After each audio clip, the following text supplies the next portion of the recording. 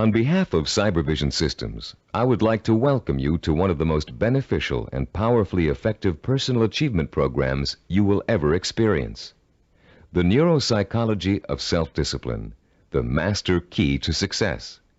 My name is Richard Gebhardt, and I'm going to be your guide as we explore, learn, and use this fascinating and effective program for developing your power of self-discipline, the iron will, the inner strength and drive you need to achieve your life's goals and ambitions. This program is the result of many years of thoughtful scientific inquiry and research. In an attempt to discover and understand the main driving force, the core source of inner power that separates the dynamically achieving person from the unfulfilled, underachieving masses, Cybervision Systems has directed its financial and human resources to find the answer. Through its association with the famed Stanford University Neuropsychological Research Laboratory, and through 7 years of intensive investigation into the science of human achievement, Cybervision Systems has uncovered what it believes is the master key to success.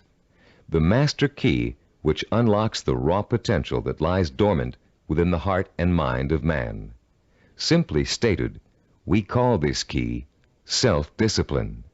Self-discipline. What's the first thing that phrase makes you think of?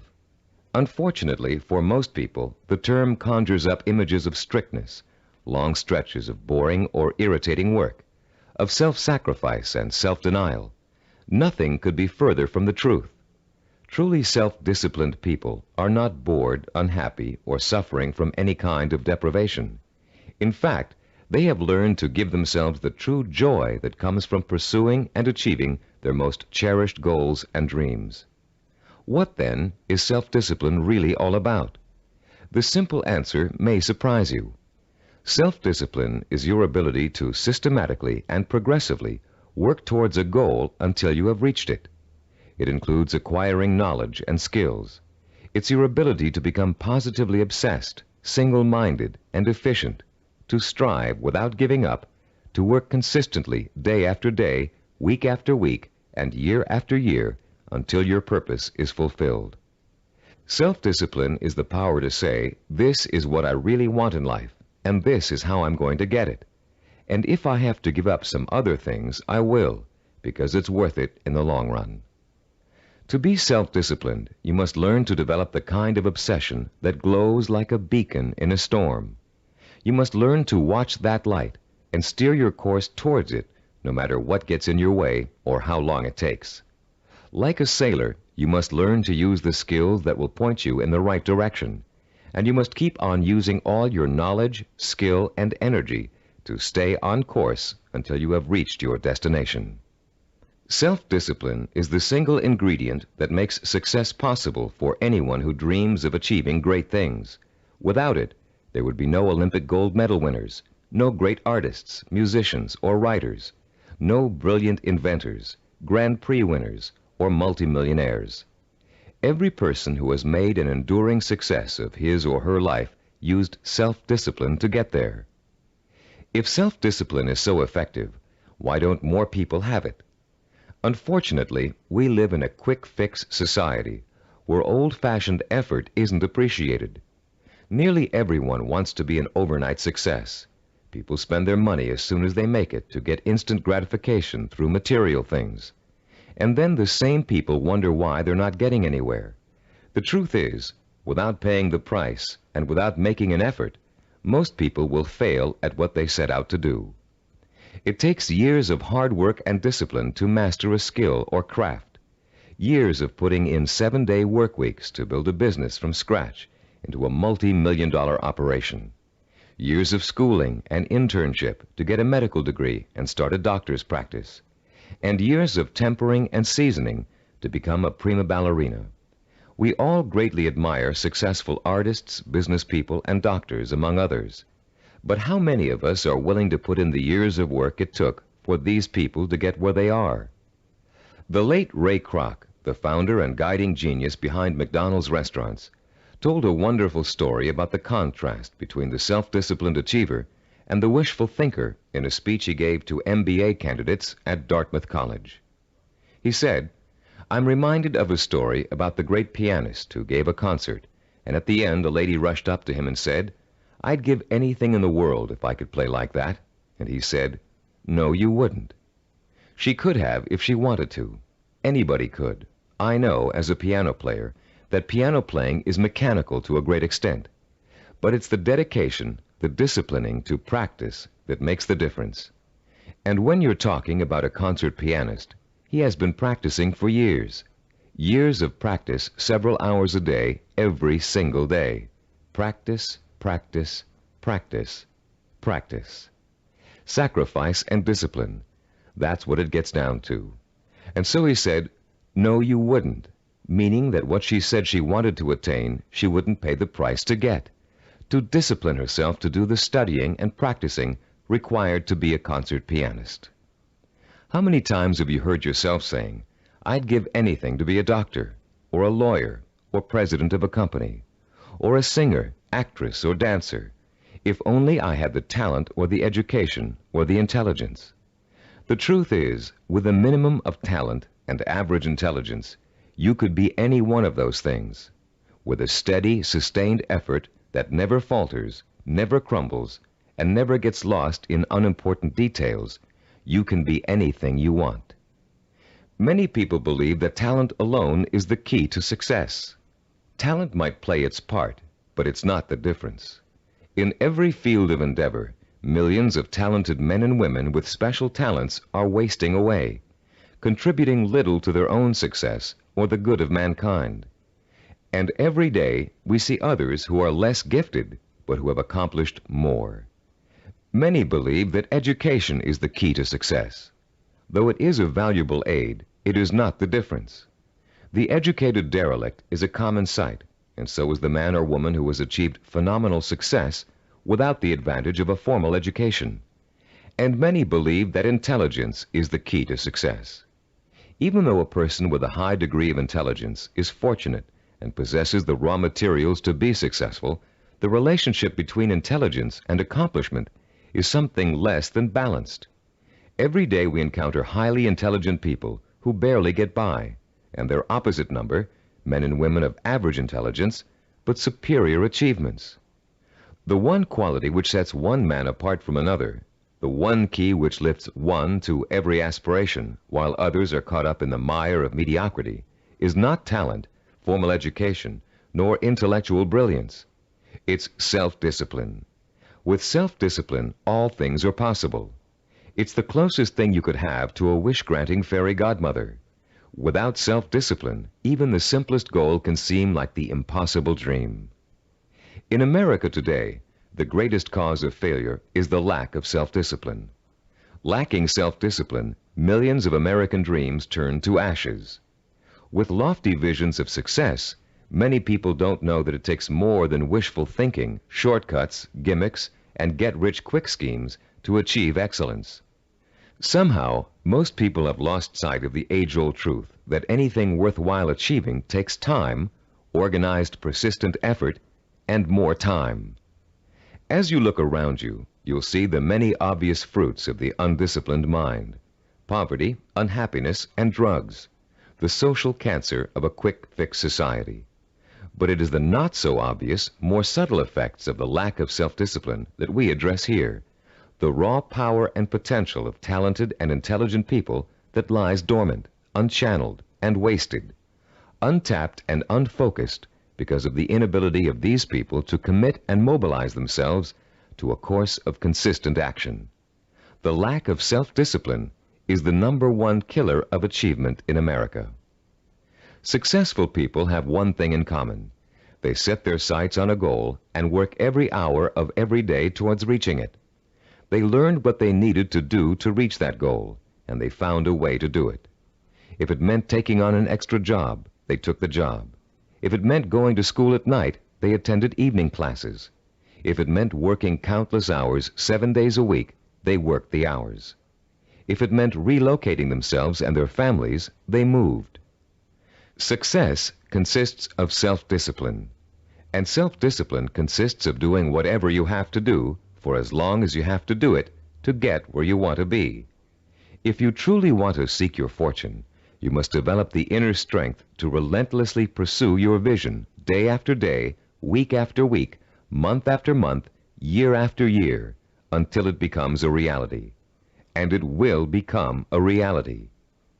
Stop and think about all the things you wish you'd accomplished, the things you know you could have accomplished if you'd only had the self-discipline to pursue them. Would you have gotten more education?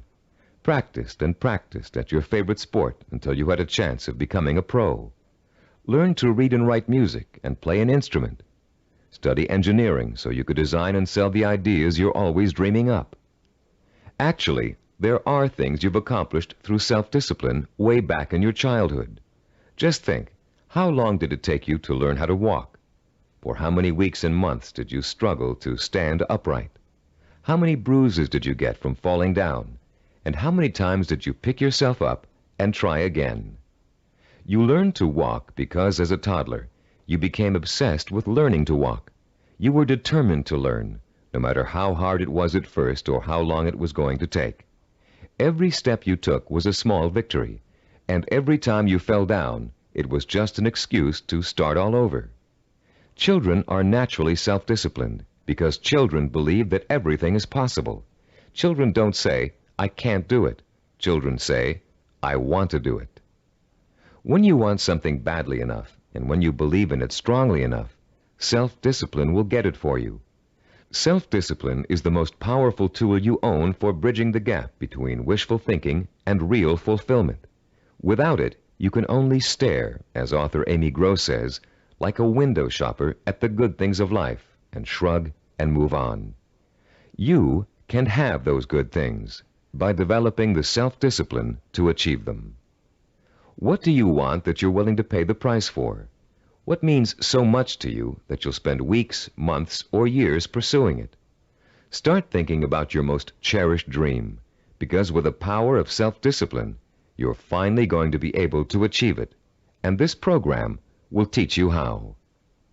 The neuropsychology of self-discipline, your master key to success, will show you how to take the raw materials you already possess, your talent, intelligence, strength, and motivation, and turn them into the assets you need to achieve your life's goals.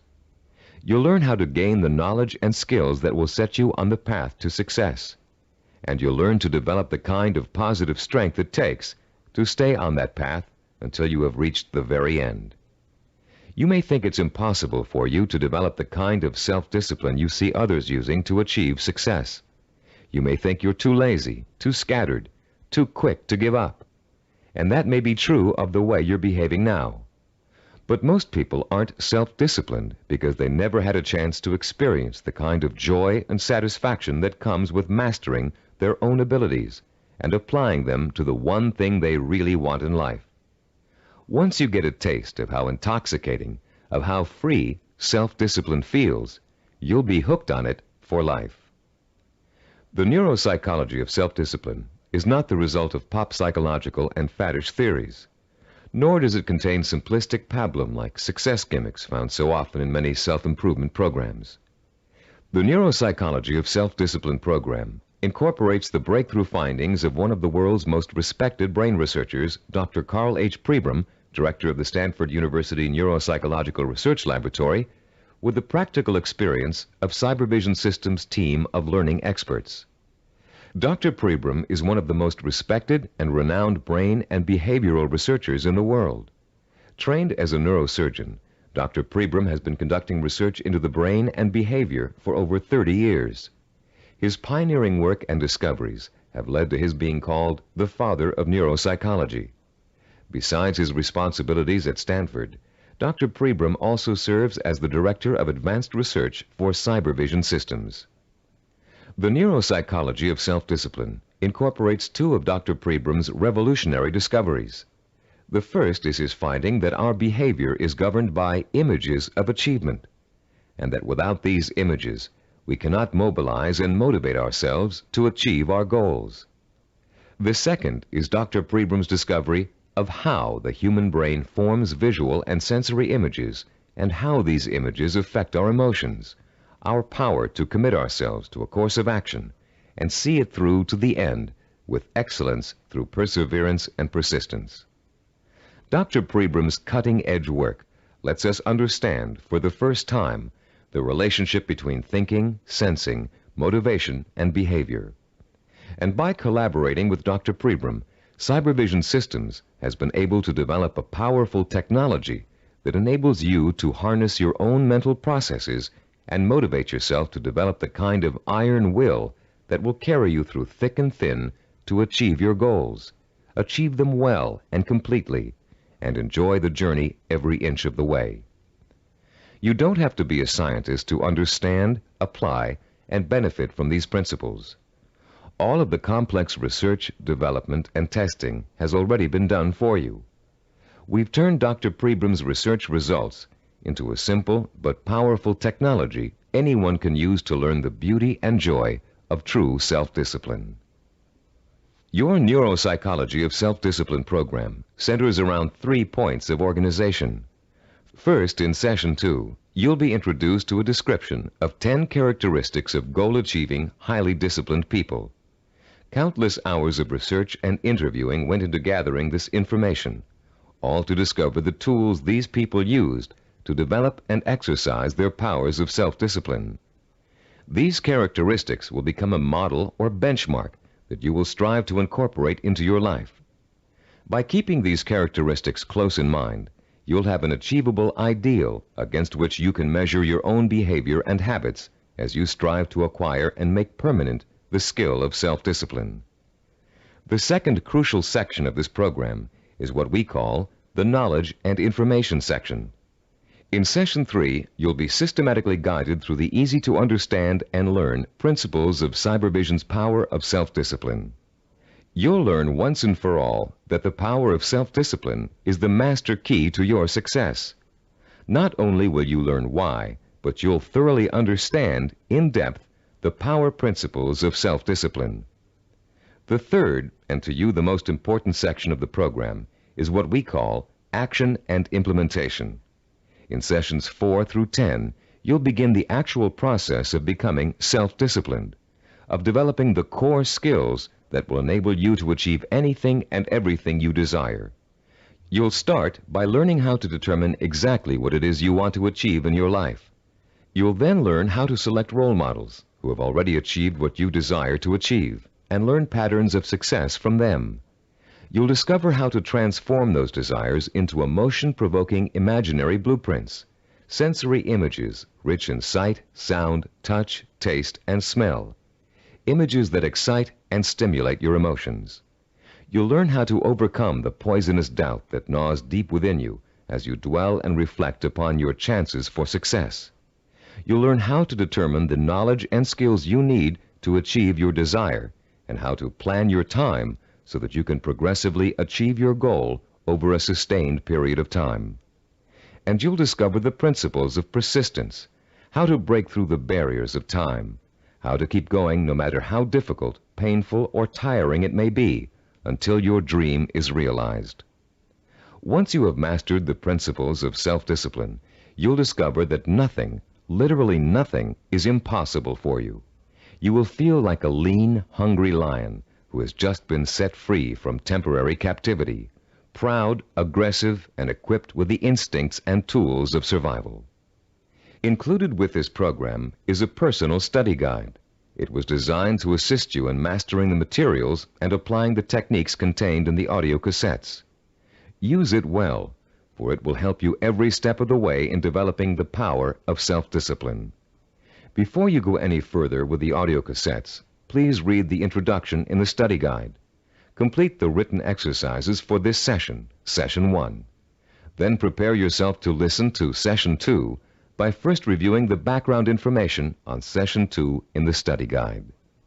By following the principles of this program, you will, for the first time in your life, be able to achieve whatever it is you desire and accomplish it with the pride of excellence.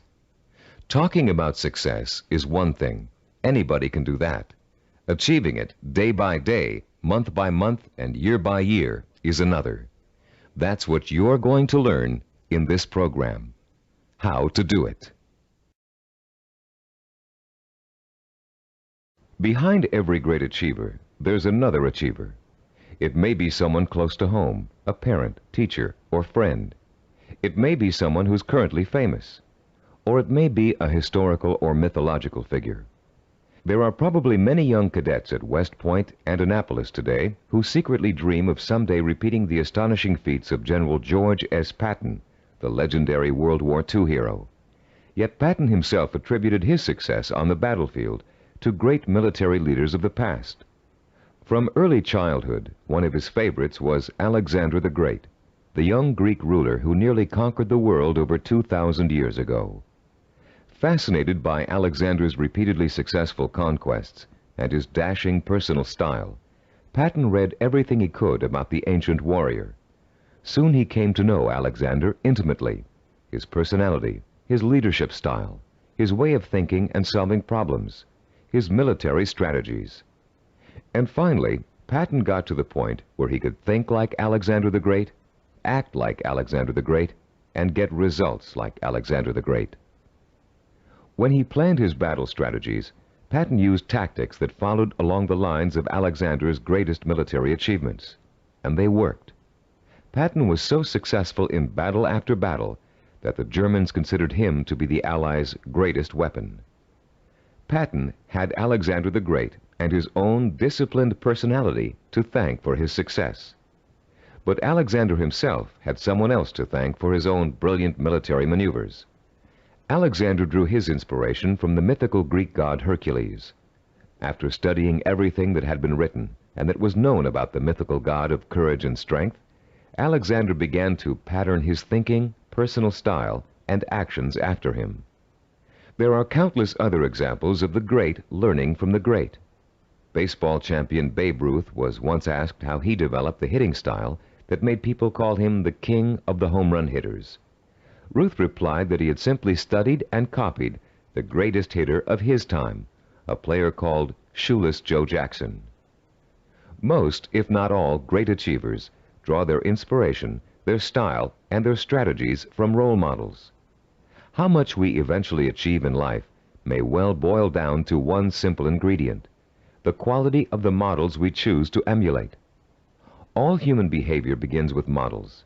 We learn to walk, talk, dress, and feed ourselves by watching our families doing those things every day. But we learn more than simple everyday activities from the people who surround us as we grow up. We also learn how to think and behave by watching the way they do. Some people have excellent role models, successful parents, or a family friend who has achieved far beyond the ordinary. But having a role model is just the first step toward becoming a disciplined achiever. You must use that model, make it a part of your own personality in order to succeed. This program will take you through the entire process, from start to finish. In this session, you're going to start by being given a role model of your own, a model of the disciplined, motivated achiever. You'll learn the 10 dominant characteristics of that model and be able to compare your own behavior to it. And you'll also learn about its opposite, the undisciplined underachiever, and why that person is destined to fail. Years of research have gone into the creation of this model. Cybervision has studied people who have been successful in business, education, science, the arts, and other fields. These people were tested for the possible presence of dozens of characteristics and attitudes. And when all was said and done, Cybervision found 10 qualities that were common to every one of them. Understanding the characteristics of the highly disciplined achiever can be as inspiring to you as Alexander the Great was to George Patton. Together, they will form a living, breathing picture of the type of person who is highly self-disciplined and who gets things done. With this picture in front of you, you'll have a model to pattern your own behavior after, and you'll be able to begin to reshape your life along rewarding, achievement-oriented lines. As you listen to these 10 characteristics, compare your own behavior to each one. The idea isn't to become discouraged because you're not living up to an ideal. Rather, concentrate on rating your strengths and weaknesses so you'll understand from the beginning what areas you need to work on the most. Recognize that, as a Chinese philosopher once said, the journey of 1,000 miles begins with a single step. You've already taken that first step, by acquiring and beginning to use this program. Now, let's discuss the 10 characteristics common among highly disciplined achievers. The first characteristic of a self-disciplined achiever is a strong, well-defined sense of purpose. The self-disciplined person knows precisely what he or she wants and will go for it, even if it means sacrificing other things in life to get it. Take Norwegian explorer Roald Amundsen, for example. In 1887, when he was a boy of 15, Amundsen read the story of Arctic explorer Sir John Franklin. He was so inspired by Franklin's adventures that he secretly resolved to dedicate his life to polar exploration. And since no man had yet physically found the South Pole, Amundsen set his sights on being the first. His mother had other ideas. She wanted her son to be a doctor and insisted that he attend medical school. At first, Amundsen gave in, but then, unhappy and frustrated, he quit school, joined an exploration party, and went to sea. Amundsen spent years apprenticing in the treacherous Antarctic.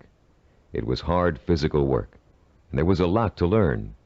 He studied nautical techniques until he became a master sailor, and then he began to organize his own expeditions. 24 years after Amundsen chose his goal, he succeeded in achieving it. In 1911, he became the first man to find the South Pole. Contrast Amundsen's single-minded pursuit with the profile of a person who isn't sure what he or she wants to accomplish. The purposelessness personality drifts through life uncertainly, always searching, never finding. This is the type of person who changes jobs, leaves relationships, and starts projects but never finishes them. It's someone who never stays with anything long enough to become successful at it. People today are becoming more and more afraid of commitments. They're afraid of committing themselves to one career. They're afraid of committing themselves to one relationship. They're even afraid to commit themselves to staying in one place for very long. They talk about leaving their options open. Ironically, these people are very much committed to failure, because without a sense of purpose, they can't apply themselves to any one thing, and without applying themselves, they can never succeed. Look around you, and you'll see 40-year-olds and 50-year-olds who are still jumping from job to job, from relationship to relationship, always searching for an answer somewhere. They'll never find it. The second characteristic of the self-disciplined person is that he or she seeks out and uses positive role models, often called mentors. Patton found and learned from Alexander the Great. Roald Amundsen got his inspiration from Sir John Franklin. To be self-disciplined, you must find a mentor who can inspire you with his or her own example of discipline. This person will instill you with a sense of real possibility, the belief that if he can do it, so can I. The person who has no self-discipline tends to identify with and tries to emulate people whose values are quick fix. The undisciplined think success can be achieved through gimmicks, luck, or who you know. For this reason, they actually distrust and resent the truly successful. They cannot bring themselves to admit that it takes hard work and consistent effort to reach a lifelong goal. Rather than working to get their own lives in order, these people blame their lack of success on bad breaks. They will always have bad breaks until they give themselves a break. The third quality that distinguishes the self-disciplined person is the strength of his or her imagination. Self-disciplined people use a goal-setting technique called sensory vision. Robert Kennedy's immortal words explain it very well. Kennedy, himself a highly disciplined achiever, said, "Some men see things as they are and ask, why? I see things as they could be and ask, why not?" The key to developing this kind of vision is learning to use your imagination in a clear, creative way. Once you've decided on a goal, you must learn to visualize the outcome with strongly detailed, sensory-rich images. You must learn to clearly imagine the rewards of success through sight, sound, touch, taste, and smell.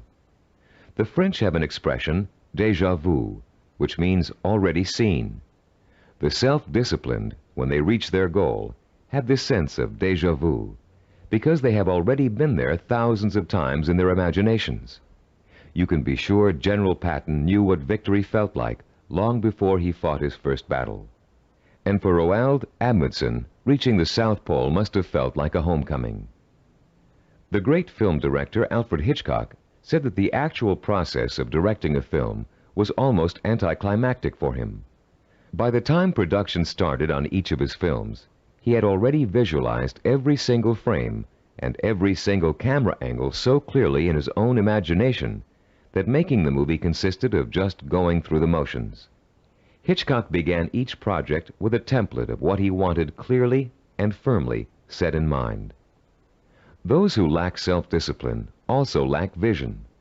They have only the vaguest images of goals they might, maybe, someday want to achieve.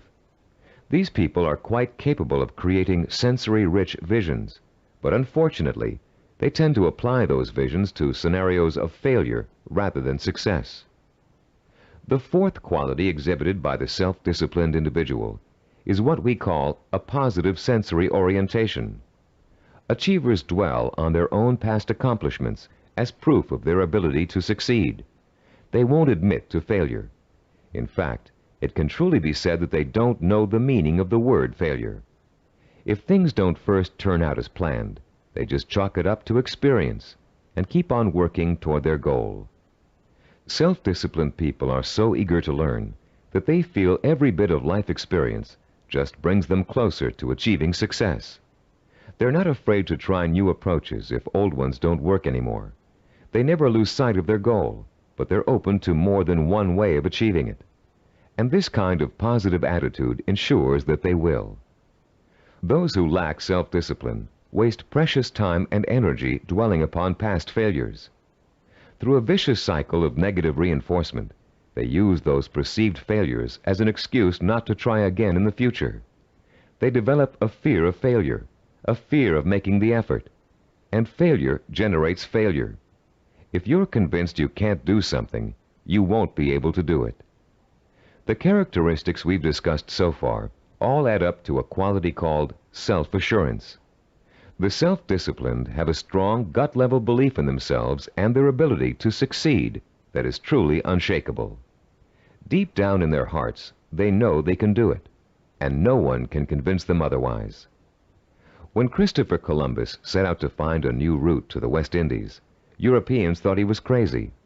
The world is flat, they told him. If you sail west, you'll fall off the edge and be devoured by monsters.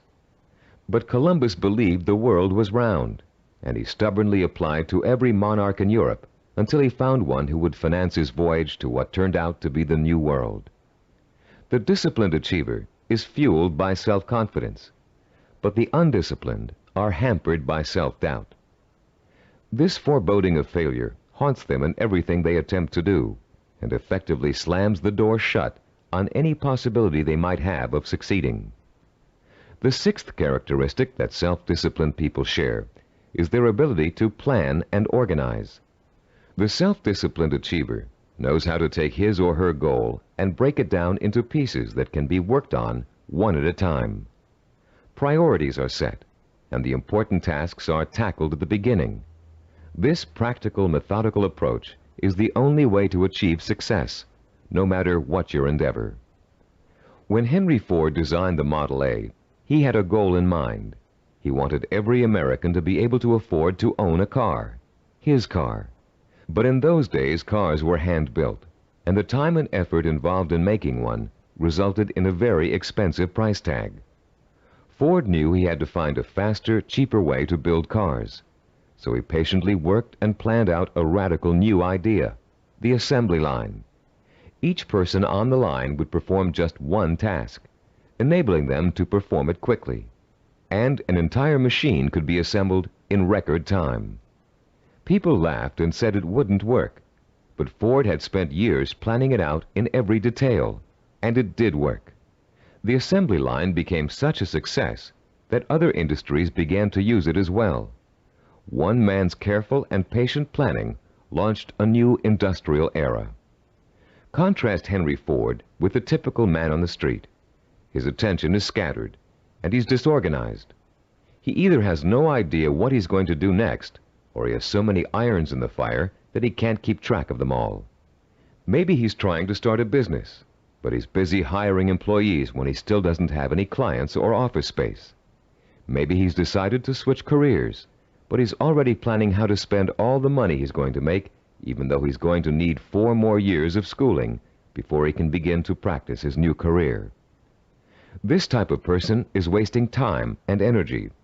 Without a detailed game plan, and without following that plan as closely as possible until you reach your goal, you can spend your life floundering among half-started projects and missed opportunities for success.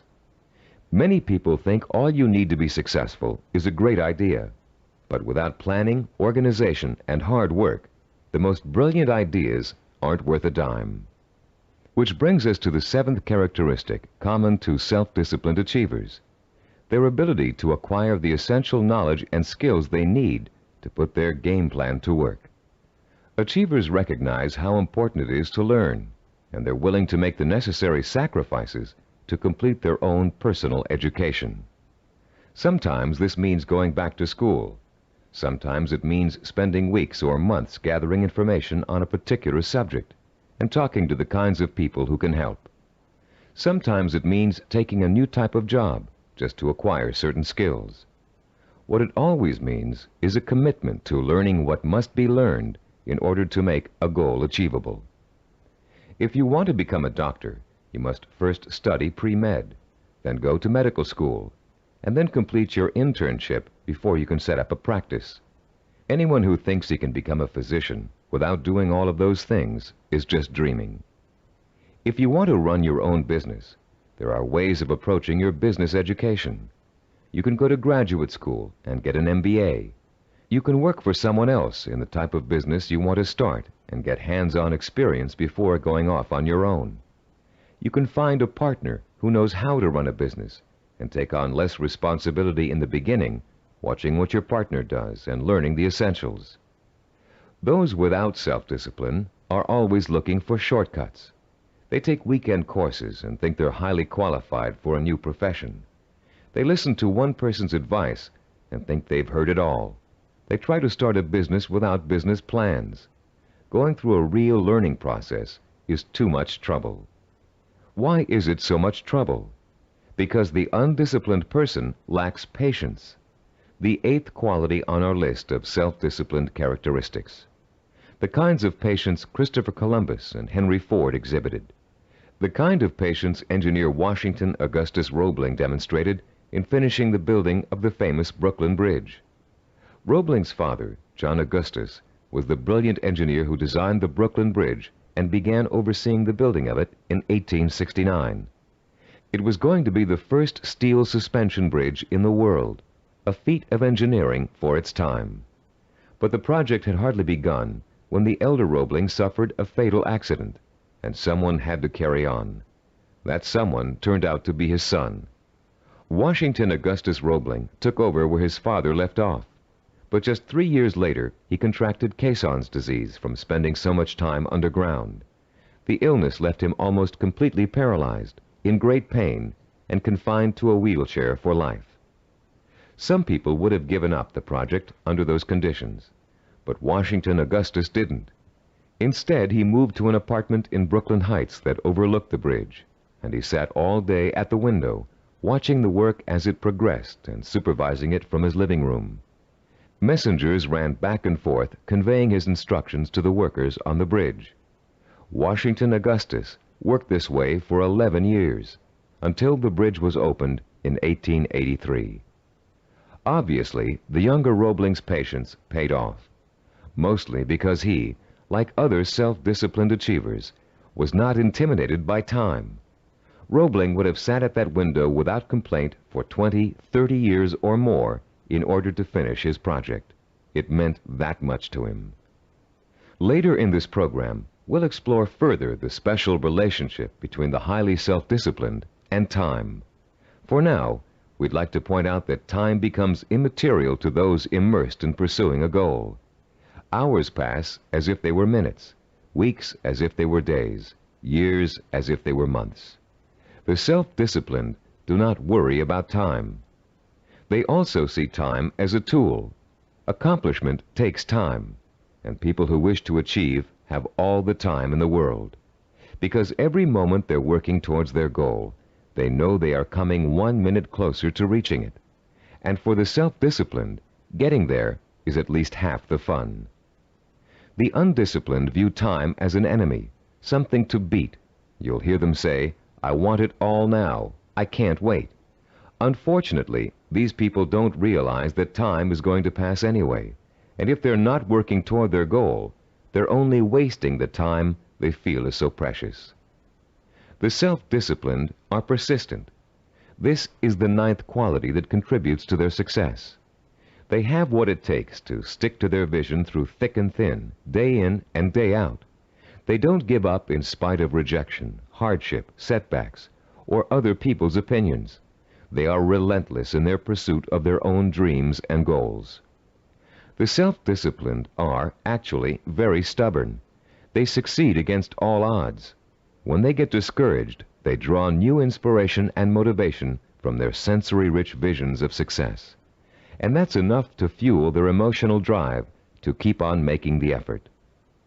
Ellie Hawkins, a mountain climber, is a good example of someone who just wouldn't give up even when the odds turned against her.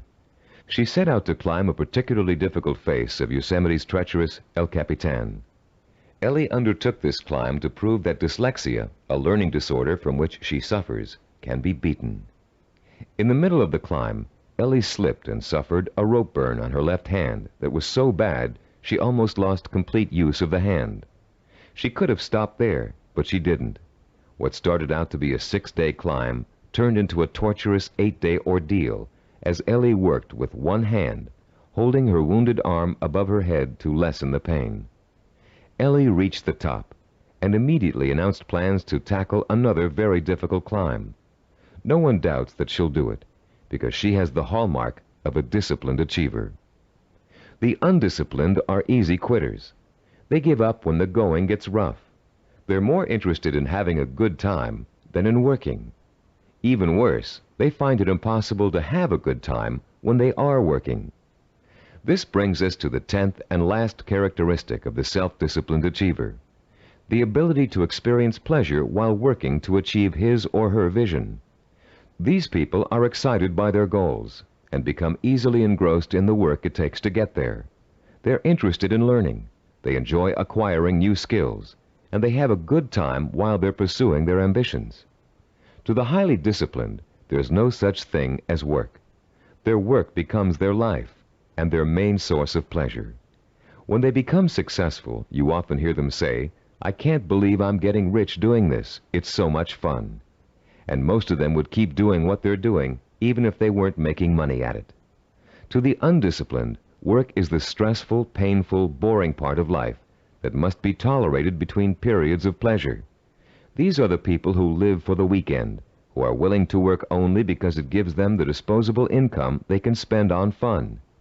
And these are also the people who don't want to put in overtime or take work home unless they're being paid extra for it. If taking on more work will only get them a promotion or a crack at a better job, they won't do it. Now that we've identified the 10 qualities common to all self-disciplined achievers, we'd like you to begin comparing yourself against the model characteristics we just discussed. This self-assessment will give you a good idea of your own strengths and weaknesses. After you've finished listening to this session, turn to page 11 of your study guide and follow the instructions for using the personal assessment form you'll find there. Let's summarize the characteristics of self-disciplined achievers. First, they have a strong, well-defined sense of purpose. They know what they want. Second, they seek out positive role models for inspiration and learning. Third, they use sensory-rich visions and a vivid imagination to set the stage for their own achievement.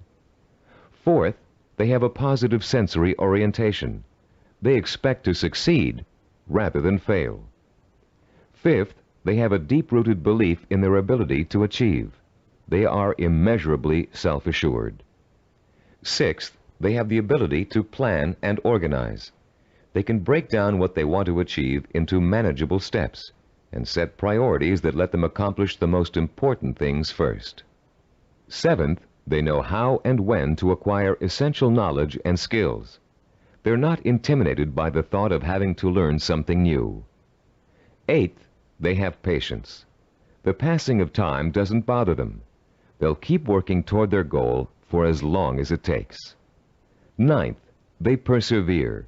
They're stubborn, and they don't give up, even when the going gets rough. 10th, they view work as pleasure, because work is bringing them closer and closer to the realization of the goal that will be their final reward. Turn off the tape now and score yourself on the personal assessment form. When you're done, turn the tape back on.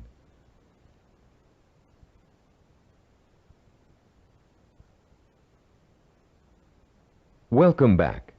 We hope you're not too discouraged by an honest assessment of where you stand now in terms of self-discipline. Remember, you've already taken the first steps toward making a positive change in your life, and you will experience that change by the time you finish this program. Nothing will be impossible for you once you develop and harness this inspiring and enduring power of self-discipline. And, as you'll soon find out, self-discipline is not so difficult to develop as you might think. As a matter of fact, using this program is going to be your first exercise in acquiring it. Already, you're on your way. In the next session, we'll explore the power behind the characteristics we've just discussed. You'll learn why they're so important in developing self-discipline, and what they can do for you once you have them. And you'll be further along the road toward understanding and developing the one characteristic that will give you the power of success. After completing Session 2, you should now have a clear picture of your strengths and weaknesses as compared to the model of the self-disciplined achiever.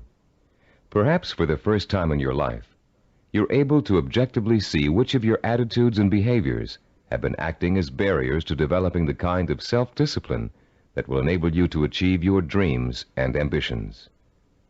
Now that you have a better understanding of the 10 characteristics of the self-disciplined achiever, we're going to provide you with the scientific foundation for Cybervision's unique self-discipline program.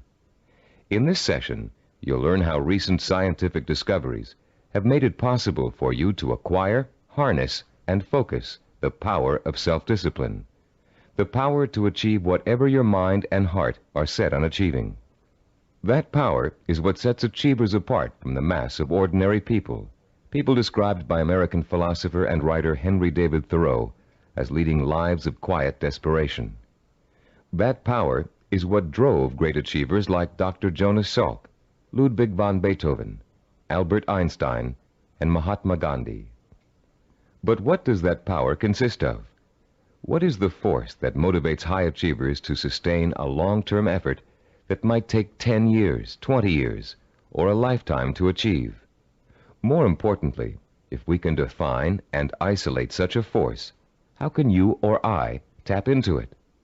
The force exists, and it has a scientific basis. By the time you've completed the neuropsychology of self-discipline, you'll understand its origins, its strength, and its power. And you'll be armed with all the tools you need to stay in touch with that force in order to accomplish anything you set out to do. There are many self-improvement programs that, like crash diets, offer good short-term results but stop working after a few days or weeks.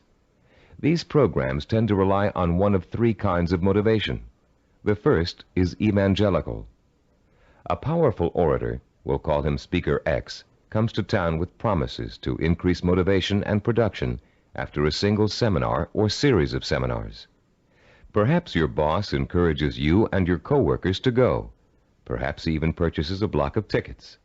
Meeting night arrives, you attend, and the speaker is indeed inspirational, as are the bells and whistles and songs and slogans that accompany him.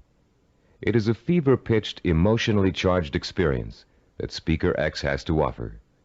As he exhorts you to live up to your enormous potential, to work harder, better, and more enthusiastically, to use your talents, to use your mind, you feel power welling up inside you, and the people around you are feeling the same kind of power inside them. Yes, you're all saying, we can be more productive, we can have a better attitude, we can get ahead if we want to. The very air becomes charged with mass enthusiasm. The next day, you're at your desk a half hour early, and you work a half hour past normal quitting time.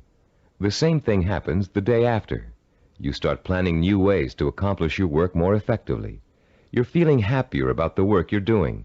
And for the next few weeks, it looks like you're getting more work done in less time than you ever have before. But soon, your enthusiasm begins to fade, and your pace starts to slow down.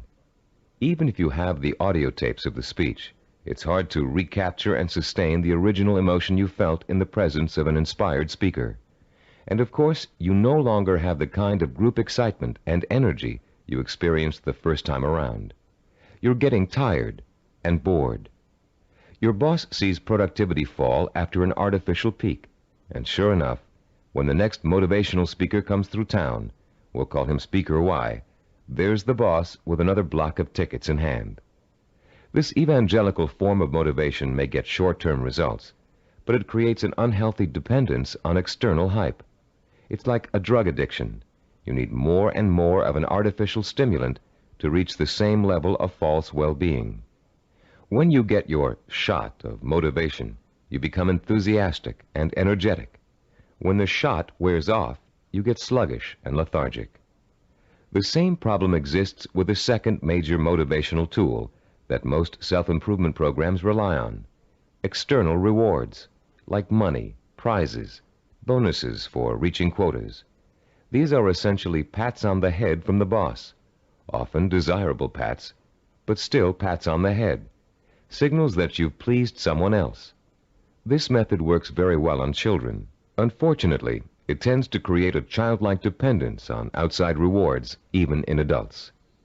Like evangelical speakers, this carrot and stick approach produces only short-term results. External rewards do not increase individual commitment, and most people tend to adapt to them quickly, soon expecting bonuses as a matter of course, and not because they performed above and beyond the call of duty. Rewards are manipulative. People who give them out are always asking themselves, how can I motivate my staff? The truth is, to be truly effective in the long term, motivation must come from within. The third classic motivational tool is a familiar one: fear. Humorists Carl Reiner and Mel Brooks created a comedy album in the early 60s in which Reiner, as a journalist, interviews Brooks, who plays a 2,000-year-old man. Eager to know about life in the distant past, Reiner asks Brooks, what was the major form of transportation in those days? Brooks replies, fear. Fear transported you. Reiner is puzzled. Fear, he asks. Brooks responds, yeah, fear. You see, an animal would growl, and you would go 2 miles in a minute. It's true, fear is a great motivator. If you don't perform, something undesirable happens. You lose your job. There go the house payments, the car payments, the kids' college tuition, and so on. As the mental dominoes fall, you're motivated to keep performing. But while fear may bring short-term results, it also brings resentment and rapid burnout. It doesn't take long before you're angry at the system that's keeping you going. And anger makes you less productive, which increases your fear. It becomes a vicious cycle with an unpleasant ending. It should be pretty clear by now that these motivational systems aren't motivational at all. Each of them relies on an external stimulus and an artificial situation. And each relies on an initial burst of emotion that fades rapidly when the new situation becomes habitual. You may have tried several of these motivational or goal-setting programs in the past. Perhaps they even contributed to your sense of self-awareness. If so, you've no doubt learned that self-awareness alone is not sufficient to motivate change. It's easy to identify self-defeating behaviors. It's easy to plan strategies for eliminating them. It's easy to turn over a new leaf, but it's very difficult to sustain change for a long enough period of time for your new behavior to become as ingrained in your character as your bad habits were in the past. Having a roadmap is not enough. You need fuel. The key to developing self-discipline, the power to persistently pursue a long-term goal without giving up until the goal is achieved, is the fuel of internal motivation. It would be nice if we were all born with the patience, drive, and skill it takes to achieve any long-range goal or complete any long-term project. But we're not. Self-discipline is a learned behavior. Years of research at major American universities, primarily California's Stanford University, have proved it. And Cybervision's own research into the latest learning theories of behavioral scientists have confirmed that self-discipline is an acquired characteristic with a basis in behavioral science. The neuropsychology of self-discipline has been developed according to materials gathered from two major sources. Our information comes from our own research into the way human beings learn, and from the revolutionary discoveries about the structure and organization of the human brain made by Dr. Carl Pribram. Head of Stanford University's Neuropsychology Research Laboratory, Dr. Pribram is one of the most respected brain scientists in the world. Trained as a neurosurgeon, his research into brain function led to a deep interest in the behavioral sciences. His pioneering work in both of these areas led to the fusion of the two into the science of neuropsychology. As a neuropsychologist, Dr. Pribram studies how the nervous system and its component parts affects human behavior. Those studies have led to two revolutionary discoveries. The neuropsychology of self-discipline incorporates both of them. The first of Dr. Pribram's discoveries explains how the human brain forms visual and sensory images, and how those images affect our minds, our bodies, and our behavior.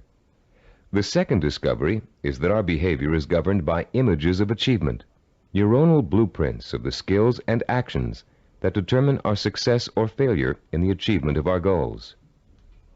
Let's discuss how each of these scientific discoveries leads us to understand the power and the origins of self-discipline. Many scientists and psychologists have believed for years that the human brain barely distinguishes a real experience from an imagined one. Best-selling self-help books like Psycho-Cybernetics, Think and Grow Rich, and others have used this belief as their foundation for motivation and change. This idea has also been the cornerstone belief of people involved in metaphysics and the human potential movement. The idea that the brain cannot tell the difference between a real experience and an imagined one has never been scientifically proven until Dr. Pribram's research showed us that it is true. But Dr. Pribram's research did not prove that, as many people think, all you have to do is imagine what you want, and through the magical power of the mind, you will achieve it. If this were true, achievement would be easy. And as anyone who has tried to achieve a long-term goal will tell you, it is not. Put into its proper perspective, this concept of imagination is critical to achievement, but not because imagination possesses a magical power to attract success like a magnet. Imagination is critical to achievement because it evokes the power and emotion that stimulates and sustains the drive to achieve. The human nervous system responds emotionally to imaginary images rich in sensory detail, in sight, sound, touch, taste, and smell, as if they were real. In fact, the brain doesn't distinguish between sensory-rich imagination and reality. That's why the sight of a hand reaching for a murder victim on a movie screen can inspire the same terror, the same rapid heartbeat, and rush of adrenaline as a real threat does. You can perform a simple demonstration of how an imaginary image affects the body's responses right now.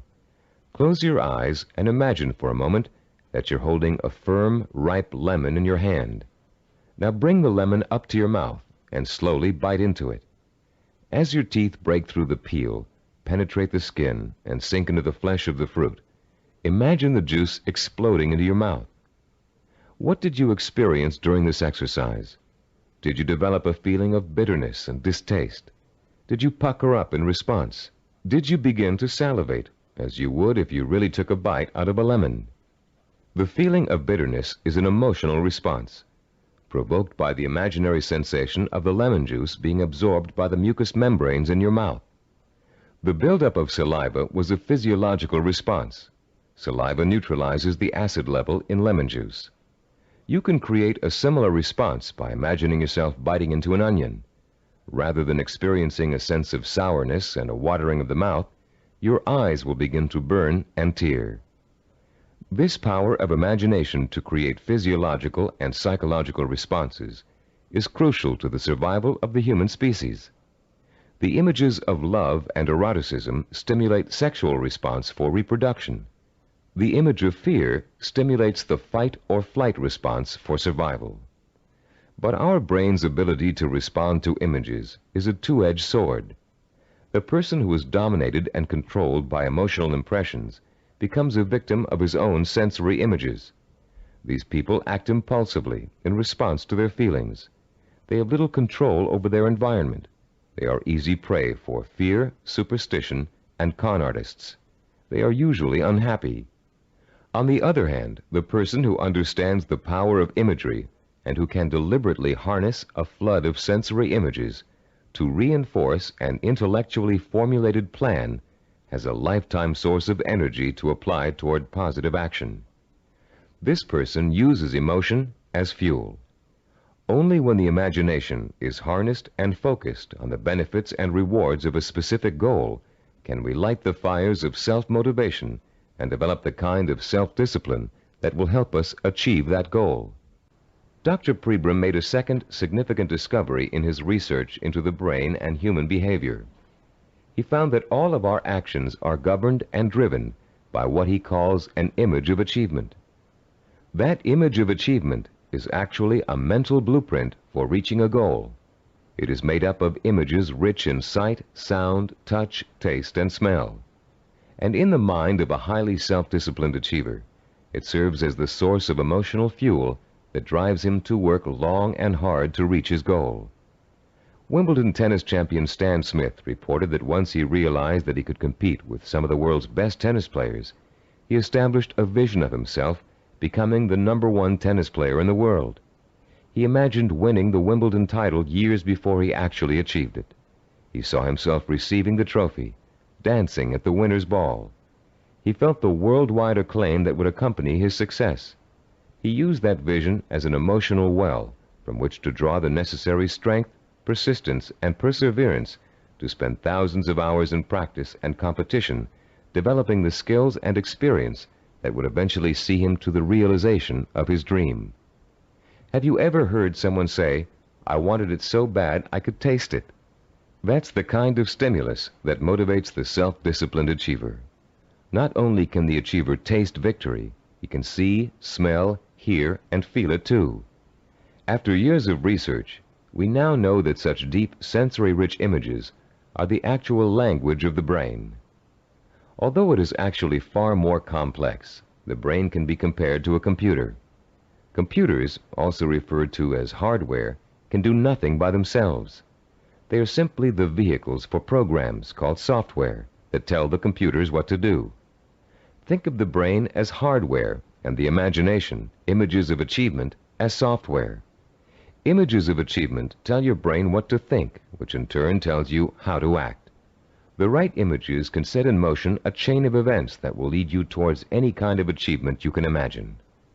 Author Joe Himes describes watching a Taekwondo master named Young Tai Lee practicing blows against a straw-covered board.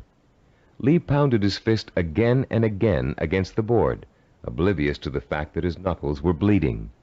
When Lee's practice was over, Himes asked him whether his hand hurt. Lee replied, "Not until just now, when I thought about it." When Himes looked astonished, Lee explained further, "When I was striking the Makawara board as you came in, my mind was on my home in Korea. Though I was standing here, I was seeing the mountains I knew as a youngster and the children I played with, hearing their laughter and my mother's voice. I was unaware of the pain in my hand." Lee then told a dramatic story of his own Taekwondo master, who once underwent a sinus operation with only his own concentration for an anesthetic. "How was that possible?" Himes asked. "Regulate your breathing," Lee replied. "Fix your eyes and mind on something else, perhaps a rock or a spot on the floor or ceiling.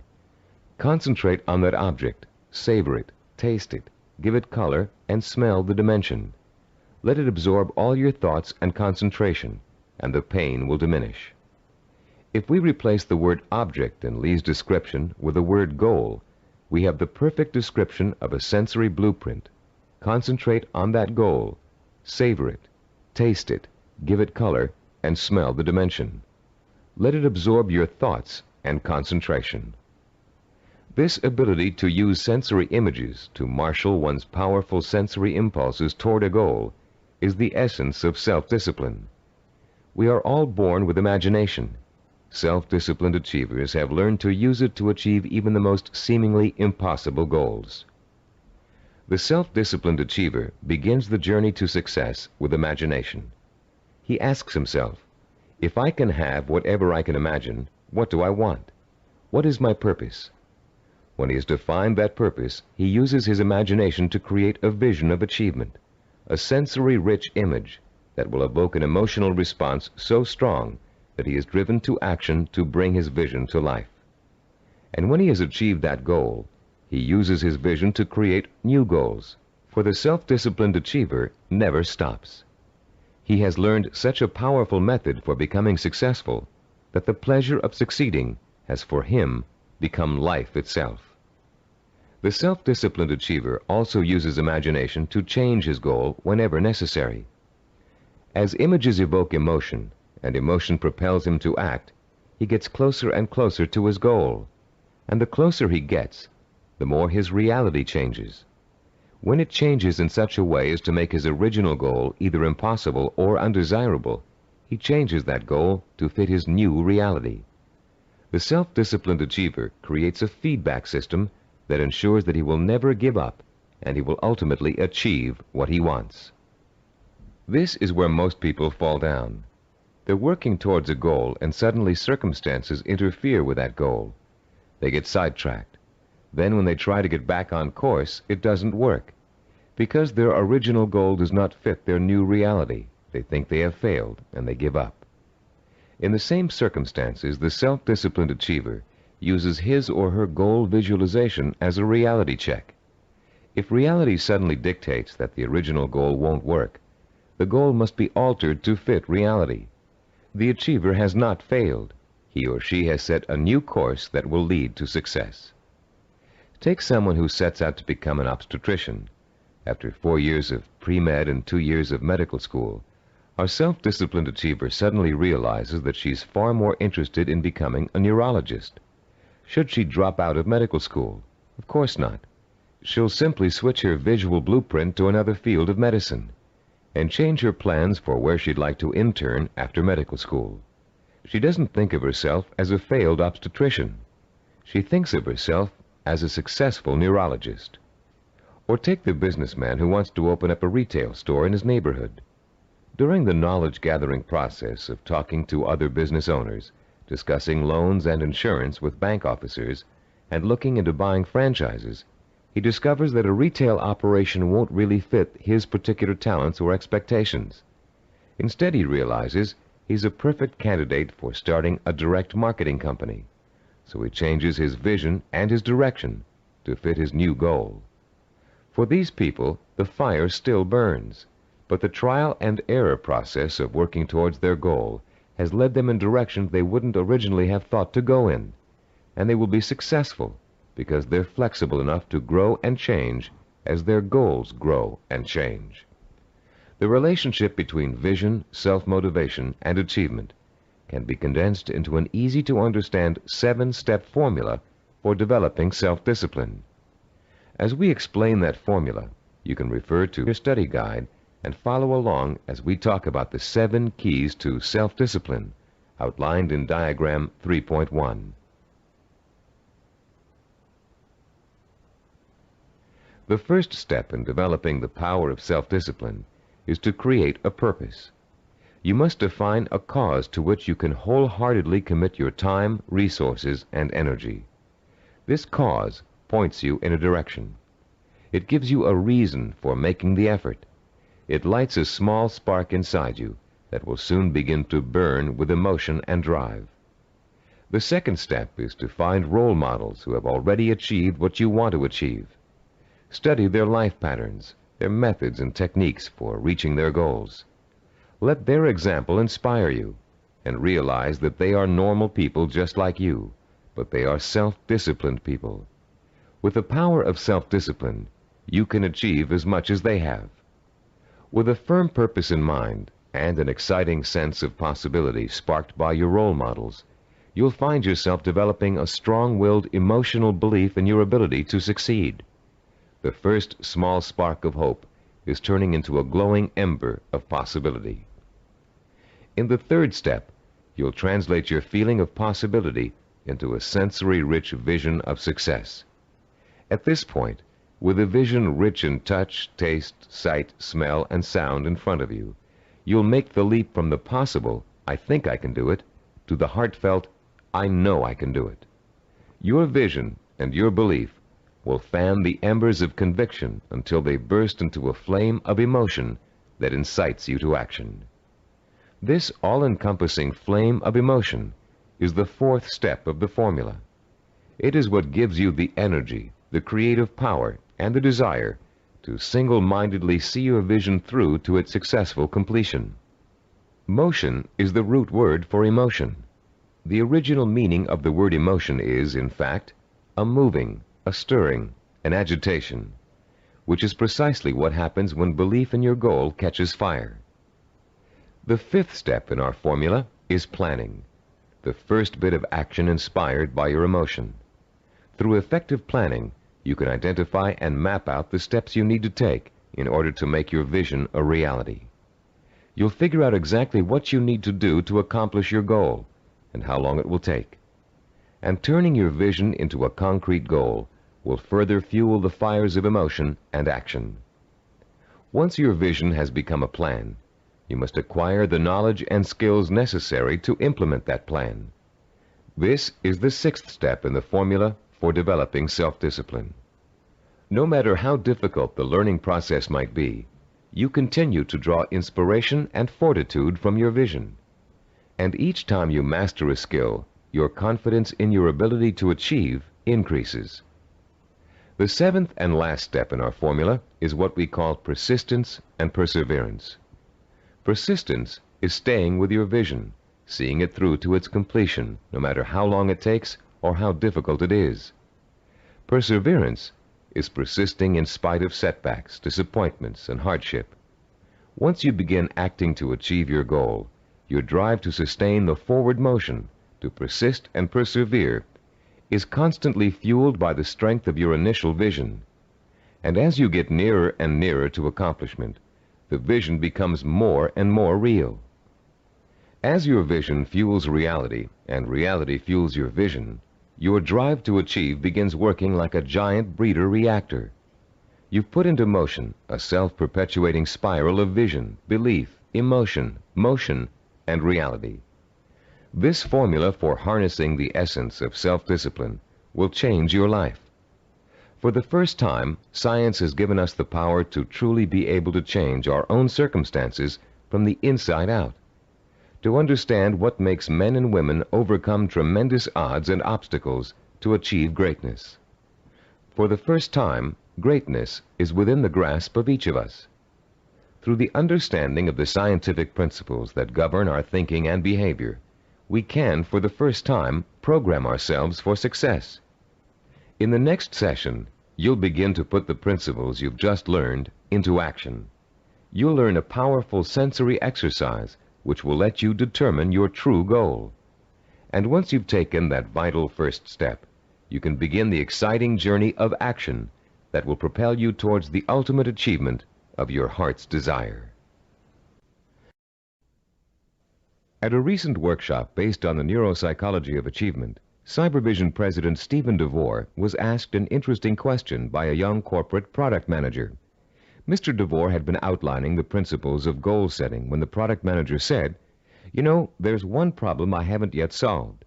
We talk about opportunities and goals, but there are so many opportunities to choose from, so many different directions we can go. How do you figure out exactly what you want to go for? How do you focus in on one choice among so many?" This session addresses that very problem, the problem of finding a purpose, and it isn't always easy. We live in a free society filled with opportunities for anyone who wants to take advantage of them. It's wonderful to have so many choices, but sometimes it makes choosing what you really want to do, your purpose, even more confusing than ever. Still, there are ways to narrow your choices down, and this session will show you how to do it. Through an exciting and powerful 4-point exercise, you're going to learn to pinpoint what it is you want most in life, out of all the things you may think you want. It will take some effort, some soul-searching, some creative thinking, and the outcome may surprise you. By the end of this session, you'll have chosen and defined what we call a macro purpose. The term macro means large or inclusive. Your macro purpose is equivalent to what creative people call the big idea. It's your main desire, your real purpose in life, your reward for hard work and effort. It's going to become your very reason for existing. Besides defining your macro purpose, in this session you're going to learn what micro purposes are and how they're used. Micro purposes are the stepping stones to your macro purpose. They consist of all the things you need to do to achieve your most important ambition. To help you thoroughly understand the concept of macro and micro purposes, think back for a moment to your early years in school, when you first learned to do simple math. Remember what a struggle it was to understand how to add, subtract, multiply, and divide? Numbers seemed a mystery to you back then, and you may have thought you'd never learn how to perform the most basic math functions. At the time, learning math for you was a macro purpose, and all the elements of learning it were micro purposes. You had to learn to count, for one thing. You had to learn the symbols for addition, multiplication, subtraction, and division. And you probably had to memorize the multiplication tables. As an adult, math seems to hardly be important, but you couldn't balance your checkbook or manage your money without it. And if you're a stockbroker, accountant, retail store manager, or bank teller, among other things, math is an important part of your job. So math was a micro purpose that helped you launch your present career, your macro purpose. If your desire is to earn a college degree, a macro purpose, you must take a certain number of courses and amass a certain number of credits. Each course you take that counts toward your degree is a micro purpose. But if you want to be a doctor, earning a bachelor's degree by itself is only a micro purpose. You still have to attend and graduate from medical school and complete an internship, more micro purposes, before you can be licensed to practice medicine. As you can see, macro and micro purposes change according to your stage in life and what you want to accomplish at the moment. A teenager may enter college with no clear idea of what he or she wants to do except finish school, the macro purpose of the moment. But by the third year of school, that student may decide on a career that requires additional schooling and a period of apprenticeship. So finishing school becomes a micro purpose, a stepping stone to a rewarding career. But macro and micro purposes don't just apply to careers or lifelong goals. Setting a macro purpose and determining what micro purposes are necessary to achieve it is an excellent way to help you accomplish any goal, no matter how large or small. It's a logical and creative process that lets you organize your thoughts and actions to make your goal clearer, more rational, and easier to achieve. Just imagine for a moment that you're stranded alone in the wilderness on a freezing winter day. It's late afternoon, and there's no hope of rescue before the next morning. Somehow, you have to figure out a way to survive the bitter cold night, your macro purpose. Your micro purpose is keeping warm, and right off the bat you can think of 3 ways to do this. The first is to put on some more warm clothes, but you don't have any, so that choice is out. The second is to find shelter, but there's none in sight, and you don't have the time or the tools to build anything before nightfall. The third is to light a fire and keep it going through the night. Since the woods around you are filled with dry logs and kindling, this looks like a real possibility.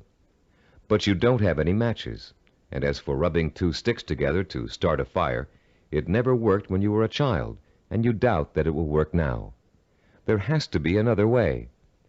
Looking around you for another solution to accomplishing your macro purpose, you notice a sliver of broken glass on the ground, and there's still enough sun left for you to be able to feel its warmth.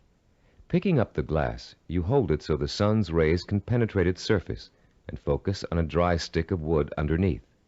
In 10 minutes, the stick is burning. But your ordeal isn't over. After the fire is lit, you have to gather enough logs and kindling to last through the night, another micro purpose. And then you have to force yourself to stay awake all or most of the night to make sure the fire doesn't go out. In the course of this harrowing experience, you've chosen a macro purpose, staying alive, and defined all the micro purposes that went into it. And if you succeeded in accomplishing all of the micro purposes, you also achieved your macro purpose. You survived. Defining your life's purpose and the steps you must take to achieve it may not be a life and death matter, but the principle works the same way. By the time this session is over, you'll have a macro purpose, a clear understanding of what to focus your energy, talent, and intelligence on. And you'll be able to light your own inner fire and feed it with a life-enriching, emotionally compelling purpose. And purpose, as we've noted, is the starting point from which self-discipline and achievement spring. Your first step in determining your macro purpose involves something everybody loves to do: play. You've already learned how important enjoying work is to the highly self-disciplined. To these achievers, work and pleasure are synonymous. Now you're going to get a taste of how easily this can happen. For the next few minutes, I'm going to ask you to work and play as you engage in a process called limitless wishing. Start by closing your eyes and relaxing. Imagine that you're on a beautiful, deserted beach, walking barefoot in the sand. A soft breeze is keeping you cool, and you're enjoying the sound of the waves splashing rhythmically against the shore. As you stroll along the water's edge, you see an object in the near distance that's half buried in the wet sand. The waves splash over its surface, then recede, leaving it exposed to your curious eyes. You wonder what it is, and you start to walk a little faster so you can reach it before it's engulfed by the next wave. In a couple of minutes, you're standing over it, still not sure what it is. It's metal, somewhat round, and looks like an old lamp. You dig your fingers into the wet sand and pull it out. There's an inscription on the side of the object, but you can't read it clearly. You begin to rub some of the sand away from the oddly shaped letters. Suddenly, the lamp begins hissing, and it releases a cloud of what looks like steam or gas. Frightened, you drop it, but you continue to watch what the lamp is doing out of curiosity. Slowly, before your very eyes, the cloud begins to assume human shape, and soon you're looking up at the largest person you've ever seen. When it speaks, its voice is rich and kind, and its message is amazing. The genie thanks you for releasing him from hundreds of years of captivity inside the lamp, and according to the hospitality of his people, he offers you a reward for helping him. You have only to name 5 wishes, he says, and they will be granted. You can ask for anything, he tells you, as long as it is specific and humanly possible to achieve. At first, you refuse his offer, but as he continues urging you to accept, you begin to realize that no, you aren't dreaming, and yes, you really can have your 5 wishes. The possibilities start dancing before your eyes. Think long and hard about it. What are the things that will turn your life around and make you truly happy? What is it you secretly wish for, day in and day out, every day of your life? Take your time in deciding. This is too important for you to rush over. You may change your mind about your first choices after you've thought about it some more. When you do make your final selections, write each one down in the space provided on page 18 in your study guide. Start each wish with the term, I want, and write it in clear, specific language in the present tense. Turn your tape off now and decide what you will wish for.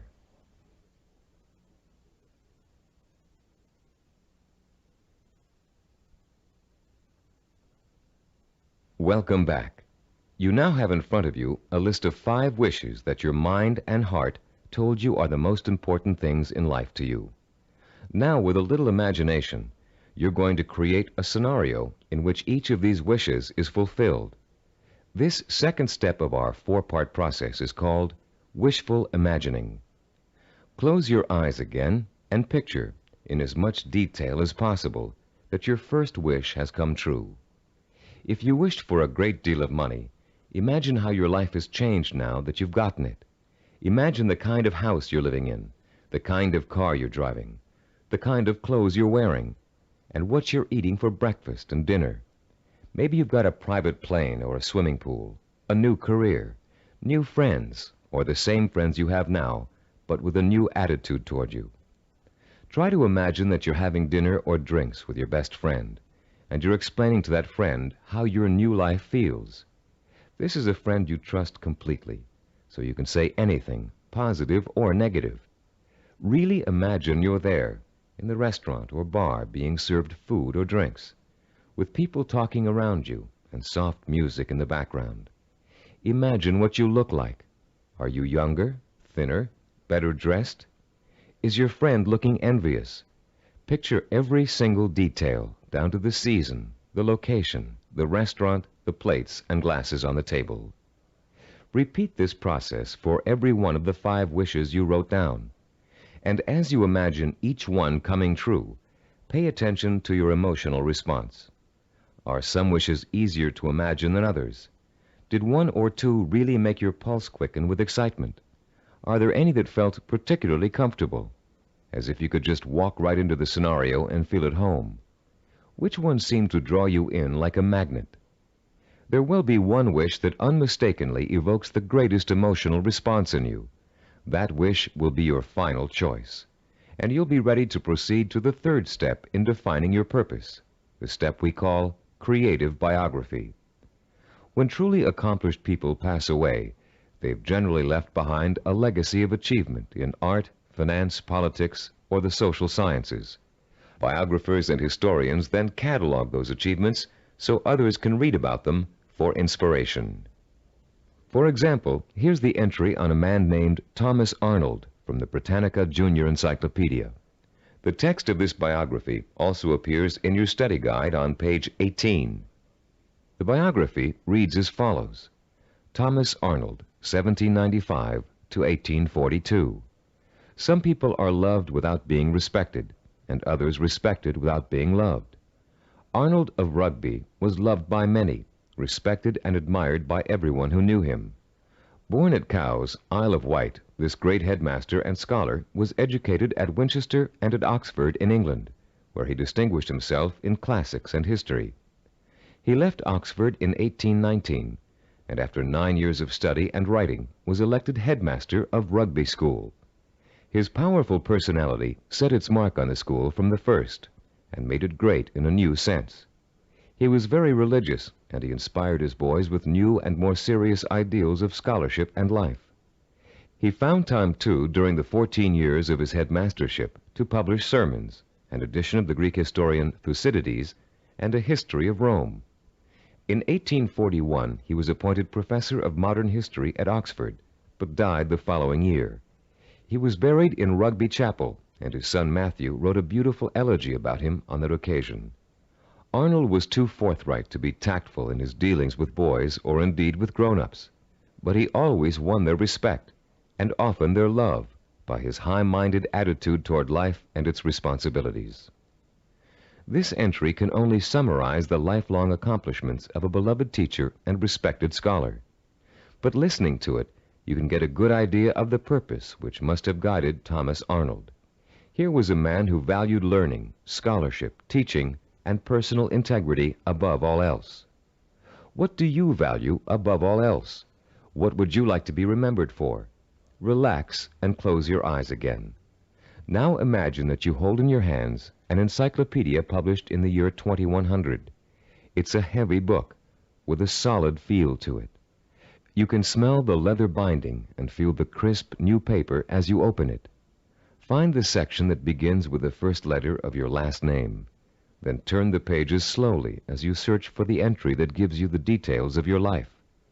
There it is, suddenly, clear as a bell. Your heart beats just a little bit faster as you see your name in bold-faced type. Now you're burning with curiosity. Did they include the most important things about you? Are your most cherished accomplishments in there? Did they understand the purpose behind the things you did? You begin to read the entry to find out. Yes, it's all there. Your birth date and hometown, the schools you went to, where you lived.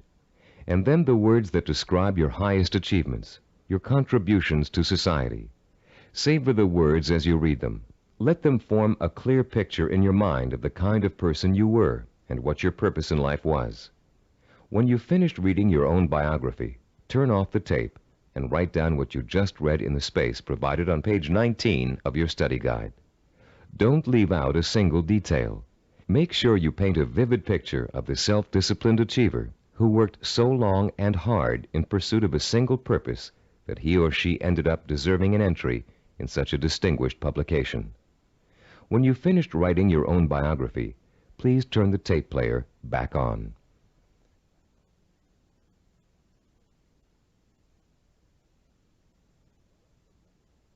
Welcome back.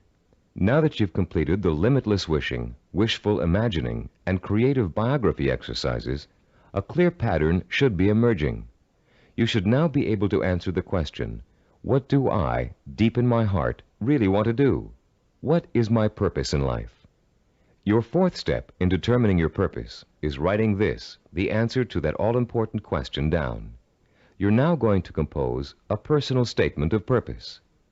But before you do it for yourself, imagine that you're going to do it for someone else, a famous historical figure, for instance. Try George Washington. What do you think his statement of purpose might say? After all, he accomplished a great deal, not the least of which was becoming the first president of the United States.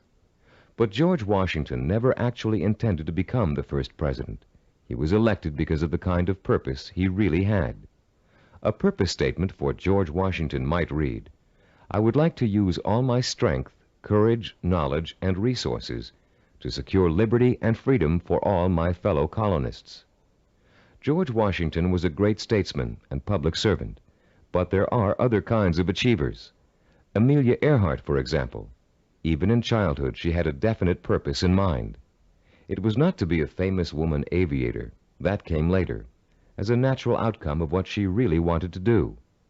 Amelia Earhart's purpose statement, composed when she was still a child, said, When I grow up, I'm going to have adventures and show the world that women can be as heroic as well as men.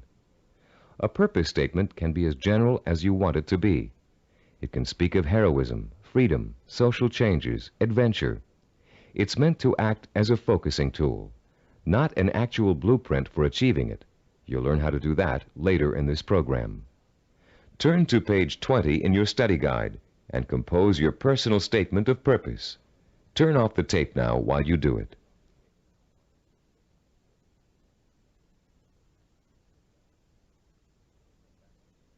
Welcome back again. You've come a long way in this session. You've learned to use limitless wishing, wishful imagining, creative biography, and a statement of purpose to narrow down your options and make a final choice about where you're going to focus your efforts. You've just used this four-part process to make a major decision about what you really want to accomplish and achieve in your life. But you can use it again and again, anytime you feel it's necessary, to aid you in making any kind of decision, from the smallest to the most important. This process works equally well for macro and micro decision-making. Whether you know it or not, you're now well on your way to becoming a self-disciplined achiever. You've learned to use one of your richest natural resources, your intuition and imagination. You've discovered what it is you really want to achieve and have written it down as a statement of purpose. You've laid the solid foundation upon which the power of self-discipline is built. We'd like to congratulate you on what you've already accomplished. In our next session, you're going to learn how role models can inspire and teach you to achieve your lifelong ambition. In Homer's The Odyssey, one of the oldest surviving epic poems in the world, there is a character named Mentor. A wise and practical man, Mentor kept everything running smoothly at home, while Odysseus, the hero of the tale, went off for 10 years to have adventures. Mentor played his role so well and gave such wise and true advice that his name has become part of the English language as a representation of what he stood for. The American Heritage Dictionary defines a mentor as a wise and trusted counselor or teacher. This session is about mentors. Few achievers can ever reach their goals without them. Mentors provide you with the kind of inspiration, motivation, and example that can make the difference between achievement and failure. Mentors help you to develop the belief that anything is possible. And mentors allow you to learn through modeling, that is, emulating the person you'd like to be. In ancient civilizations, mentors were revered. In the 18th century BC, there lived a wise Babylonian king named Hammurabi. One of his greatest achievements was developing and drafting mankind's first set of civilized laws, known today as the Code of Hammurabi. This king was so wise that one of his laws required all men of learning and craftsmanship to pass on their knowledge and skills to the young through examples their students could follow. Hammurabi realized that without modeling, no civilization would last very long. There have been many changes in the past 3,800 years, but one thing has remained the same. Without modeling, learning and achievement are not possible. It is a rare person who can forge a new path in society without consciously or unconsciously imitating someone that came before him. It is a rare artist who develops a new style without first having worked in the style of a master he or she has always admired. But actual skills aren't the only thing you learn through modeling. Values, attitudes, and behaviors are also passed on from mentors to students. And whether you realize it or not, you've been a student of behavior all your life. As an infant, your eager mind quickly grasped everything that was going on around you. You watched and later imitated what your parents, siblings, friends, and teachers were doing. If you had good models of integrity and achievement, most likely you grew up to be an achiever yourself. But if your models reflected apathy or failure, you probably grew up to imitate many of the self-defeating and negative behaviors you witnessed in your early years. Most of us had models who could best be called middle of the road. Your parents may have had specific skills and abilities they were proud of, but fell short of being a good example to you in other ways. An older brother or sister may have possessed exceptional talent in an area where you couldn't possibly compete. As a result, you've probably been instilled with a mixture of negative and positive attitudes about yourself and your abilities to succeed. It's time for you to develop the kind of positive outlook that is critical to developing self-discipline. It's time for you to throw off the cloak of self-doubt and realize that when you acquire self-discipline, you have what it takes to achieve your goal. It's time for you to use that self-discipline to develop the knowledge and skills you need to achieve. And in order to do all those things, it's time for you to find mentors who have already accomplished what you want to achieve. You're no longer a helpless infant who can't pick and choose good models to learn from. As an adult, you have the intelligence and power to go out and find the kind of mentors who will inspire and teach you with examples of their own persistence and positive attitudes and behaviors. By the time we finish this session, you'll know how to find your own personal mentors and use them to their fullest ability. And you'll be able to overcome the negative attitudes and lack of self-discipline that have been holding you back up until now. You'll learn how to identify your own personal role models using historical figures and the people surrounding you today. You'll find out how to actually learn new attitudes and behaviors from them. You'll learn how to use them to create a blueprint for your own actions, starting right now. And more importantly, you'll learn how to draw inspiration from them, the kind of inspiration that empowers your purpose, what you want to achieve, with a sense of possibility. If others have achieved it, then it's possible for me too. How do you go about finding mentors? At first glance, it may seem that there's nobody even remotely accessible to you who has the same kind of hopes and dreams as you do. But high achievers always find a way, and so can you. In our research, we discovered that achievers draw their inspiration from role models in two ways: indirectly, from reading and watching films, and directly, through day-to-day observation and contact. Let's first discuss how self-disciplined achievers indirectly find their mentors. Indirectly, they learn through media portrayals, mostly through the reading of biography and autobiography, reading profiles of achievers in magazines and other periodicals, and watching inspirational films and television programs. You may not be able to meet and talk to George Washington, Charles Lindbergh, Margaret Mead, or Agatha Christie, but each one of them has left behind a legacy of accomplishments that have been covered extensively in print and film. Stop now and think of all the people you've read about, heard about, or seen portrayed in films. Whom did you admire most? Whose story elicited a throb of recognition from you, a feeling that if you could be in anyone's shoes, that was the person you'd like to be? It could even be a fictional character, a great detective or explorer created by an imaginative writer. But there had to be, and still has to be, someone you've always greatly admired and wished you could be like. After he made the film Rocky, Sylvester Stallone talked in an interview about the power of mentors and how his movie worked to inspire millions of people around the world. "I think there's a definite formula in reaching audiences," he said.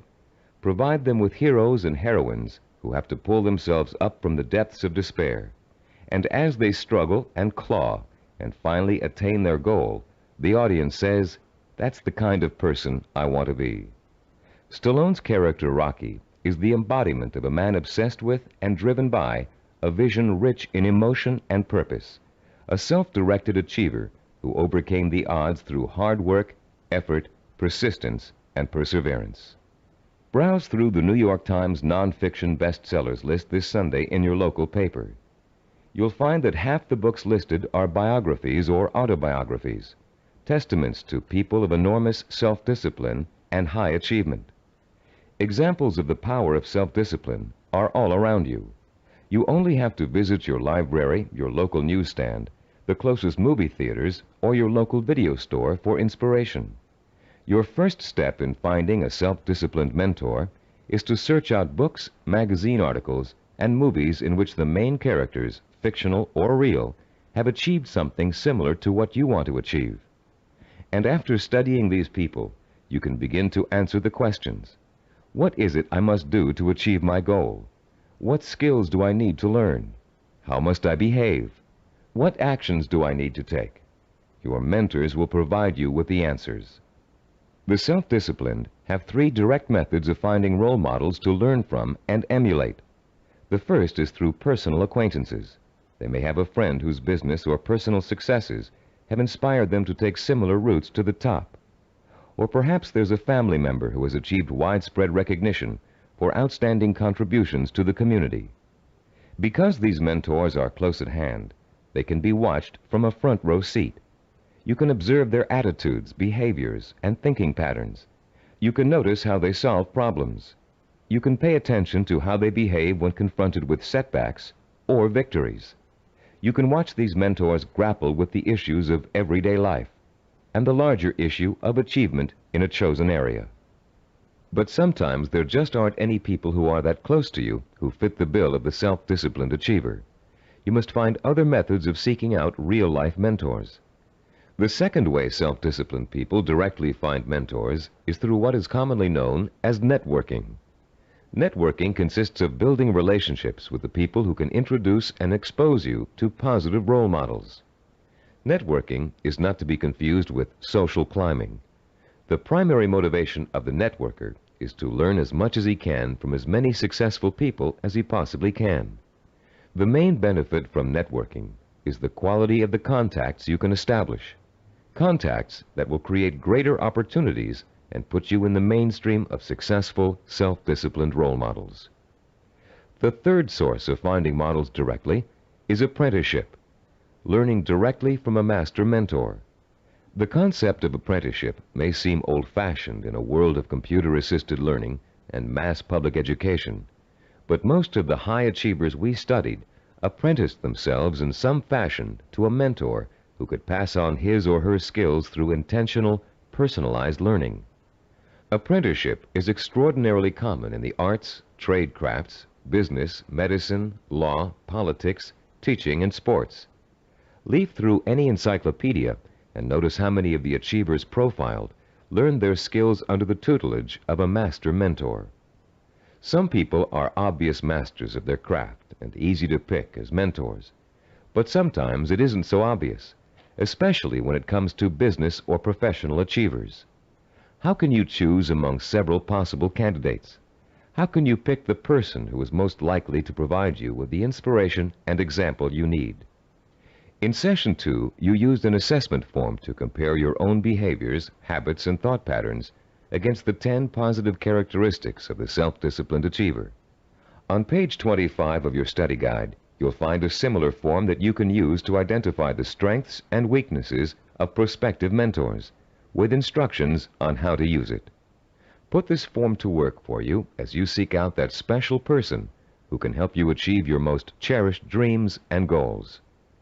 When choosing a mentor of any kind, pay particular attention to how he or she developed the knowledge, skills, and abilities it took to reach his or her goal. Was there special schooling involved, particular reading materials, an apprenticeship with a mentor of his or her own, carefully sought-out teachers? How many hours did your mentor work every day toward achieving his or her goal? Also, pay close attention to your mentor's way of thinking. Be sure to choose someone who handles stress and pressure well, someone who responds to difficult problems by coming up with creative solutions, someone who loves what they do but still finds time for important personal relationships. The highest achievers work hard but are not workaholics. They still find time to enjoy their friends and families. Look for a mentor who has learned not to waste time and who has mastered the art of juggling a heavy schedule while staying calm and in full control. This will be an important trait for you to imitate, and find someone who neither capitulates to everyone around him nor is so arrogant he won't listen to the opinions of others. You'll want to learn how to listen well and then make your own decisions. In looking for all these traits, remember that your mentor is still going to be human and have faults. This is one of the most important things you can learn about your role model. In spite of great success, wealth, and the admiration of friends, family, and the community, he or she makes mistakes just like you. Rather than being disappointed in your mentor, you should rejoice over his or her human failings, because those failings mean that anyone can succeed just as they did. If it was possible for an imperfect person with one all-important goal in life to make that goal come true, you can do it as well. At Cybervision Systems, we've developed a number of sports training video cassettes that use a new and revolutionary learning technique.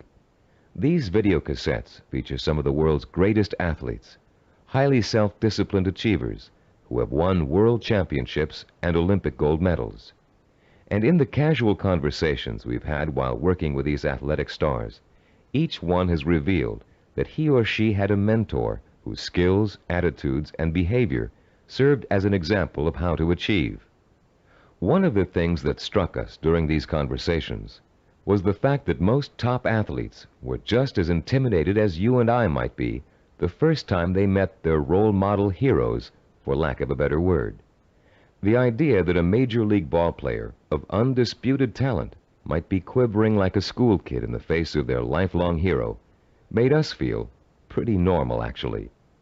I think we all feel a sort of psychological barrier when it comes to measuring ourselves against our role models. But as the athletes we talked to discovered, that barrier can be overcome quickly and easily. Each of them described the eventual realization that came from playing on a team with a personal hero or from riding the same pro circuit. The realization? As Olympic gold medal skier Jean-Claude Killy put it, everybody puts his pants on, one leg at a time. What each of them realized was that they too could easily perform like the role model they idolized. The idols, viewed close up, turned out to be as ordinary as the worshippers. They realized how great an opportunity they had to learn from their hero. Discovering that their idols were human and fallible, they began to believe deep within their hearts that they could equal or even surpass their idols' accomplishments.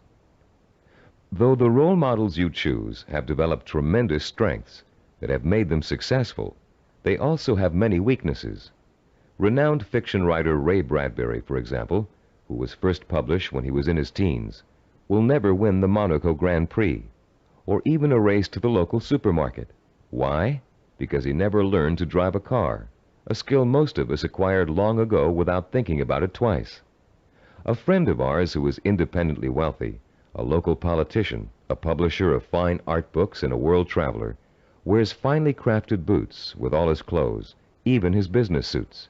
Is it part of his personal style? Yes, but his close friends know his secret. He never mastered the bow knot. This much admired man literally cannot tie his shoes. Recognizing how human and fallible your mentor really is, demystifying your role model, plays an important role in boosting your confidence in your own ability to succeed. If a man who cannot tie his shoes can become a politician, a publisher, and a self-made millionaire, what couldn't you accomplish with the same ambition and drive that got him where he is? This is a man who never let minor shortcomings hold him back. He and 1,000 other mentors will prove to you that you don't have to be perfect to succeed. In fact, you may be amazed to find out that there are a lot of similarities between you and your mentor. People with similar goals often think alike. The only substantial difference, then, between you and your mentor is the kind of self-disciplined effort he or she has applied to achieving a goal. If you apply the same kind of effort, you can be just as successful in achieving your goal. As a matter of fact, you can try on success for size by emulating your mentor's achievements while you're working toward a similar goal. Remember childhood dress-up games, playing pirate with a tinfoil sword and your mother's scarf wrapped around your forehead. Role-playing doesn't work only for children. It can give anyone who's striving to reach a particular goal a template to follow for achieving that goal. Hunter Thompson, who broke new ground in journalism in the 1970s with his gonzo style, picked up much of his technique by imitating one of the greatest writers in the English language, Charles Dickens. Thompson literally sat down and physically copied Dickens by hand, letting his mind and his muscles get used to Dickens' rhythm and style. Hour after hour, he copied Dickens' prose, word for word. And Thompson went on to become a successful and popular contemporary writer. The great 19th century psychologist and philosopher William James contended that if you want to acquire a positive habit or behavior, simply act as if you already have it, and you will. James was aware that the human nervous system is incapable of distinguishing between a physically real experience and a vividly imagined one, which means that once you select your mentor, all you need to do is act just like that person in order to be just like him or her. Remember General Patton? He acted just like Alexander the Great, and he won battle after battle against the Axis. What about Babe Ruth? He imitated Shoeless Joe Jackson and went on to achieve much greater fame than his role model. Or perhaps you've heard of a fictional character named Bunker Bean. Bunker Bean was a timid, weak boy, raised by his parents to think he would always be a failure, and he was. He failed in school, he failed with his friends, he failed in everything he attempted, until one day Bunker Bean ran into a fortune teller who told him he was the reincarnation of Napoleon and was destined to achieve great things. Bunker Bean was shocked out of his usual apathy by this revelation. Going to the library, he took out every book he could find on the legendary Napoleon Bonaparte. He bought posters of Napoleon and hung them up all over his room. And as he studied about the emperor, whom he really believed was his former self, he began to imitate Napoleon's habits, attitudes, and behaviors. Years later, Bunker Bean was a rich and powerful man. He had everything anyone could have asked for. Running into the fortune teller one day, he thanked her for changing his life by telling him about his former self. And to his astonishment, she laughed and told him she had lied to him years before, just to get his money. He wasn't the reincarnation of Napoleon after all. Bunker Bean was crushed. But since he had spent the many years acting like his role model, he found he couldn't shake the habits of success he had acquired. It was then that Bunker Bean realized that everyone is born with the potential to be a great achiever, if they can only believe they are. You don't need a fortune teller to set you on the road to greatness. You do need to find a mentor, study that mentor, realize his or her strengths and weaknesses, and start imitating the behavior that made your mentor the success he or she is today. If you were an actor preparing for a starring role, you'd spend months studying the script, learning your lines and rehearsing your part over and over again until you knew it inside out. Only then would you have the knowledge, skills, and confidence to to make a glorious debut. If, as Shakespeare said, all the world's a stage, then finding a mentor is your way of choosing your own starring role. For a while, as you closely observe your mentor and learn the script, you'll be just an understudy. But then, one day, the stage will be yours. Acting as if has remarkable suggestive power. In a book called The Wind Walker, which was made into a powerful film, an aged blind Indian spends his days teaching the ways of warriors. Sitting late at night, reflecting on the day's lesson and the children's reactions to it, he recites a poem to the heavens, part of which goes, "And did you not see the glow of their faces when he called them men, when he called them warriors? And is it not so that we become most quickly the persons we think we are?" And later, this passage appears. He was making the children feel important, that one day they could be important. That was the way of a teacher, of a true man. Once you select your role models and learn about them and from them, you, like the young Indian children, should feel important, so that one day you will be important. This power of importance you draw from role models is really the power of possibility. Once you learn about your role models, their strengths and weaknesses, they become real and human to you. You stop worshiping them and begin to believe that you can become like them, or even surpass them. Once you make this realization, then your purpose becomes more real, more possible, and the fires of desire, fanned by the sense of possibility, begin to burn deep within your heart.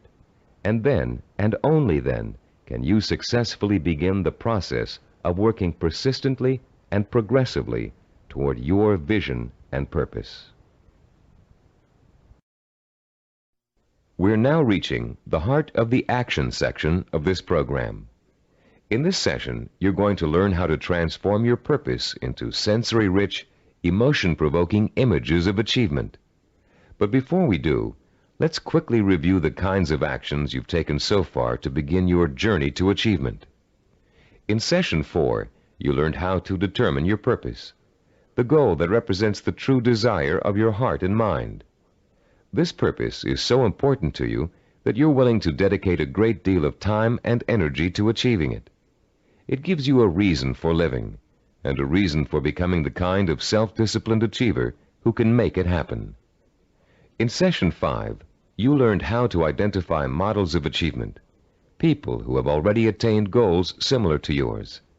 You learned how to turn those models into personal mentors, people who can inspire and teach you to achieve in much the same way they did. You found out how to isolate and identify their talents and habits. You also learned to use your mentors to create a strong sense of possibility, a feeling that if they could do it, so can you.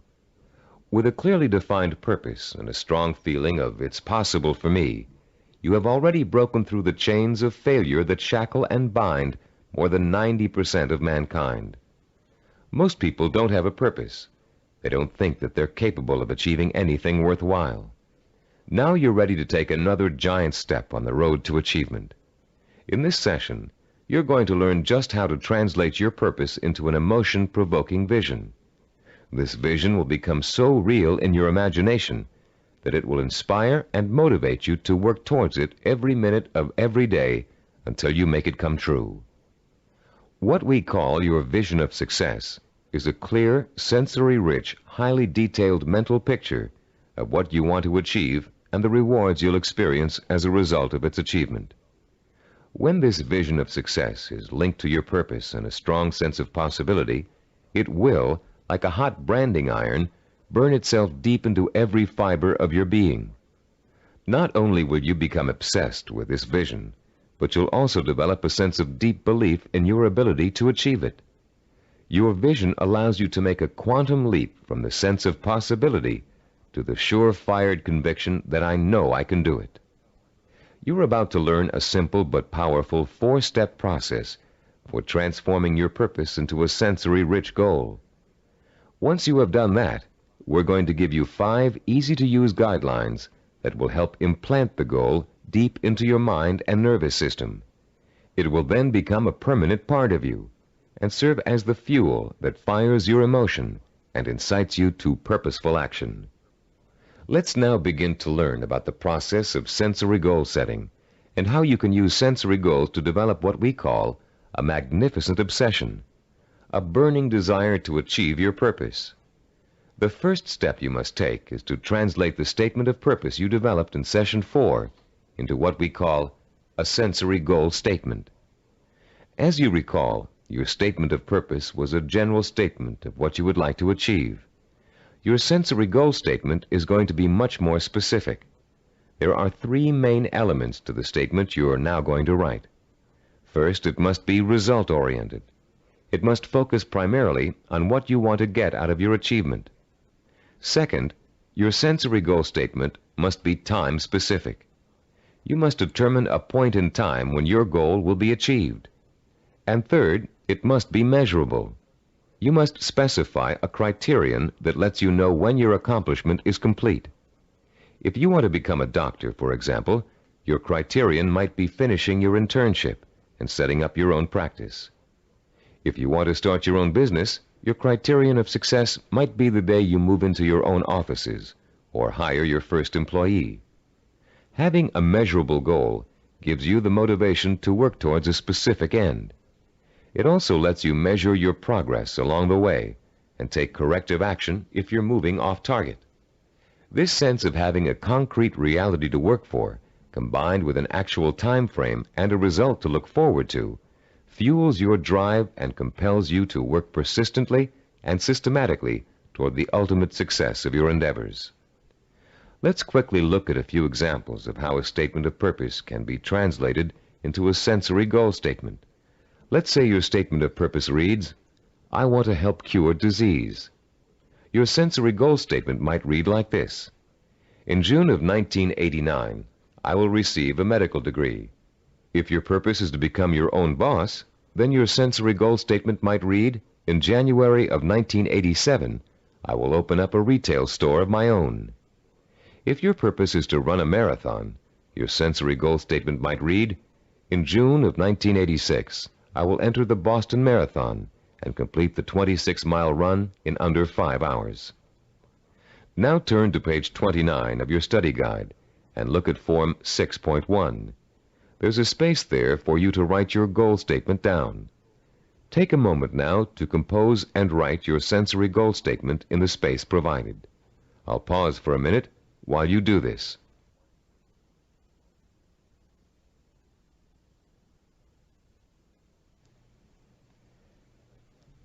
After writing your sensory goal statement, your next step in the sensory goal setting process is turning that statement into what we call a vision of achievement.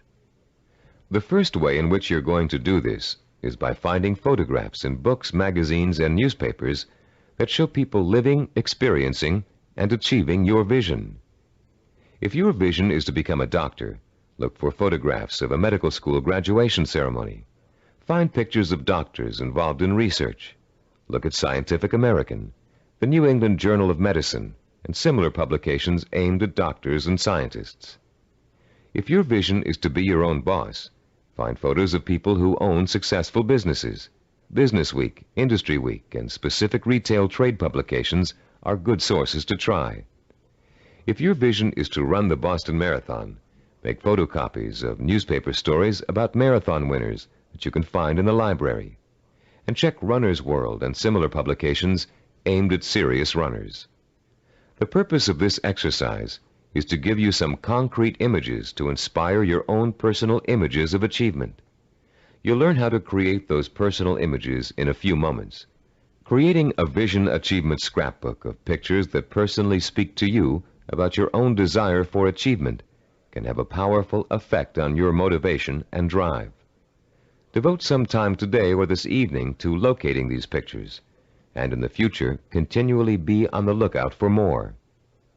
The third step in the process of developing a sensory goal requires that you make a listing of all the advantages and rewards you will experience as the result of achieving your goal.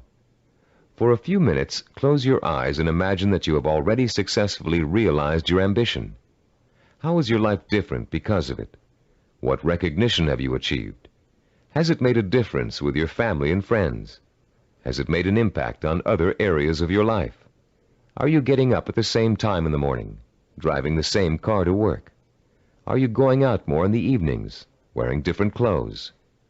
Turn to page 31 in your study guide, and in the space provided on Form 6.3, write down every single reward you can imagine resulting from the achievement of your goal. Don't just write down the general rewards, get as specific as possible. For instance, running the Boston Marathon may greatly boost your self-confidence and increase the respect you get from family and friends. But training for it will also get you into superb physical shape, meaning you'll have more energy, more stamina, more drive. You'll look better, feel better, sleep better, and do a better job at work. Use the photographs from your scrapbook to help you identify all the rewards you can think of that are associated with your goal. And when you're finished writing them down, you'll be ready to translate them into a vision that will stimulate your emotions, provoke your desire, and incite you to positive action. Close your eyes for a few moments and imagine that you have just achieved your goal. Where are you? What do you see around you? Are you indoors, outdoors, in your own home, at the office? Who are you with? Notice every tiny detail of your surroundings, including the texture of wallpaper, the color of the sky, the faces of the people you're with, the clothes they're wearing. Pretend you're going to have to draw a picture of the scene in a moment, so you really need to focus in on every little item so as not to forget it. Now, holding that visual image before you, switch your focus to sounds. What are you hearing? Are people talking to you? Are they congratulating you? If so, what are they saying? Are you hearing the voices of your parents, your spouse, your children, your friends? Are you all watching TV, where a famous newscaster's voice is reciting the story of your achievement? Maybe there's a party being held in your honor, and you can hear music in the background. Concentrate on every single sound you can hear and differentiate. Now, let's add the sense of touch. Are people shaking your hand? Do their hands feel smooth, rough, warm, cold? Are the grips firm or slack? Are you being patted on the back, hugged by your family and friends? Is someone pulling at your sleeve to get your attention? Next, imagine the prevalent smells that are surrounding you. If you're in the middle of a celebration, can you smell the food on the buffet table? Is the fragrance of champagne wafting up from the glass you're holding? Can you smell people's perfume or cologne? Now concentrate on taste. Are you sipping that champagne you were holding a moment ago, eating hors d'oeuvres? Or is the taste of success so sweet that you don't need or want any food? Finally, what are you feeling emotionally? Pride? Satisfaction? Maybe you're feeling relief that the hardest work is behind you. Maybe you're feeling the power of your new position. Perhaps you're feeling the exhilaration that comes with knowing that having achieved what you did, you can now achieve anything. You might even be feeling humble, having come face to face with weaknesses you never knew you had during the long, hard effort to reach success. After you have awakened all of your senses to the sight, smell, taste, touch, sound, and feeling of success, turn to page 32 in your study guide and complete Form 6.4, entitled The Sensory Vision Worksheet.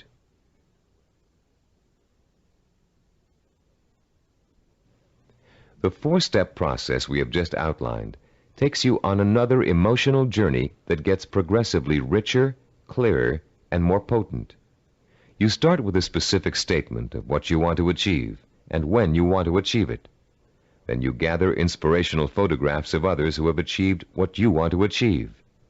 You imagine and list the rewards and benefits you'll experience as a result of achieving your goal. And finally, you bring these three steps together into an imaginary scenario rich in sight, sound, touch, taste, smell, and emotion. This scenario is your vision. It is the driving force behind all of your thinking and activity. The more intense and more detailed your vision is, the more emotional power it will pack. The more often you conjure up your vision, the more drive and sustaining power you'll have behind you.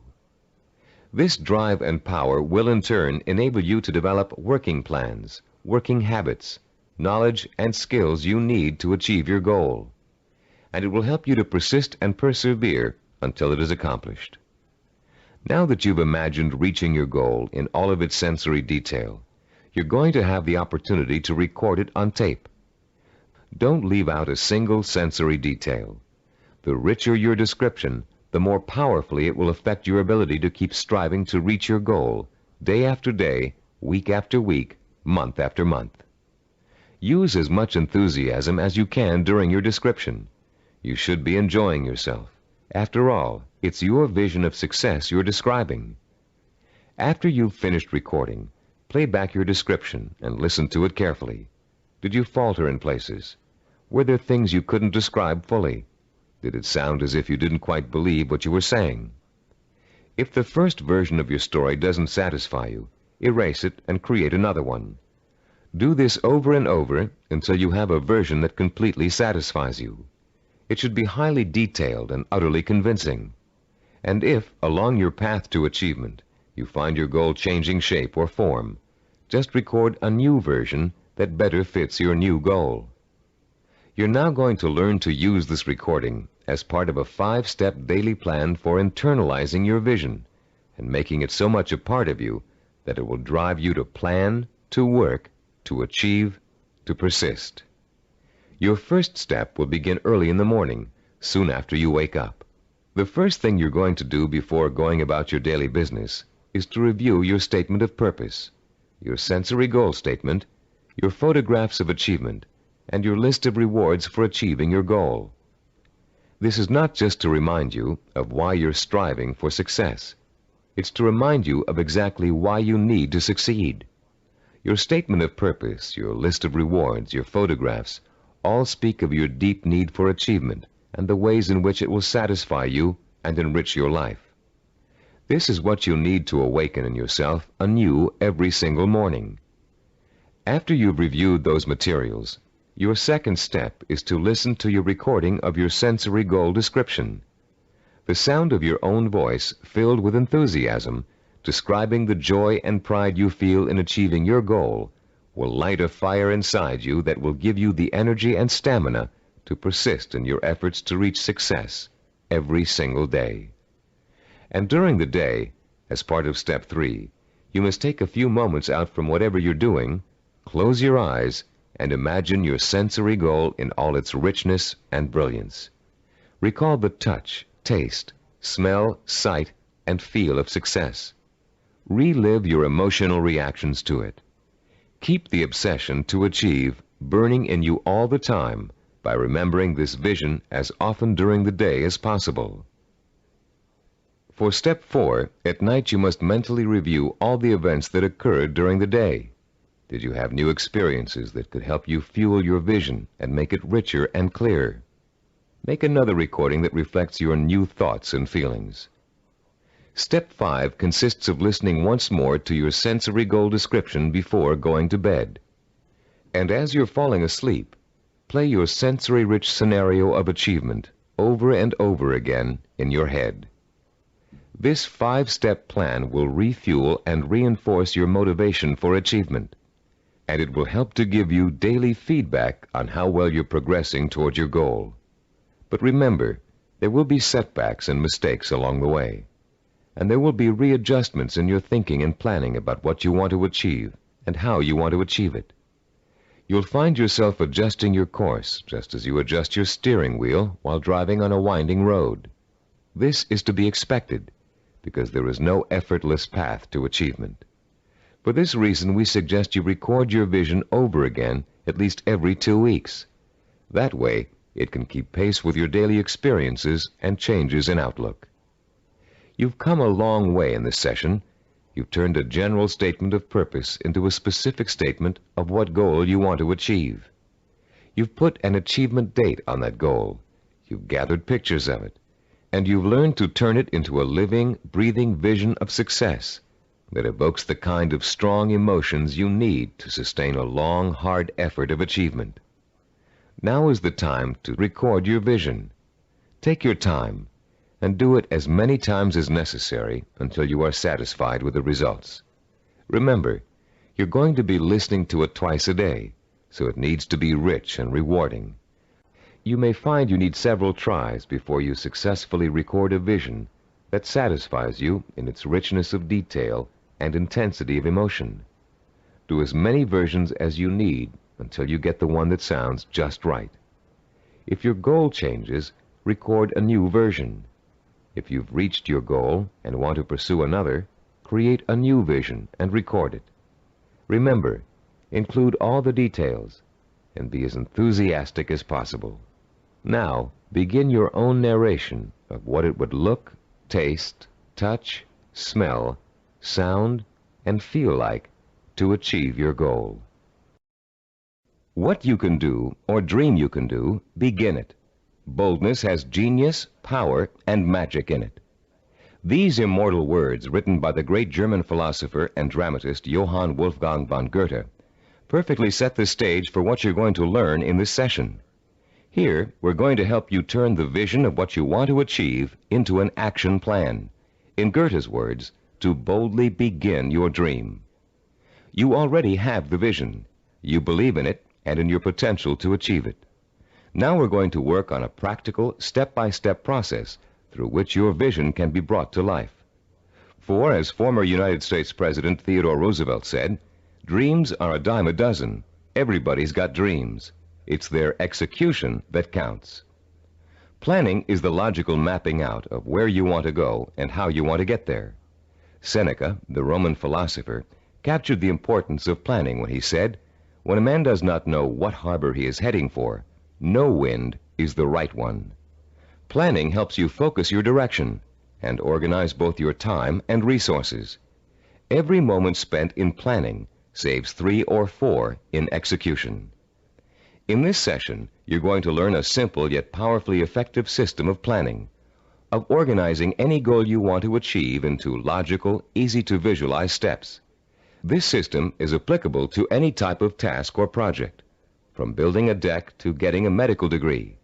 It will help you to make short or long-range plans, organize your resources, create schedules to meet necessary deadlines, and improve your decision-making skills. It will also improve the quality of your work. While following this plan, you'll experience an increase in self-confidence and pride as you realize that you are on your way to becoming a self-disciplined achiever. Every small task in your plan that you accomplish will be living proof that you are one step closer to your goal. And as you take each step, your faith in your ability to accomplish your goal will be reinforced and expanded. In approaching the creation of a plan, it is important to keep the following basic facts in mind. First, planning is a way to look at both the whole picture and parts that make up the whole. It is a way to organize those parts in a logical and sequential way. One step should lead to another. More than that, each step you take should make the next step possible, like adding links to a chain to make a fence. We've introduced you to the concept of macro and micro achievements. The whole picture is your macro achievement. The steps you must take to achieve your macro achievement are micro achievements. If you want to build a house, a macro achievement, you must start by leveling the site and digging a foundation. Only after those steps have been accomplished can you go on to pouring the foundation, putting up the framing, putting in electricity and plumbing, finishing the walls, installing the roof, and so on. The second fact to keep in mind is that ideas take time to implement. I won't dwell at length on the subject of time now, since we're going to devote all of Session 8 to time. But I'd like to tell you a short story about a Micronesian island leader named Pialug that illustrates the kind of time and patience it takes to achieve excellence. 50-year-old Pialug is the most respected and powerful man in his community because he's a navigator. His grandfather had told him, "If you learn navigation, you will have a name. You will eat the navigator's food. At sea, you will have more power than a chief." Pialug began learning navigation at the age of 5. Using shells and pieces of coral on sand, his grandfather created models of the constellations to teach him how to chart distance and direction. Pialug learned that at the right time of year, he could simply point the bow of his canoe at the rising star to steer his course. But since the stars rise 4 minutes earlier each evening, the rising star changes position every day. So Pialug also had to learn the positions of the multitude of lesser stars. It took him 45 years to learn every movement of every major and minor star and constellation in the nighttime sky. But having taken the time to learn, Pielug now enjoys the respect, admiration, and status in his community that comes with being a navigator. Like Pielug, you must recognize that it will take time to achieve your goal, weeks, months, or years.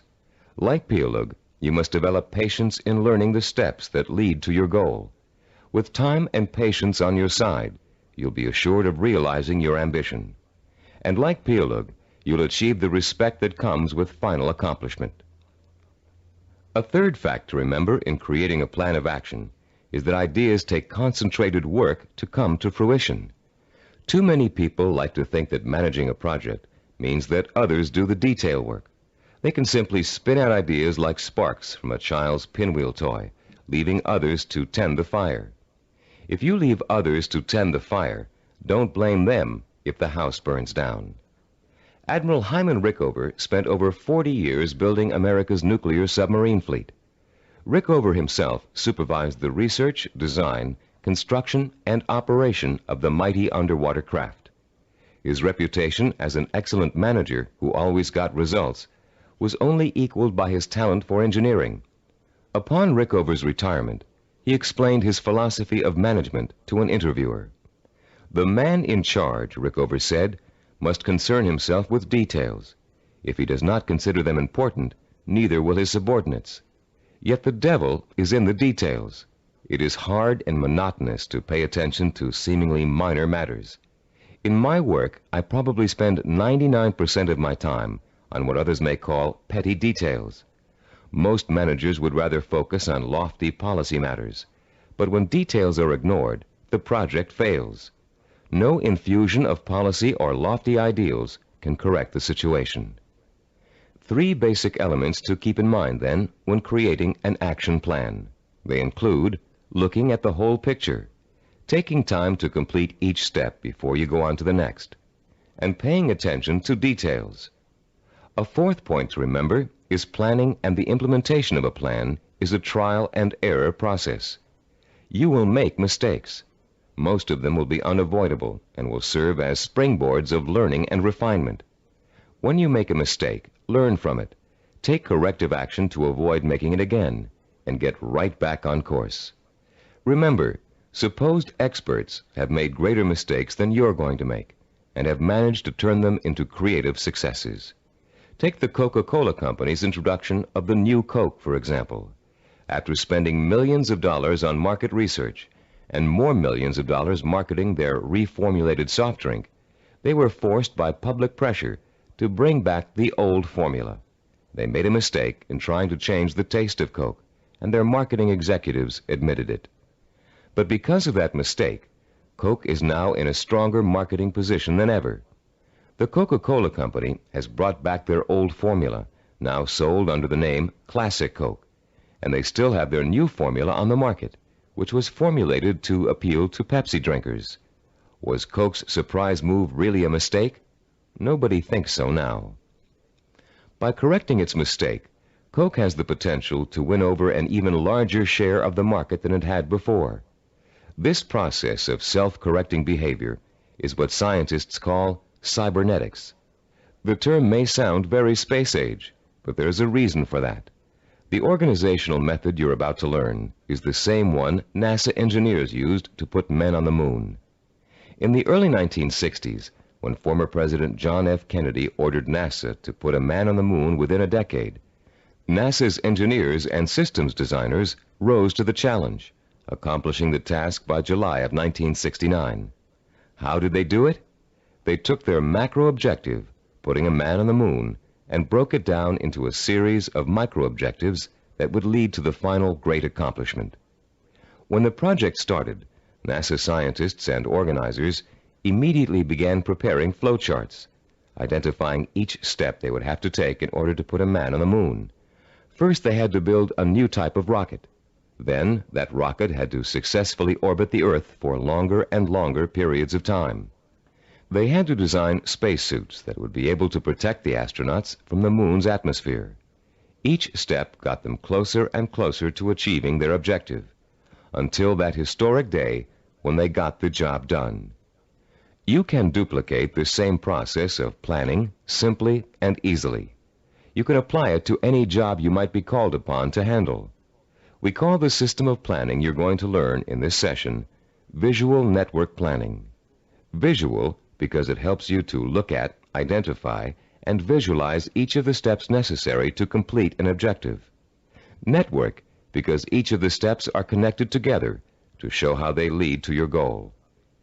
The instructions and examples that follow will show you how you can quickly and easily put the visual network planning system into immediate operation. There will be 7 steps involved. First, you'll write your objective. Second, you'll break it down into major steps we call activities. Third, you'll organize the activities in logical order. Fourth, you'll design a visual network. Fifth, you'll estimate how long each activity will take to complete. Sixth, you'll determine what we call critical path and float. And seventh and last, you'll assign actual calendar dates to each activity. Don't worry about remembering all of these steps now. We'll go over them one by one, with examples to help you understand them. For now, as we begin our discussion of this powerful planning system, you'll need to refer to your study guide and follow along as I explain each concept. I'll pause here for a few moments while you locate the page. First, let's discuss the 4 basic elements of visual network planning. Look at diagram 7.1 on page 36. The first element is what we call an activity box. An activity is a step or task that must be completed in order to achieve a goal. The name of the activity is listed in a box. One activity is linked to another activity by a line with an arrow. This linking of activities is the second element of a visual network plan. The third element is the activity's reference number. Each activity is assigned a number for the purpose of identification. The number is circled and located in the upper left-hand corner of the activity box. Any number can be assigned to an activity box, and the numbers you do assign don't necessarily have to follow in numerical order. Activity number 23 can follow activity number 15. The fourth basic element of a visual network plan is what we call duration. Each activity takes a certain amount of time to complete. That amount of time is called its duration. Duration is listed at the bottom right-hand corner of the activity box. It can be represented in minutes, hours, days, weeks, months, or years. Now let's use these elements to build a simple network, a group of linked activities that lead to a goal. Refer to diagram 7.2 on page 36. This diagram assumes that you have some hard winter wheat and a wheat grinder, and you want to make some fresh, hot, whole wheat cereal. How would you develop a simple visual network plan to illustrate all of the steps you must take to end up with a bowl of piping hot cereal? Your first step would be to get a piece of paper and pencil and list your objective on the top. In this case, it would read something like, cook whole wheat cereal from scratch. Your second step would then be to break your objective down into its major steps or activities. In this case, there are 2 major activities involved. The first is grinding the wheat. The second is cooking the wheat. Third, you would then put the activities into their logical order. In our example, the wheat must be ground before it can be cooked. And fourth, you would construct a visual network plan in which the 2 steps are placed in activity boxes with reference numbers, durations, and linked arrows. We have already developed the visual network plan for this objective in diagram 7.2. As you can see, activity number 2 is grinding the wheat.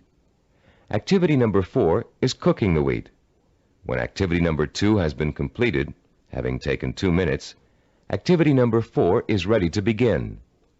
Activity number 4 takes 7 minutes. Reaching your goal of making a bowl of fresh, hot, whole wheat cereal takes a total of 9 minutes. This simple visual network plan shows you how many activities you need to complete before your goal can be accomplished. In this case, 2. And how long each activity will take. In this case, 2 minutes and 7 minutes. The example is very elementary. If you look at diagram 7.3 on page 37, you'll see a slightly more complex visual network plan. In this case, our goal has two activities that are dependent upon the completion of one activity. Here our goal is to get both a car and a motorcycle out of a garage. Neither can be accomplished without opening up the garage door. Notice also that Activity 5, labeled Getting the Car Out of the Garage, is independent of Activity 7, labeled Getting the Motorcycle Out of the Garage. Both activities 5 and 7 can be accomplished at the same time, providing you have someone to drive each vehicle and providing the door is opened first. In this example, note that 5 of the 7 steps of visual network planning have been completed. 1, the objective has been written. 2, the major steps of the project have been identified. 3, the steps have been put into a logical order. 4, they have been organized into a visual network. 5, each activity has been assigned a time estimate for completion. Now let's examine Step 6, the concepts of critical path and float. To help you follow along in our explanation, turn to page 38 of your study guide and look at diagram 7.4, titled Critical Path and Float. As you can see, we have expanded our visual network plan for cooking cereal to one for cooking and eating cereal. The new objective is to prepare and eat freshly ground whole wheat cereal in 15 minutes. Look at the visual network plan. You now have 3 separate paths that come out of Activity 3, grinding wheat. Going from the top down, the first path is made up of Activities 3, 5, and 11. The middle path is composed of Activities 3, 9, and 11. The bottom path includes Activities 3, 7, and 11. Look at the 3 paths individually and total up the amount of time each will take. The middle path will take a total of 14 minutes to complete. The top path takes only 8 minutes. The bottom path takes 9 minutes. Look at your objective again. Your goal is to cook and eat the cereal within 15 minutes. If you are to complete your objective on time, the activities on the longest path must all be completed on schedule. The longest path on a visual network plan is known as the critical path. The activities on the critical path are called critical activities and are vital to the success of the project.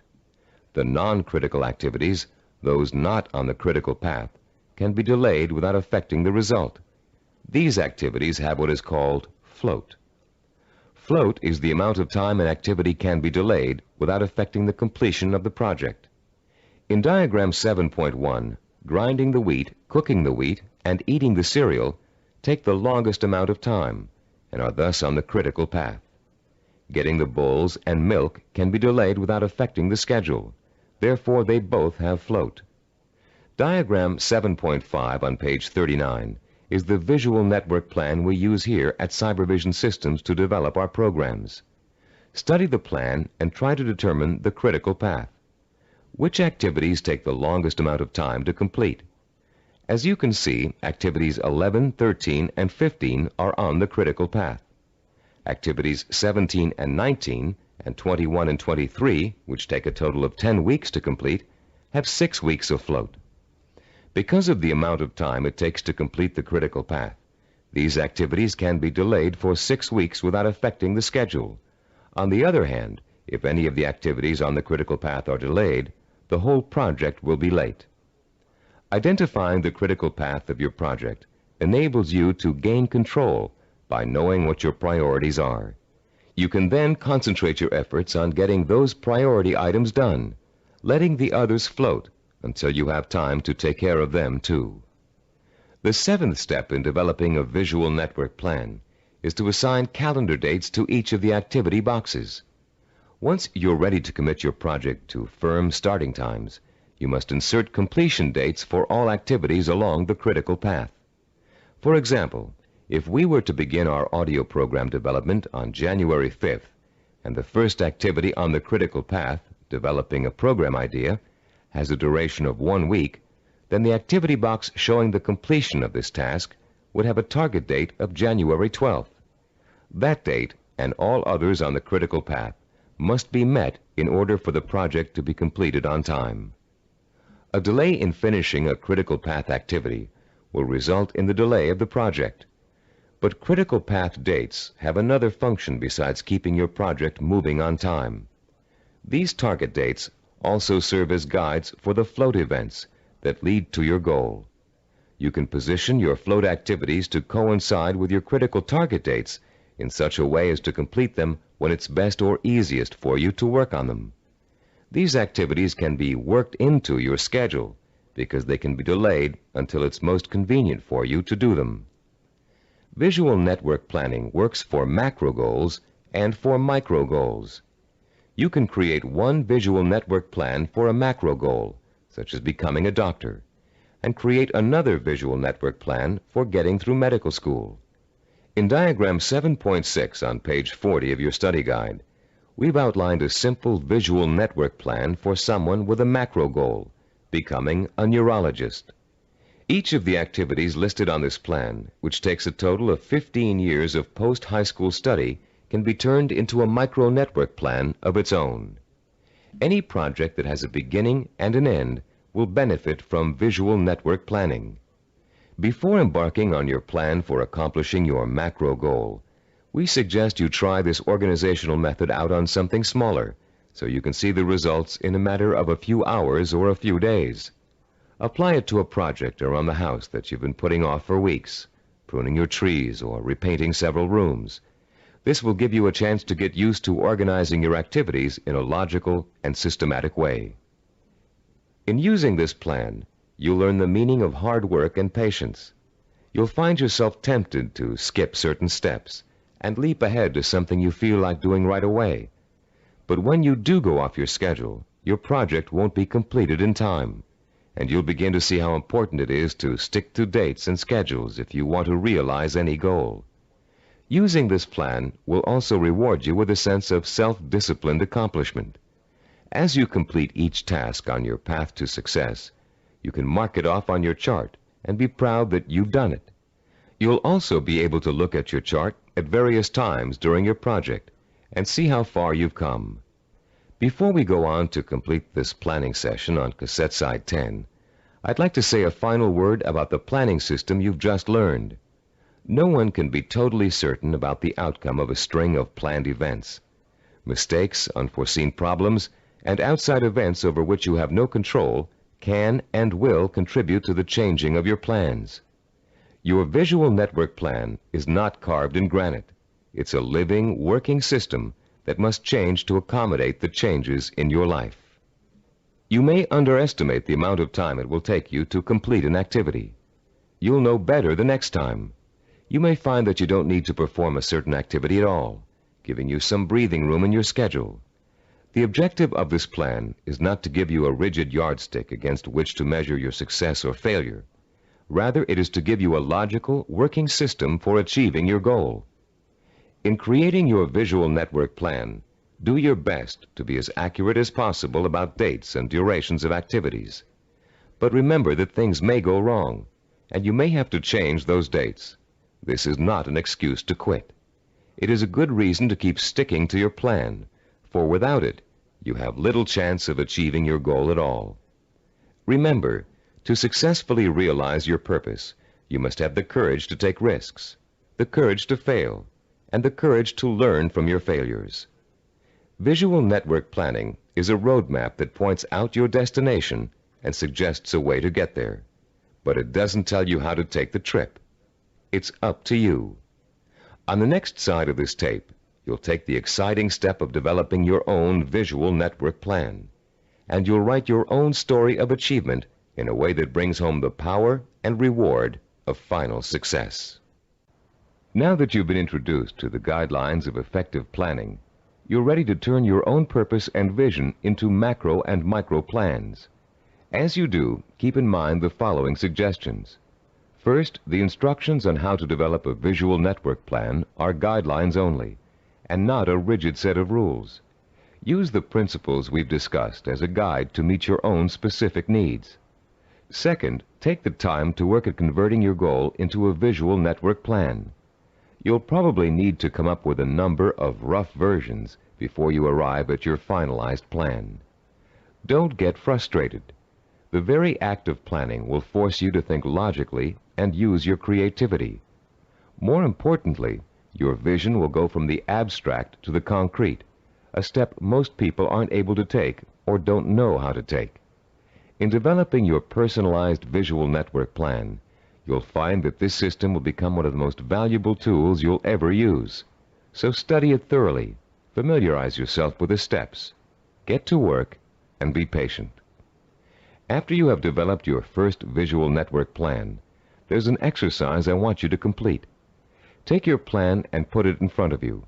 Study what you've written for a few minutes.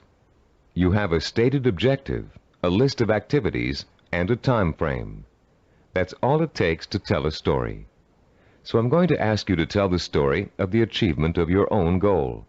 Only you're going to tell the story in the past tense, as if your goal has already been achieved. In your story, pay attention to details. How long did it take to reach your goal? What did each step along the way feel like? Did you have to reevaluate your goal in the process of achieving it? What did you discover about yourself along the way that led to the successful achievement of your ambition? Keep your story simple. Pretend you're talking to a friend. Be enthusiastic. Be proud.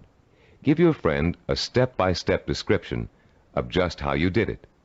First I did this, then I did that, and this happened along the way, so here's how I took care of it, and so on. Now you're going to tell your story on tape to describe your success in sensory-rich detail, with all the enthusiasm you can muster, as if it finally really happened. When you're done, you'll have a record of your success that you can refer to again and again for inspiration. When you play your story back for the first time, listen very carefully to your descriptions. Did you falter in places? Was there a lack of conviction in your voice in certain areas? Did you hesitate, as though to tell yourself you really didn't believe that success was yours? Or were you self-assured and utterly convincing? If the first version of your story doesn't satisfy you, erase it and create another one. Do this over and over until you have a version that completely satisfies you with its richness of vision and inner strength. When you achieve your goal, you can use this same method of storytelling in pursuing another one. Always make sure that your story rings true and offers real inspiration to you when you hear it. Remember, don't be afraid to brag and relive the success you've already accomplished in your imagination. You've already taken an important step in mastering the science of self-discipline by learning how to turn your most important goals into step-by-step plans for achievement. Now comes the time to roll up your sleeves and learn how to put these plans into action. This is an exciting moment for you and a turning point in your quest for success. Up until now, you've learned how to prepare for achievement. Now you're going to learn how to actually tackle the hard, efficient work that is the bread and butter of achievement itself. Notice we said hard, efficient work, not just hard work. Hard work alone doesn't guarantee success. In fact, many unfortunate people spend a great deal of time working very hard and never get anywhere in spite of it. Making intelligent and efficient use of your time is of paramount importance in achieving your goal, especially when that goal may take years to achieve. In this session, you're going to learn how to manage your time and effort so efficiently that you won't waste one valuable moment in your journey to achievement.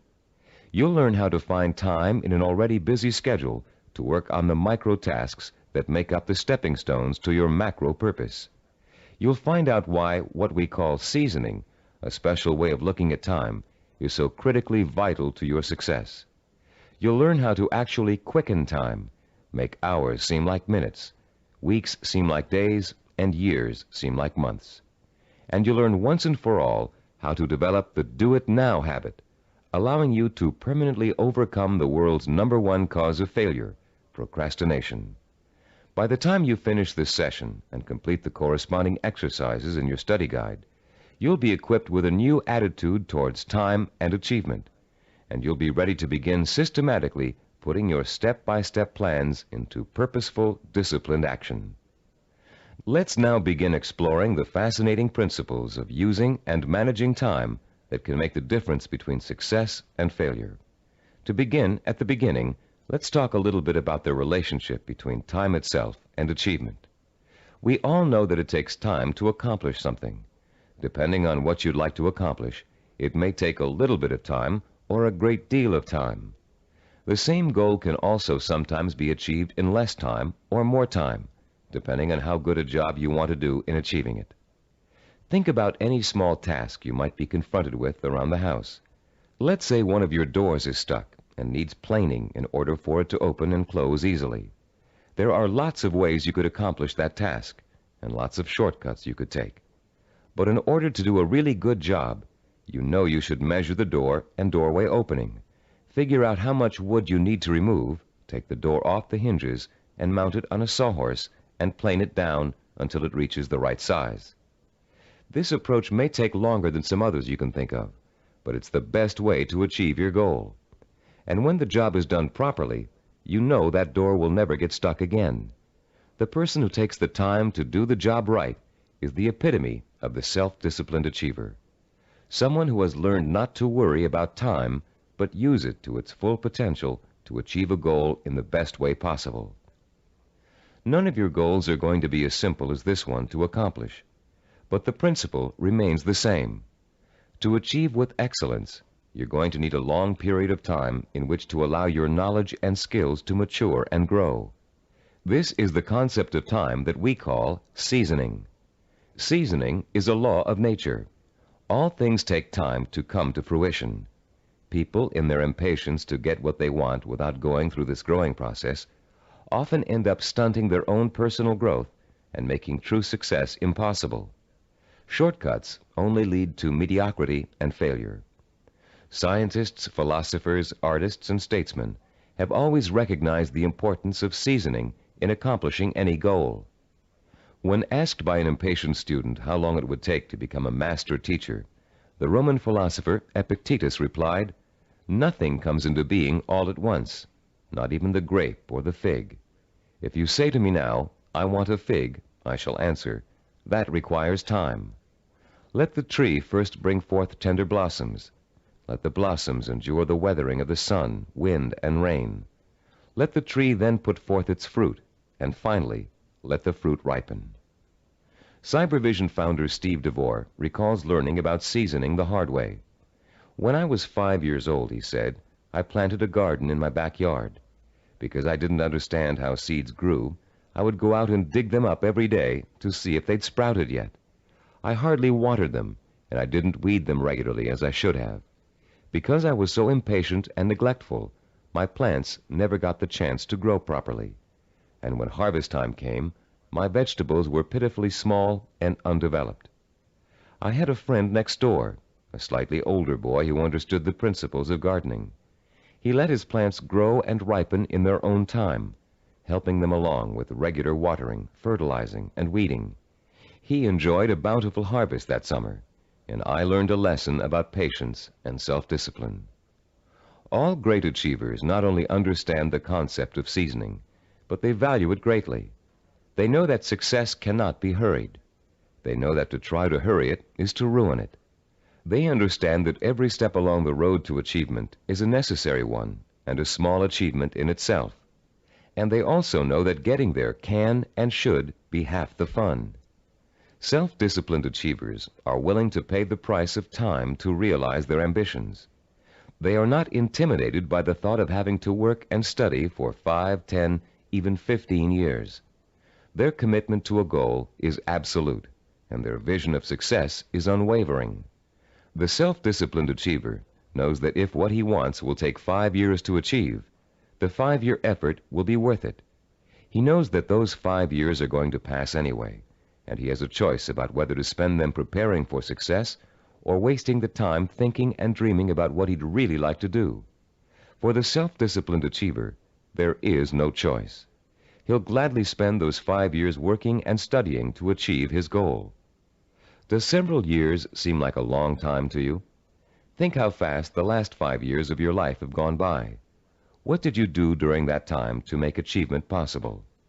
If you had been working steadily towards your goal all that time, you could have achieved it by now. Let's say you're 34 years old, and your dream is to become an architect. you know it will take you 6 years of schooling and apprenticeship before you can get a good job with a respected architectural firm. But that means you'll be 40 years old by the time you reach your goal, and you feel you just can't wait that long. Stop and think. You're going to be 40 years old in 6 years whether you study architecture or not. And if you choose not to study it now, in 6 years, you'll be in the exact same position, wanting to be an architect and knowing it will take you 6 years to get there. Only by then, you'll have to work until you're 46 to achieve your goal. You can get there in 6 years by starting now, or you can choose to give up hope of ever getting there at all. If you really want to achieve your goal, 6 years won't seem like such a long time. As you'll find out later in this session, to the self-disciplined achiever, the 6 years will go by very fast. Impatient people want things to happen overnight. In the words of French philosopher Blaise Pascal, they anticipate the future as too slow in coming. And in being unwilling to devote hours of time to the kind of seasoning it takes to become accomplished at anything, they waste their lives by doing nothing at all, and they wonder why they always feel so unfulfilled. How many youngsters have you known who came home from a rock concert determined to learn to play the guitar? It looked easy when the group on stage was playing, so the youngster goes out and buys a guitar and takes his first few lessons. And all of a sudden, it becomes apparent that it's not easy. It's going to take years of hard work and effort to learn to play really well. So the youngster loses interest and gives up, bored with the tedium of practicing scales for hours. Yet the professional musicians he's watched have put in years of practice to get where they are, and where the youngster would like to be. The great artist Pablo Picasso was once approached by an admiring woman in a restaurant. Having recognized him, she asked him to draw something, anything, on a napkin for her. She told him she'd pay him whatever he thought was fair, if only he would provide her with this impromptu work of art. Picasso agreed and spent 5 minutes drawing a picture on the napkin. When he was finished, the woman picked the napkin up in delight. How much did he want for the picture, she asked. Calmly, Picasso replied, $10,000. Dumbfounded, the woman began to argue with him that a picture drawn on a napkin in 5 minutes couldn't possibly be worth that much. But Picasso just smiled and said, Madame, it may have only taken me 5 minutes to draw the picture, but it took me 40 years to learn how to draw it. 40 years. Does that seem like an interminable amount of time? To a master artist seeking the ultimate expression of his talent, a great scientist seeking a cure for disease, or an ambitious businessman trying to turn a small company into a Fortune 500 corporation, 40 years can seem to fly by overnight. To the dedicated self-disciplined achiever, time is nourishment for what he wants to accomplish. And that time is well spent, taking step after step in a continuous effort to achieve a specific goal. The achiever does not get sidetracked. Every day he concentrates on the micro tasks that make up his macro purpose, and each completed micro task becomes a source of pleasure and a reward in itself. Top newscaster Eric Sevareid achieved his macro purpose by actually ignoring it. Instead, he concentrated on the micro purposes that would help him accomplish his goal. Sevareid tells the story in his own words. Once when I relinquished my job and income to undertake a book of 250,000 words, I could not bear to let my mind dwell on the whole scope of the project. I would have surely abandoned what has become my deepest source of professional pride. I tried to think only of the next paragraph, not the next page, and certainly not the next chapter. Thus, for 6 months, I never did anything but set down one paragraph after another. The book wrote itself. Years ago, I took on a daily writing and broadcasting chore that has totaled now more than 2,000 scripts. Had I been asked at the time to sign a contract to write 2,000 scripts, I would have refused in despair at the enormousness of such an undertaking. But I was only asked to write one, the next one, and that is all I have ever done. You can learn to work in microtasks by following your step-by-step plan for success and concentrating only on each step at a time. But you cannot learn seasoning as if it were a skill. Seasoning is an attitude that must be adopted and made part of your mental framework if you are able to achieve your lifelong purpose. It is crucial to self-discipline. More than that, it is actually at the heart of self-discipline. Besides seasoning, the self-disciplined achiever experiences something we call time quickening. Time quickening does not mean taking shortcuts, as you might first guess. Rather, it represents what happens to your perception of time as you become involved in the pursuit of your goal. Time quickening is an almost magical experience where time seems to disappear and you know you're in complete control of what you're doing. When it happens, you feel energetic, concentrated, and completely absorbed in your task. We've all experienced time quickening when we're doing something we particularly enjoy. For you, it may have happened while you were reading an exciting murder mystery, watching an action-filled movie, playing a game of tennis, or even weeding a garden. Time quickening takes place whenever you find yourself completely engrossed in something to the point where nothing can distract you.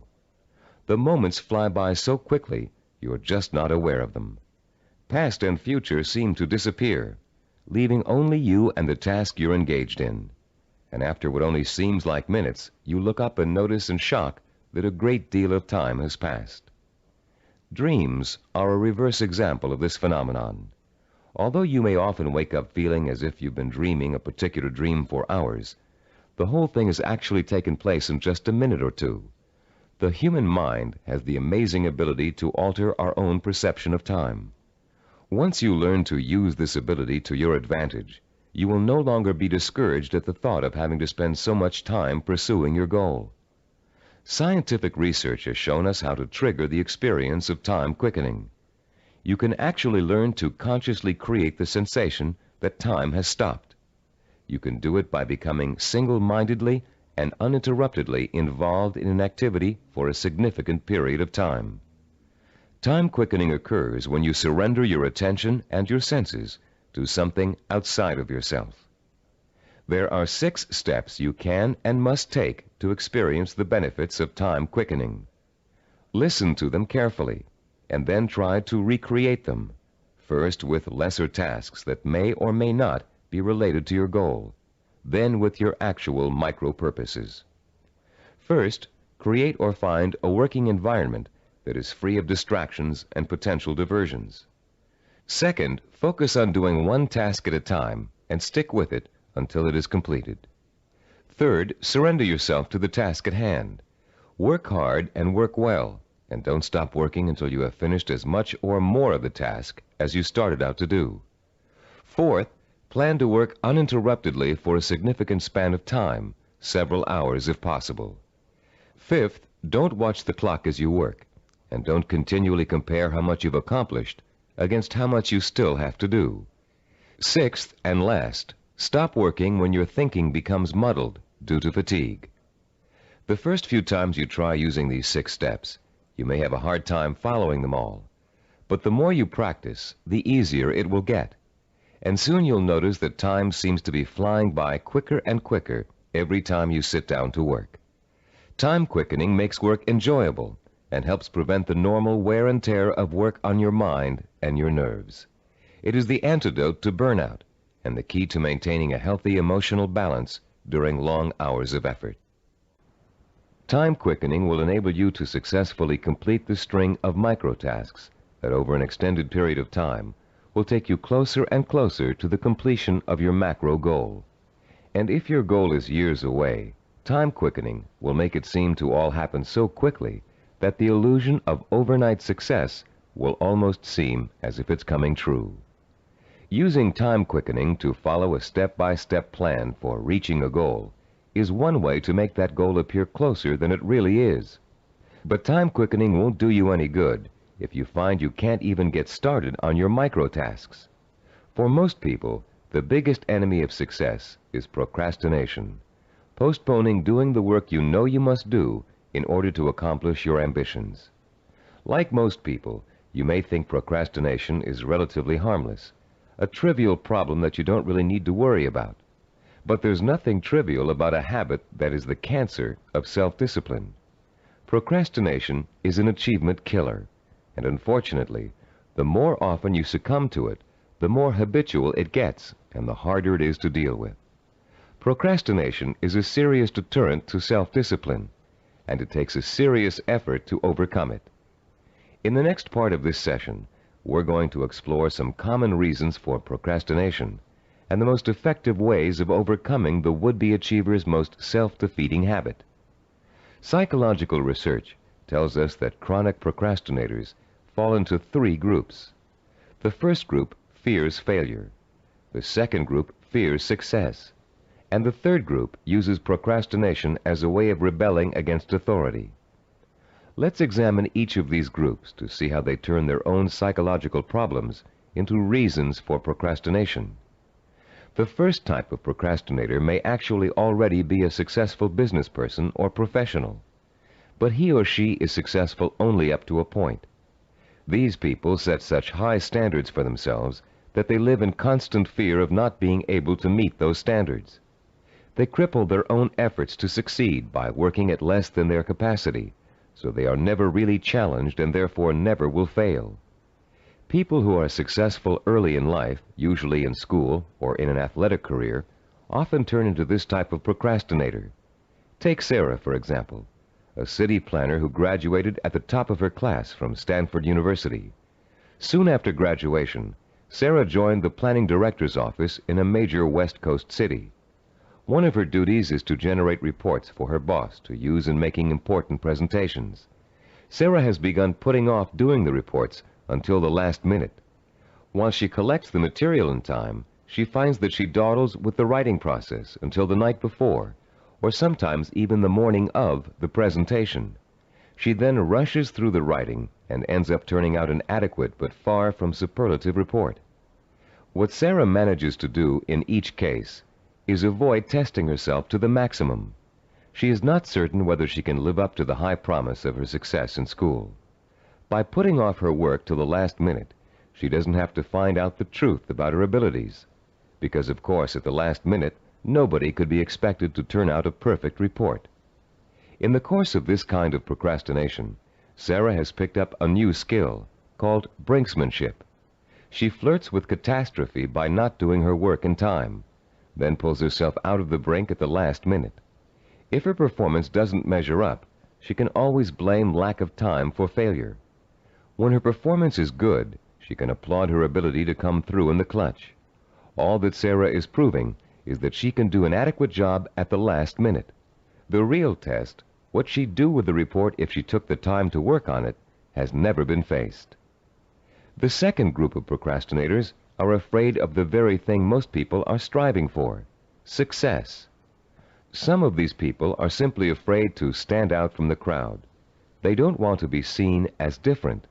Many are afraid that if they are too successful, they will outgrow marriage partners, families, or friends. These people limit their own performance, actually holding themselves back, because they fear the kind of change success may bring to their lives. The third group of procrastinators is constantly rebelling against authority. These are the people who put off doing their work because it gives them a feeling of control over their boss. Rebellious procrastinators spend their lives reacting to a fear of being controlled or dominated. Whenever something is expected of them, they react by procrastinating just to prove that they are the ones in power. If you're a procrastinator, you probably fall into one of these three groups, or you may find you have a little bit of each type of procrastinator in you. Understanding the reason for your procrastination is your first step towards overcoming it. It's especially important for you to realize how self-destructive and self-defeating procrastination is. Whether you're rebelling against someone or responding to an inner fear, procrastination will eventually hurt you in everything you try to do. There are a number of techniques you can use to help overcome the habit of procrastination and replace it with energetic, efficient, inspired action. William James, the great Harvard University psychologist and philosopher, who already taught us in Session 5 the value of acting as if we are what we want to be, has a very practical solution to procrastination. James suggests, do something every day for no other reason than you would rather not do it at all. Listen again. Do something every day for no other reason than you would rather not do it at all. What James is really telling you to do is to replace the habit of procrastination with the habit of action.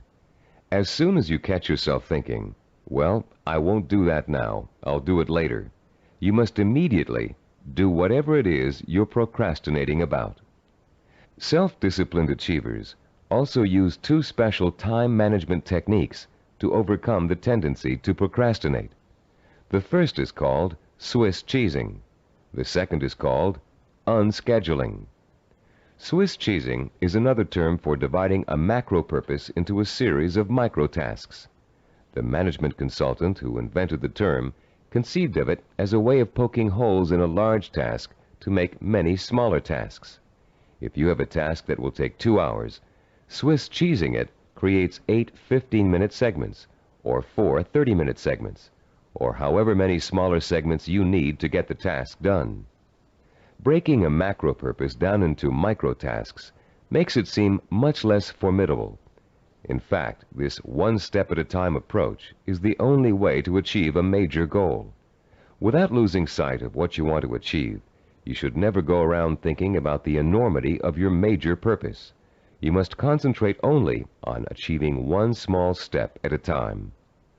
Unscheduling also helps you to overcome procrastination and get on with your project in the most efficient way possible. Sometimes you know you're going to need so much time to complete a task that you won't even start it. You rationalize that you'll never find the time to finish it anyway. But often people overestimate how much time it really will take them to do something, and they don't realize that by Swiss cheesing, they can find the time to do it in an otherwise busy schedule. Turn to page 45 of your study guide and look at Form 8.1. You'll see a chart with the days of the week listed along the top row, and the hours in a day listed vertically along the left side. There are 7 days listed and 16 hours per day. The chart presumes that you get up at 6 o'clock in the morning and retire at 10 p.m., but you can easily change the numbers to correspond to your own daily hours. It's often a shock to look at a chart like this and realize how many hours you actually have available to you in a one-week period. Of course, many of those hours are taken up with the necessities of everyday life. Your first task in this exercise is to fill in all those hours that are occupied with travel, meals, work, meetings, regular recreational activities, and other commitments. Only fill in the time that absolutely must be devoted to activity. If you regularly watch television or read magazines for 3 hours every night, that doesn't qualify as a life necessity unless it's part of your job to do so. When you've finished, look at the boxes you haven't filled in. These represent your free time, time you have full control over and can devote to your own micro projects. You may be amazed to find that you easily have 20 or 30 hours per week of free time to devote to your project. And if you include time that's spent commuting on a bus or train, the hours may add up to considerably more than that. Once you've ascertained when and where your free time occurs, you can begin allocating that time to your micro projects.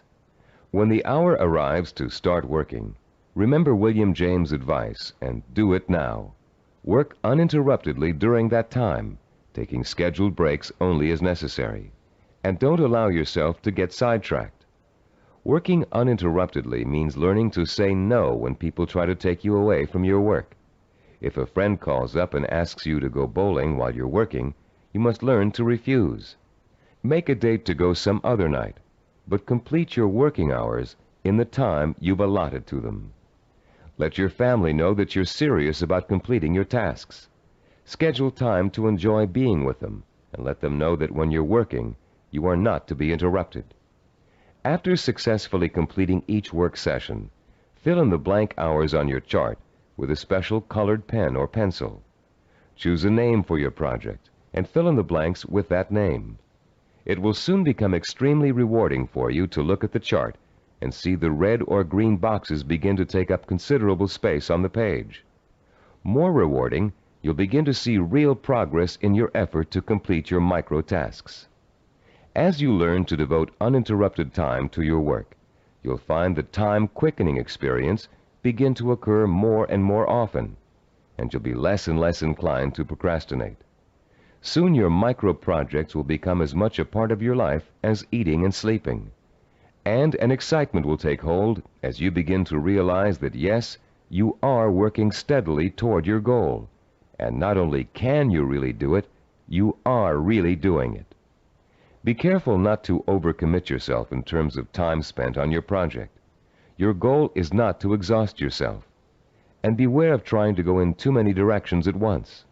That can cause the kind of anxiety that will make you want to give up before you even get started. Concentrate on accomplishing one task at a time. That task will get done, and then you can start on the next, which will also get done, and so on. Keep in mind through all of this that your objective is not to punish yourself with work in every free hour you have during the week. Working towards a macro goal by accomplishing micro tasks should not be an unpleasant experience. By creating a healthy balance between work and recreation, you'll find yourself looking forward to those hours when you can devote yourself to pursuing the goal that will make life truly worthwhile for you. You'll reach a point where you wouldn't trade those hours for anything in the world. You've come a long way in this session.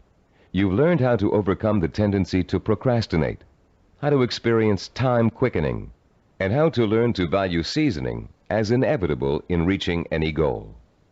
We'd like to make one more suggestion to you before ending this session. Put up a sign at your desk, table, or other workspace. A sign in big, bold letters that you can see every time you look up. This sign should say, "Use time or lose time." Let it serve as a constant reminder that time marches on, whether you're working toward your goal or not. And every minute that you are devoting to your micro projects is bringing you just a little bit closer to achieving your life's ambition. In the next session, you'll find out how self-disciplined achievers master the skills and knowledge they need to make their vision a reality. And you'll learn to broaden your own new field of knowledge by overcoming your learning blocks and harnessing your built-in powers of intelligence and discipline. In this session, we're going to talk about how you can identify and learn the knowledge and skills you need to master in order to achieve your vision and purpose.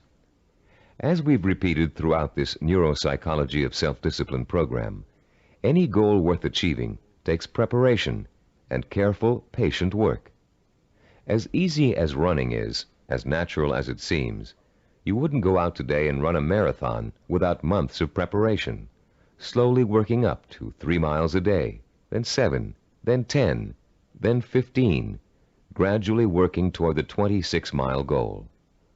You would start marathon conditioning with a careful program of nutrition, stretching exercises, reading, talking to other runners, and even a doctor's checkup. You'd determine what knowledge and skills you'd need to accomplish your goal of 26 miles, and you'd accumulate the knowledge and skills step by step until your goal was achieved. The goal of this session is to help you learn how to learn.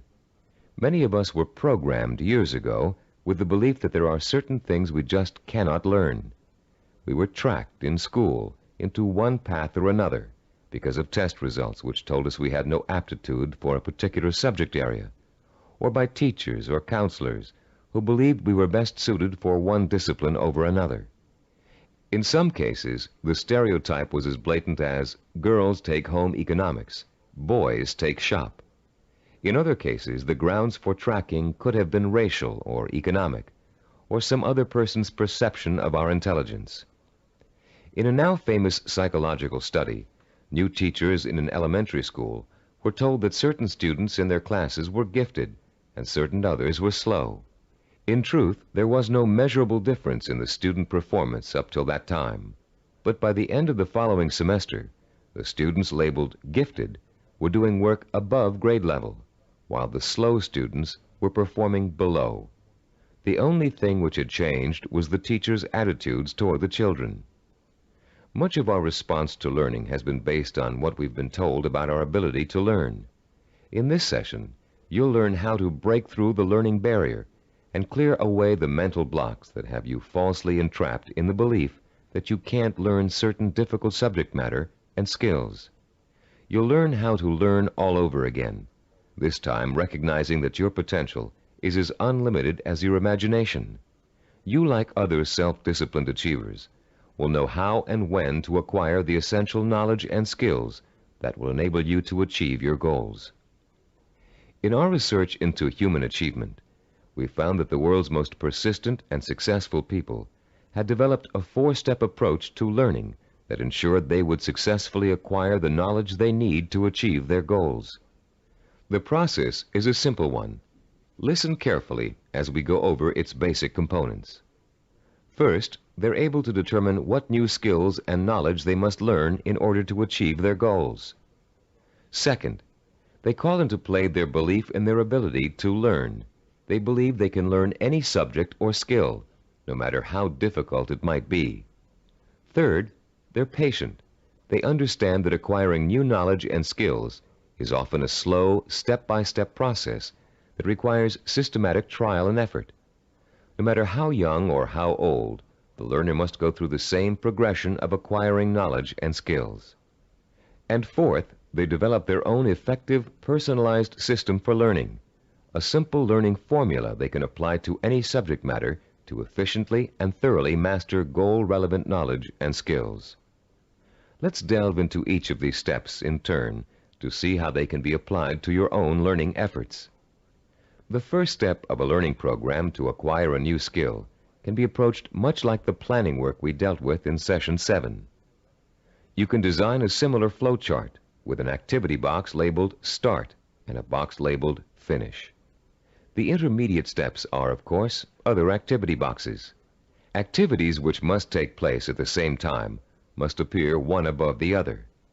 The activities that follow each other in chronological order are listed from left to right. The activity that comes first is to the left of the activity on the right.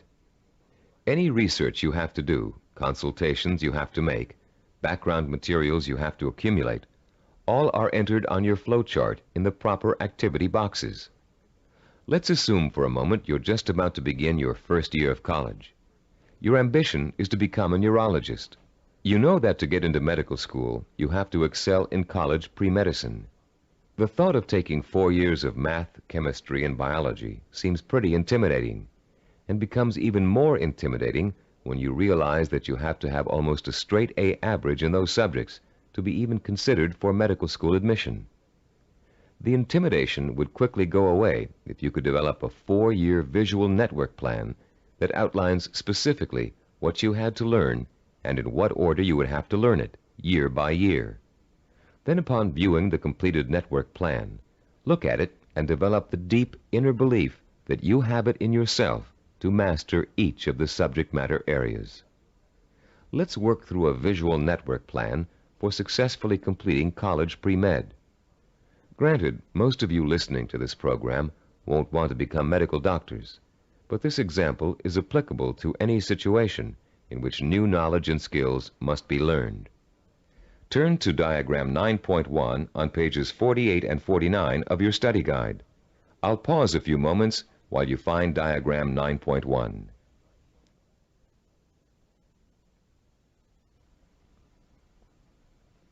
As you can see, there are 3 visual network plans. The first one outlines the chronological steps to becoming a neurologist. We call this a macro plan, with the objective of becoming a neurologist. Below that is the micro plan with the objective to graduate in pre-medicine in 4 years with a minimum 3.5 grade point average. The micro plan is broken down into 2 levels. The first level is visually represented in 2 steps. The Start, labeled number 1, and Graduate with a Bachelor of Science in Pre-Med, labeled number 3. This first level has actually been extracted directly from the macro plan. Now look at page 49 and the Level 2 diagram. As you can see, Level 2 is an expanded version of Level 1. Through the study of the college course catalog, and after talking at length with college advisors, you have identified the pre-med requirements and have broken them down into a prerequisite chronological order. This visual network plan then serves as the step-by-step map for completing your pre-med program. the first step in your macro objective of becoming a neurologist. As you look at the visual network plan for completing pre-med, what type of emotions do you experience? Do you feel intimidated at the prospect of excelling in the hard sciences? Do you doubt your ability to learn such difficult subjects, and to learn them so well that you finish each course at the top of your class?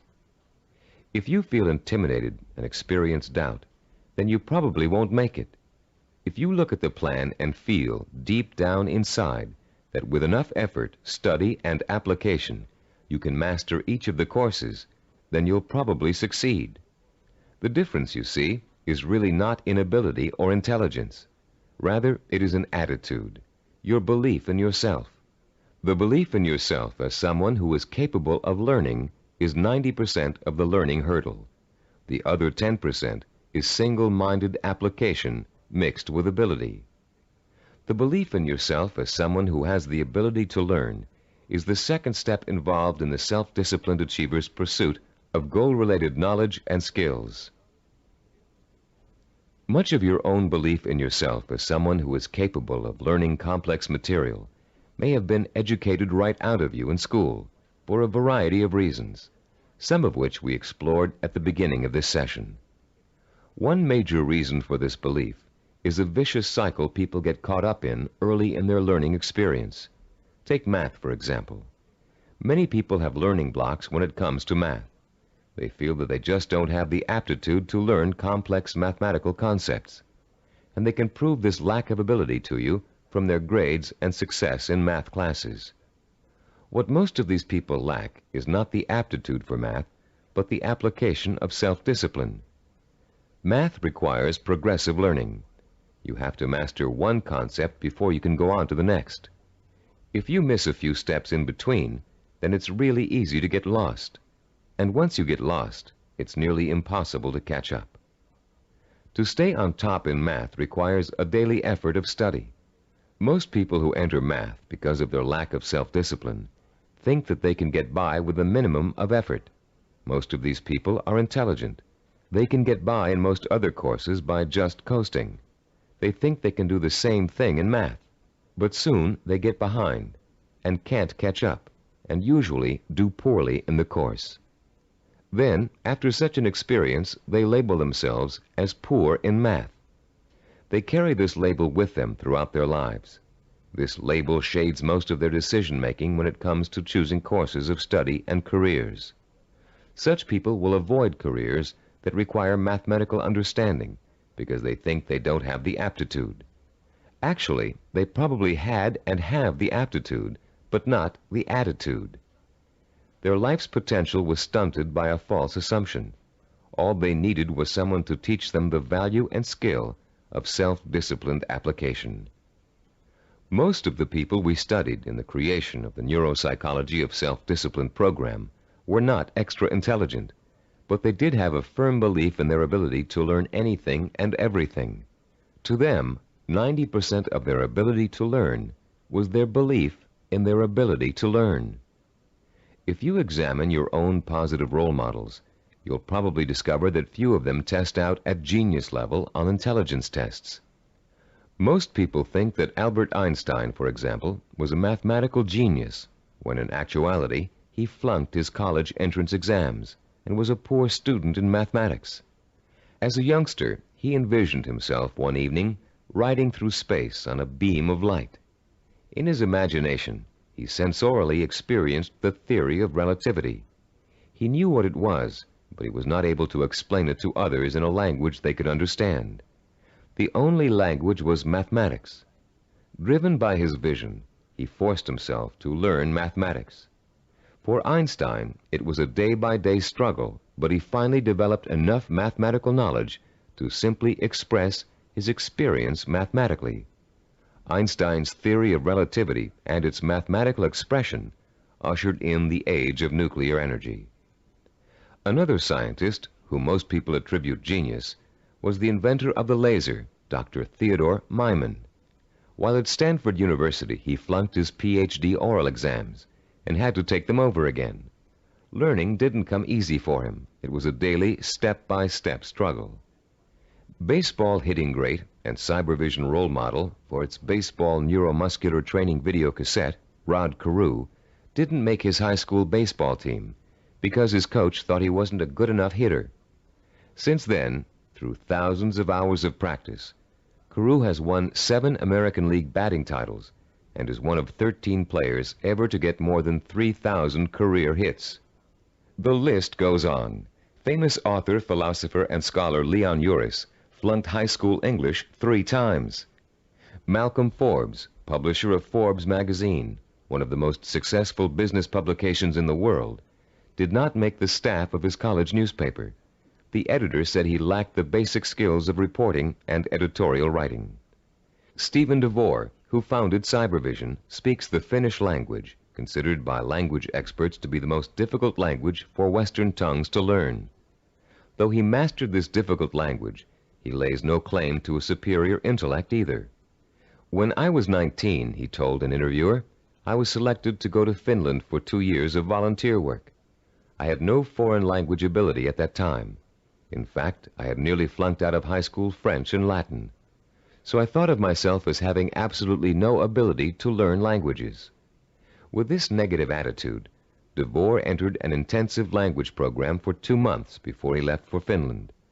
It was something like 16 hours a day with a group of 10 others. I finished last in the group, he recalls. DeVore went to Finland, where he spent 5 miserable months unable to communicate. I couldn't do anything. I was incredibly frustrated. I'd lose patience when people were talking. Then one day I went to the park, and in the park there was a man giving instructions to his dog in Finnish. The dog obviously understood him and was obeying all of his commands. I thought, this is ridiculous. I'm smarter than a dog. If a dog can understand Finnish, so can I. In the 2 months following this experience, DeVore became fluent in the Finnish language. He learned to speak Finnish so well that he served as a translator for American businessmen and their families traveling to Finland. Buoyed by the accomplishment of learning Finnish, DeVore returned home after 2 years and went back to college. Where before he had been a lackluster C student because he was convinced he couldn't learn, he received straight A's and academic scholarships for the rest of his college and graduate school years. Which proves another point about learning, success, and attitude. Once you have successfully learned a subject or skill, it bolsters your confidence in your ability to learn other skills. Once you've proven to yourself that a negative concept you had was wrong, you begin to realize that all of your negative concepts may be wrong. What you couldn't do in the past, you can now do. You can do it because finally you believe you can do it. Breaking the cycle of a negative attitude may not be easy, but once you do, you'll be far less inclined to get back into the cycle. That's why small steps and small accomplishments are so important in pursuing a macro goal. You may look at a map for becoming a neurologist and say, I'll never get through all those math courses. But if you get 1 A in algebra, you'll realize that you can. Another way of expressing this is that success in learning begets more success. Once you have successfully learned a subject or skill, it bolsters your confidence in your ability to learn other skills. Your past, in which you may have been labeled or labeled yourself as a non-learner, is precisely that, your past. It is not your present. It has little relation to what you are capable of accomplishing now. What has happened to many of us is that we have been conditioned into a negative feedback loop where learning is concerned. The step-by-step accumulation of new skills is the way to break this loop and replace it with a much more positive cycle. Which brings us to the 3rd step in the learning process, the attitude and value that learning takes time and patience. Most of us, at the time we are exposed to our greatest concentration of education, haven't developed the necessary self-discipline skills to be able to take advantage of it. And why should we? We were only children. Excellence, as we've been learning in this Neuropsychology of Self-Discipline program, is based on seasoned learning. Skills like medicine, mathematics, chemistry, dance, law, music, pottery, writing, languages, architecture, masonry, carpentry, the list is endless. All require seasoning, the accumulation of knowledge over time. the perseverance to stick with a task over a long period of time, sometimes decades, the ability to find pleasure in the accomplishment of steps toward a goal, rather than seeking the instantly gratifying quick fix. All these are the hallmarks of the self-disciplined. A wise philosopher, in speaking of the seasoning of a learner, once said, "There are very few human beings who receive knowledge complete and staggering by instant illumination. Most of us acquire it fragment by fragment, on a small scale, by successive developments, cellularly, like a laborious mosaic." One other myth about the acquisition of knowledge has it that you can get too old to learn.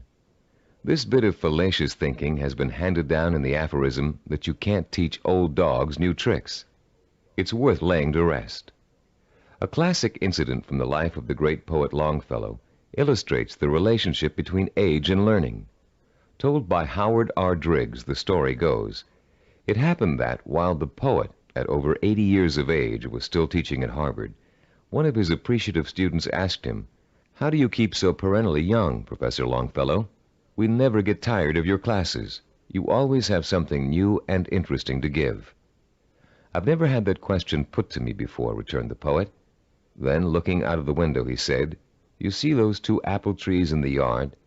Do you observe any difference between the blossoms on the older tree and those on the younger one?" "No," replied the student. "They look just alike to me." "How do you account for the fact that the old apple tree flowers out as beautifully as does the young one?" persisted the teacher.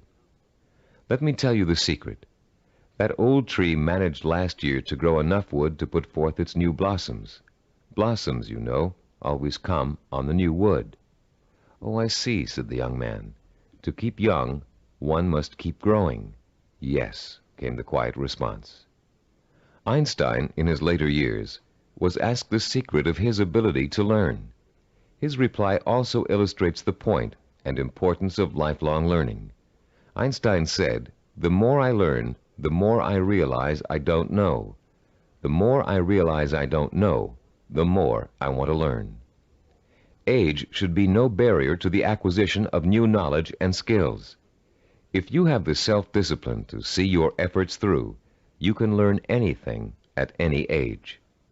Let's now discuss the 4th step in the learning process, a set of tried and proven principles that work together as a system to make learning easy. If you'll turn this cassette over now, we'll introduce you to a very simple yet powerful system to learn effectively at any age, whatever the subject area. A recent movie called Educating Rita beautifully illustrates the points we're going to discuss in the remainder of this session. This film is about a working-class English woman who has a dream about becoming educated. The film tells the story of her personal odyssey as she pursues her vision, her dream, in the face of incredible obstacles. She faces at one point or another during the story conflicts with work, with transportation, with her parents, with schedules, with her mentor's desire and ability to teach, with the disdain of other more educated students, and with a husband who wants her to stay home and make babies, not thesis. Through it all, she perseveres, driven by the dream of herself as an educated woman, a woman who can discuss important issues, who can commune with the great thinkers and writers who make up such a rich part of her English heritage. She burns with the fire of her vision, a vision rich in dignity and strength. It's a vision she can hear, smell, taste, touch, and see. The actress, Julie Waters, expresses her character's struggle to change, to improve, to better herself, with such credibility that you can see the woman, Rita, change before your very eyes. There was nothing abstract about Rita's quest for education. Each book she read, each class she took, each time she met with her advisor or participated in a class discussion, was a visible step toward the completion of her goal. It was extraordinarily obvious how closely her vision and her process of learning were interconnected. Sometimes that connection is less obvious. So that's what the remainder of this session will speak to: how to recognize the connection between learning and the successful achievement of your goals. Learning is not simply the rote memorization of useless facts, or even useful facts. Of course, we're all aware that in 1492, Columbus sailed the ocean blue. But what does that have to do with our vision? The same lack of relationship to vision is often true with our attempts to understand abstract principles, as in mathematics, chemistry, or physics. They are very difficult to learn and use if we cannot see the direct applications to our everyday lives, to the pursuit of our purpose and vision. We ask ourselves, how is this going to help me in achieving my vision? Cybervision founder Steve DeVore recalls signing up for a course in statistics when he was attending graduate school. He hadn't taken the prerequisite higher math courses, but had gotten permission from the instructor to take the course anyway. DeVore's instructor, however, issued a dire warning at the beginning. Without those prerequisite courses, DeVore stood a good chance of failing. But forewarned is forearmed, and DeVore found a way to overcome his lack of preparation. The first week of class, he found himself swamped with mathematical concepts that were abstract and confusing. The only way I could make sense out of what was going on, he says, was to take each abstract principle and make it concrete. Instead of talking about X's, Y's, and Z's, I made them into apples and oranges, and I ended up with the second highest grade in the class. I find this concreteness also ties into vision, DeVore continues. Whenever you have to learn something that seems beyond your grasp, remember your vision and why you have to learn it. Then it will seem real and vital, and you'll have an easier time dealing with it. Whatever you have to learn, no matter how abstract or detailed the information, if it's necessary for your vision, then you can embody that information with your vision. Then it becomes something real and vital. You can put a handle on it. You have a reference for it. You've been learning the importance of vision all throughout this program. The sensory-rich, detailed kind of vision you created in Session 6 and are continuing to create on a daily basis. Making those visions concrete, you'll recall, sometimes even involved putting clippings or photographs of a desired goal upon the wall. This kind of work to strengthen vision is also at the heart of learning. As I promised earlier, I'm about to introduce you to a powerfully effective, easy-to-learn method of learning that will carry you through the rest of your life. This four-part learning system is the application of certain principles that reveal themselves in the course of our research with self-disciplined achievers. Learning and applying these principles will enable you to approach any subject matter with confidence and thoroughly learn the material no matter how difficult it might be. We call this system mega-learning. We use the word mega to connote power. The power to achieve you acquire through the acquisition and application of knowledge. Let me quickly preview each of the 4 steps and then look at the process in greater detail. First, recognize the need to learn a principle. Second, relate the principle to your personal vision or goal. Third, internalize the principle by relating it to your own experience. And fourth, apply the principle in action. Let's examine each of these 4 steps in turn. First, recognize your need to learn new information and skills. You cannot reach your goal without getting an education first. This doesn't necessarily mean attending school. It means identifying the key skills and competencies that you must master if you are successfully going to reach your goal. Ask yourself, will I achieve my goal without this knowledge or skill? If your answer is no, then you have a strong motivation for learning. Your learning is now crucial, for without it, your road to achievement is blocked. Learning is a lot easier if you have a specific reason to learn. Once you recognize that you have a need to learn, you've taken the first step toward achieving your goal. Step 2 is simply asking yourself, how can I use this? How will it help me fulfill my vision? Imagine yourself achieving your goal and using the new knowledge and skills you are about to learn. See how each skill and bit of knowledge applies directly to your future success, no matter how unrelated or trivial it might seem to be in the beginning. This process is akin to putting a jigsaw puzzle together. You have a picture of what you want to achieve on the jigsaw box. Inside the box are hundreds of related but unrelated pieces of the puzzle. You put 2 pieces together. You pick up a third piece. You toy with it, mentally turning it over, looking at its edges, its contours, its unique characteristics, looking at the ways it might fit into the whole picture. Then comes the aha moment. You see exactly where the new piece of puzzle fits, how the contours of the piece are shaped to fit the pieces already in place. And as you place the piece in the puzzle, you get an idea of what the larger picture will look like. Perhaps you refer back to the picture on the jigsaw box, which is analogous to the mental picture you have of the goal for which you're striving. The very act of studying the information and putting it in its proper place helps you bring the picture on the box to life. The third step in our learning process is internalizing the principle by relating it to your own experience. If you're learning about electrical waveforms and frequency, for example, think about the times you've thrown a pebble into a pond and seen ripples form on the water. The bigger the pebble and the harder you threw it, the bigger and faster the waves would be. In Newtonian physics, you can easily understand the law that states, for every action there is an equal and opposite reaction, by remembering how you stand up from a sitting position. Do you just shoot straight up, or do you have to first push your weight down on the chair to stand up? In order to stand up, you have to first push down. That's Newton's law in action. Every time you find an example from your own experience to illustrate a bit of knowledge you're trying to learn, you'll reinforce your understanding of that knowledge. And you'll remember it because it's anchored to something very personal. Every time you think of Newton's law, you'll picture yourself pushing off a chair to stand up. It works for just about any abstract theory you can think of. The fourth critical step in learning is the actual application of the principle you're trying to grasp. Throw pebbles in a pond and watch the action when you're learning waveform theory. Sit down and stand up over and over again until Newton's law is firmly planted in your mind. If you're studying a new language, use the new vocabulary you learn every single day.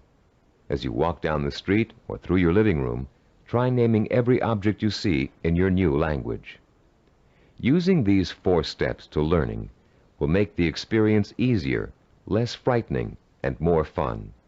You'll make mistakes just as everybody does, but persistent application of the mega learning system will pay off in greater understanding, greater memory retention, and a better education overall in whatever it is you're trying to learn. The 4 steps to enhance learning we've outlined here are similar to and related to the 4 stages which make up the process of creativity. Our definition of creativity is taking the knowledge and skills you learn and applying it to the realization of your purpose, vision, and goals. To be creative, you have to be armed with knowledge and skills tempered by experience. The first stage in the creative process is preparation. Creative problem solvers consciously collect all the information they can, gathering tools which will help them solve a problem or get a job done. During this stage, if there's a problem to be solved, the person might be perplexed, but at the same time excited about the possibility of coming up with a solution. Stage 2 is called incubation.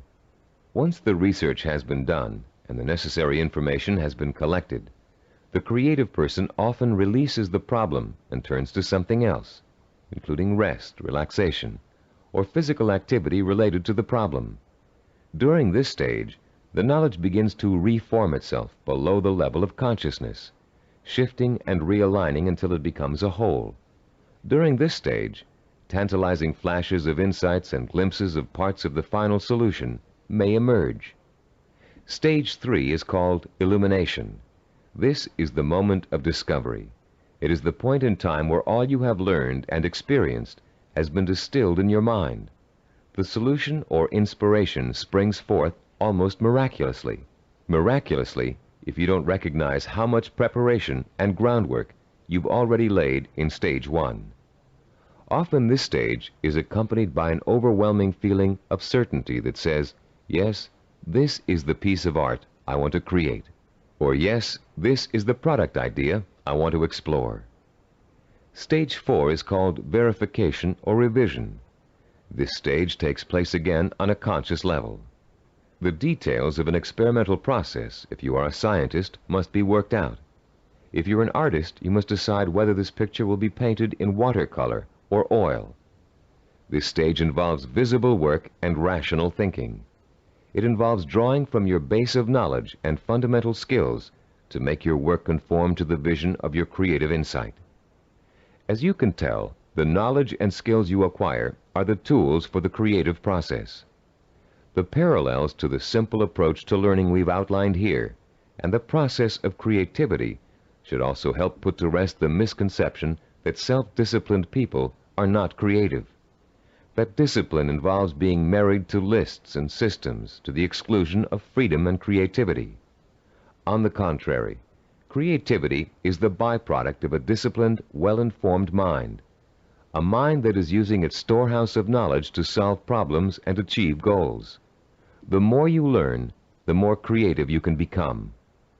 If your heart is set on becoming a professional musician, you can hardly be expected to know how to compose a symphony until you've become an expert in reading music and have studied music history.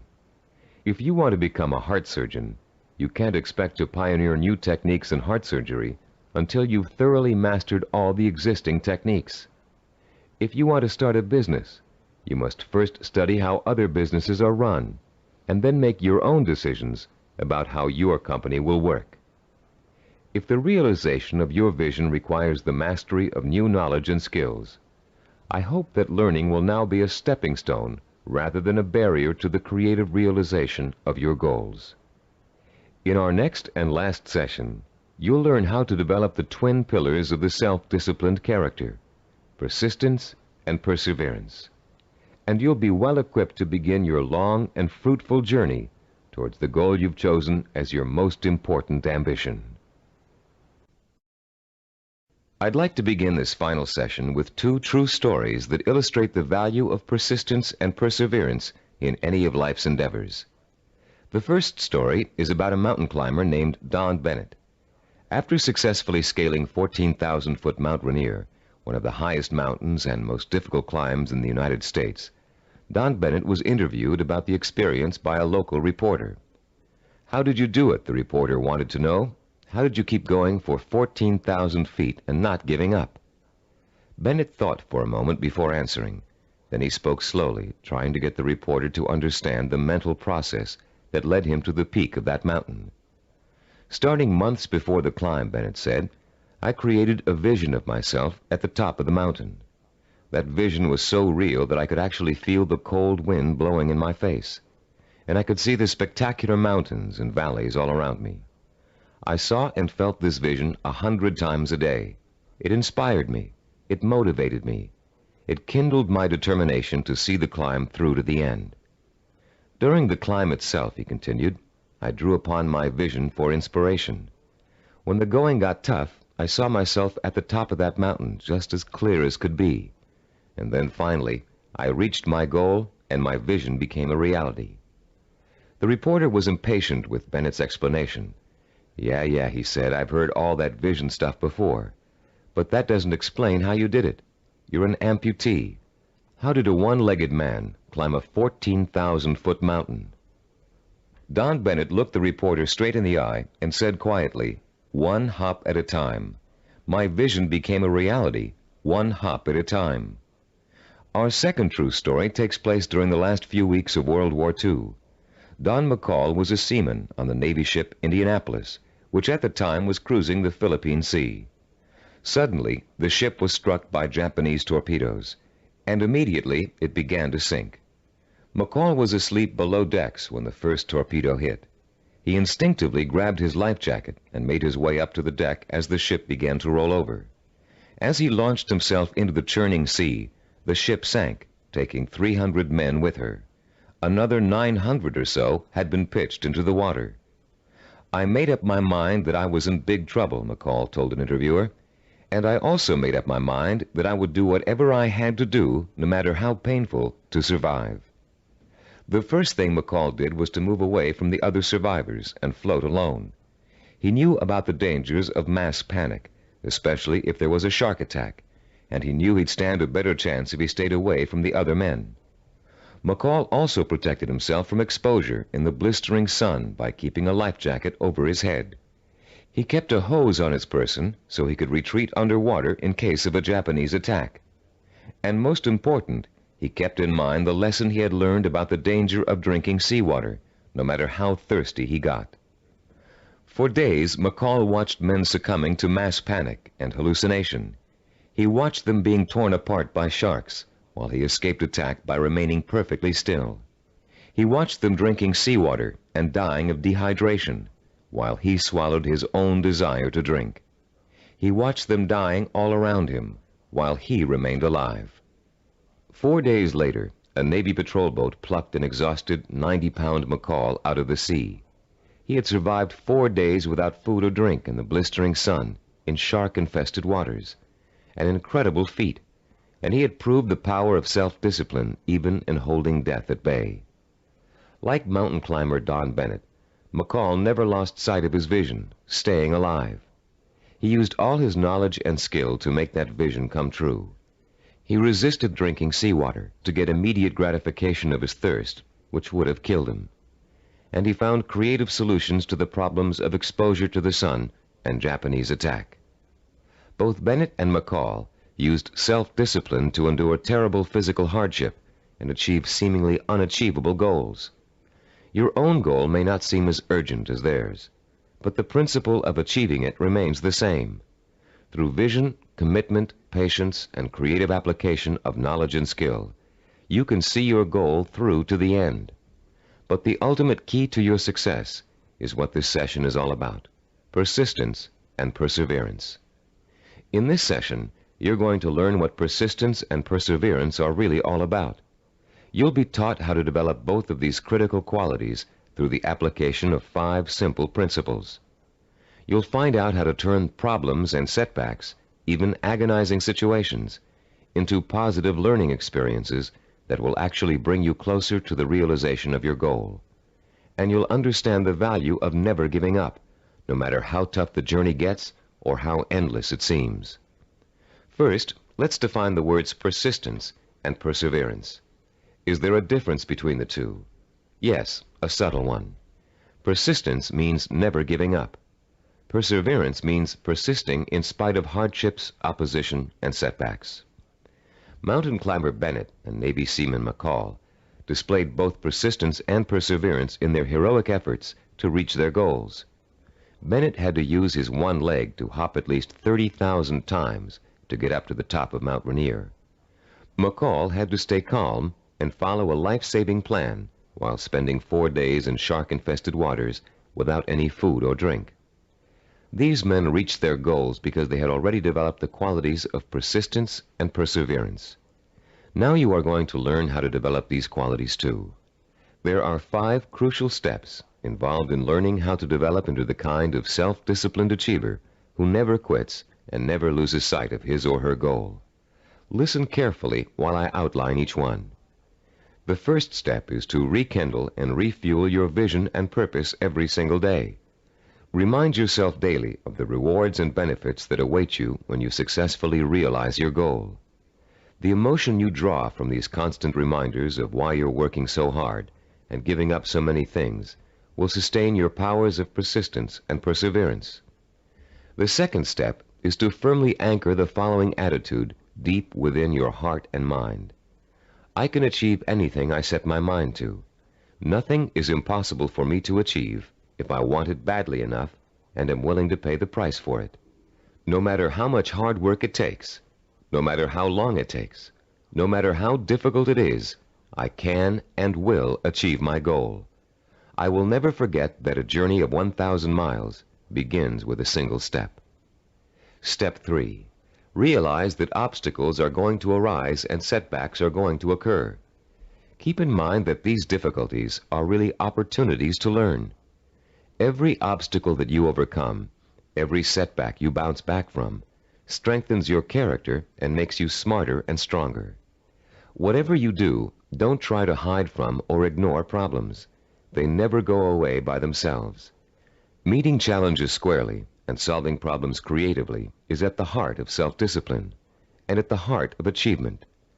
As Benjamin Franklin said, Those things that hurt instruct. When your progress seems blocked, it means that it's time to increase your knowledge and look for creative solutions. This is the fourth step in developing persistence and perseverance. You may be doing the wrong things for the right reasons, and now is the time to find out. Start experimenting with taking different paths to your destination. But whatever you do, don't quit. Most people quit when things don't work out as they planned, or when they realize how much hard work they're going to have to do. Remember, a failure is someone who has not learned from his mistakes. Step 5. Turn your work into fun. Make what you have to do into something you want to do. Working towards a lifelong goal shouldn't feel like a sacrifice, because that goal is what you want more than anything in the world. If you follow these 5 steps faithfully, your long road to success will turn into an exciting journey of knowledge, discovery, challenge, and reward. And for as long as you feel you're making progress, even hard work and minor interferences won't shake you from your purpose. The real problem arises when a major setback occurs, especially if it's unforeseen. A seemingly insurmountable obstacle is often enough to make even the most determined achiever decide that the fight simply isn't worth it. Setbacks make people give up just at the point when they should not. How can you deal successfully with setbacks? How can you learn not to feel like a failure when it suddenly seems that all of your hard work may have been for nothing? There are 5 ways you can turn every setback you encounter into a learning experience, one that will leave you stronger and wiser and more determined than ever to keep working toward your goal. Listen carefully while I outline each one in turn. First, never try to ignore a problem or handicap. Deal with your problems directly. Don't avoid them or try to hide from them. If you want to start a business but can't find people to back you up financially, that doesn't give you the right to plunge into your project with no capital and a lot of ideas for spending money. If you want to become a doctor but don't have the grades to get into medical school, it won't help you to start applying to schools you know you can't get into. When you have a problem, study it from all angles and try to determine the best way to proceed. Which brings us to our second point. Don't blame other people for your setbacks, and don't chalk it up to bad luck. You make your own luck in this life, and you have to solve your own problems. Learn to tackle them head on, being as realistic as possible and as level-headed as possible. Mentors can often provide a great deal of help in a bad situation. Try acting as if you are your own mentor. What would he or she do in your situation? Or what has he or she already done to overcome an obstacle similar to yours? Third, continually strive to strengthen your qualities of self-discipline. Setbacks often occur because of weaknesses in certain areas. Try to turn those weaknesses into strengths. Be your own severest critic, but not your own worst enemy. Don't tell yourself, I failed. Tell yourself, I slipped, but I'm going to pick myself up and go on. Fourth, in almost every setback, there's a seed of opportunity, a silver lining, if you will. Find it and use it. You may find yourself taking a slightly different path to achieving your goal than you first imagined, but you'll get there just the same. Take the new path and see where it leads you. Following this philosophy helps take the emotional sting out of setbacks and is a good antidote for discouragement, and it's a healthier way to react to a bad situation than deciding to give up. Fifth, always remember that no matter how difficult a problem is, or how insurmountable it seems, there's always a solution. A problem is only really a problem if you think you can't solve it. If you take the attitude that every problem has a solution, and you approach your problem with an open and creative mind, you'll find that solution.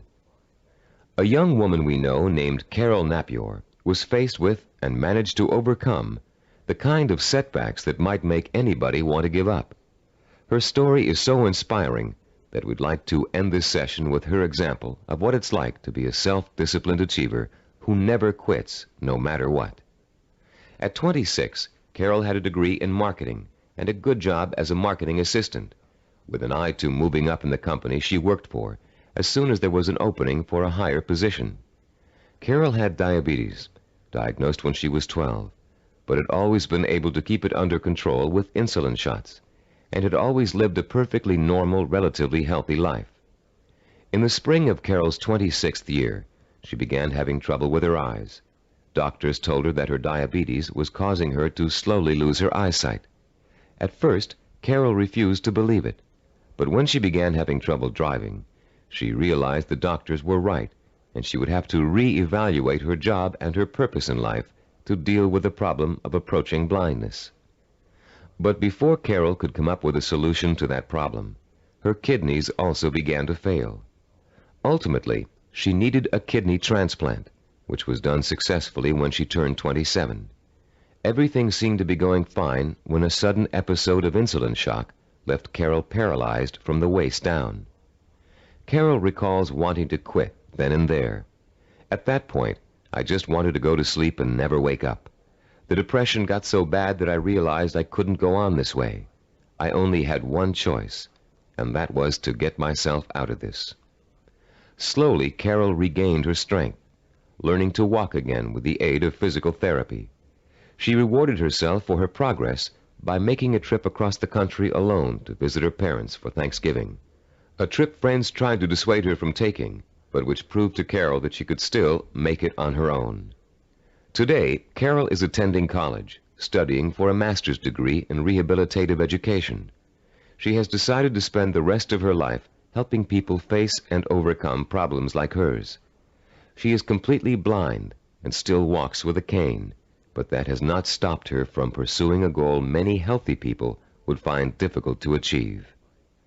The key to reaching any goal is to develop the strength of character that makes you refuse to give up, no matter how bad things look. The most amazing thing about persistence and perseverance is that they make it almost impossible for you not to succeed in your endeavors. In this session, you've learned the importance of not being a quitter, of learning from your mistakes, and of keeping an open mind when it comes to finding creative solutions to problems you may think are unsolvable. In the next session, we're going to review everything you've learned in the Neuropsychology of Self-Discipline program and give you some tips for developing the lifelong habit of self-discipline. We're now coming to the end of the Neuropsychology of Self-Discipline, and now is a good time to reflect on what you've learned and how far you've come. It's also a good time to start thinking about how you're going to maintain and develop your self-disciplined character for the rest of your life, because the process of becoming an achiever never really ends. In the years to come, you'll find yourself learning from trial and error, from accomplishments, from setbacks, from disappointments, from rewards, from the feeling of satisfaction you get when a job has been well done. The more you achieve, the more you'll learn one of the greatest secrets of achievement. Success breeds success. Every small step you take on the road to your goal will make it easier to take the next step. And once you've achieved your goal, you'll probably find that there's another goal you want to achieve. Along the way, you'll delight in the process of watching yourself in action, making corrections in your methods and strategies as you strive toward your ultimate goal and the hundreds of smaller goals you will successfully reach on the way. Let's talk about the milestones you've already passed. In Session 1, which you listened to some time ago, you uncovered the master key to your highest potential, self-discipline. We defined self-discipline as the ability to work systematically and progressively toward a goal, to become positively obsessed with that goal, and to let that obsession lead you to accomplishment. We talked about the problems caused by lack of self-discipline. We learned about the waste of potential, the drifting from job to job, from relationship to relationship, of the person who has no real sense of purpose and an undisciplined approach to life in general. We also talked about the problems of wanting immediate gratification and how that always leads to failure because it means refusing to pay for success with hard work. There is no other way to be successful except through hard work. The words pay for shouldn't bother you. All accomplishments come with a price tag, just like something you might want to buy.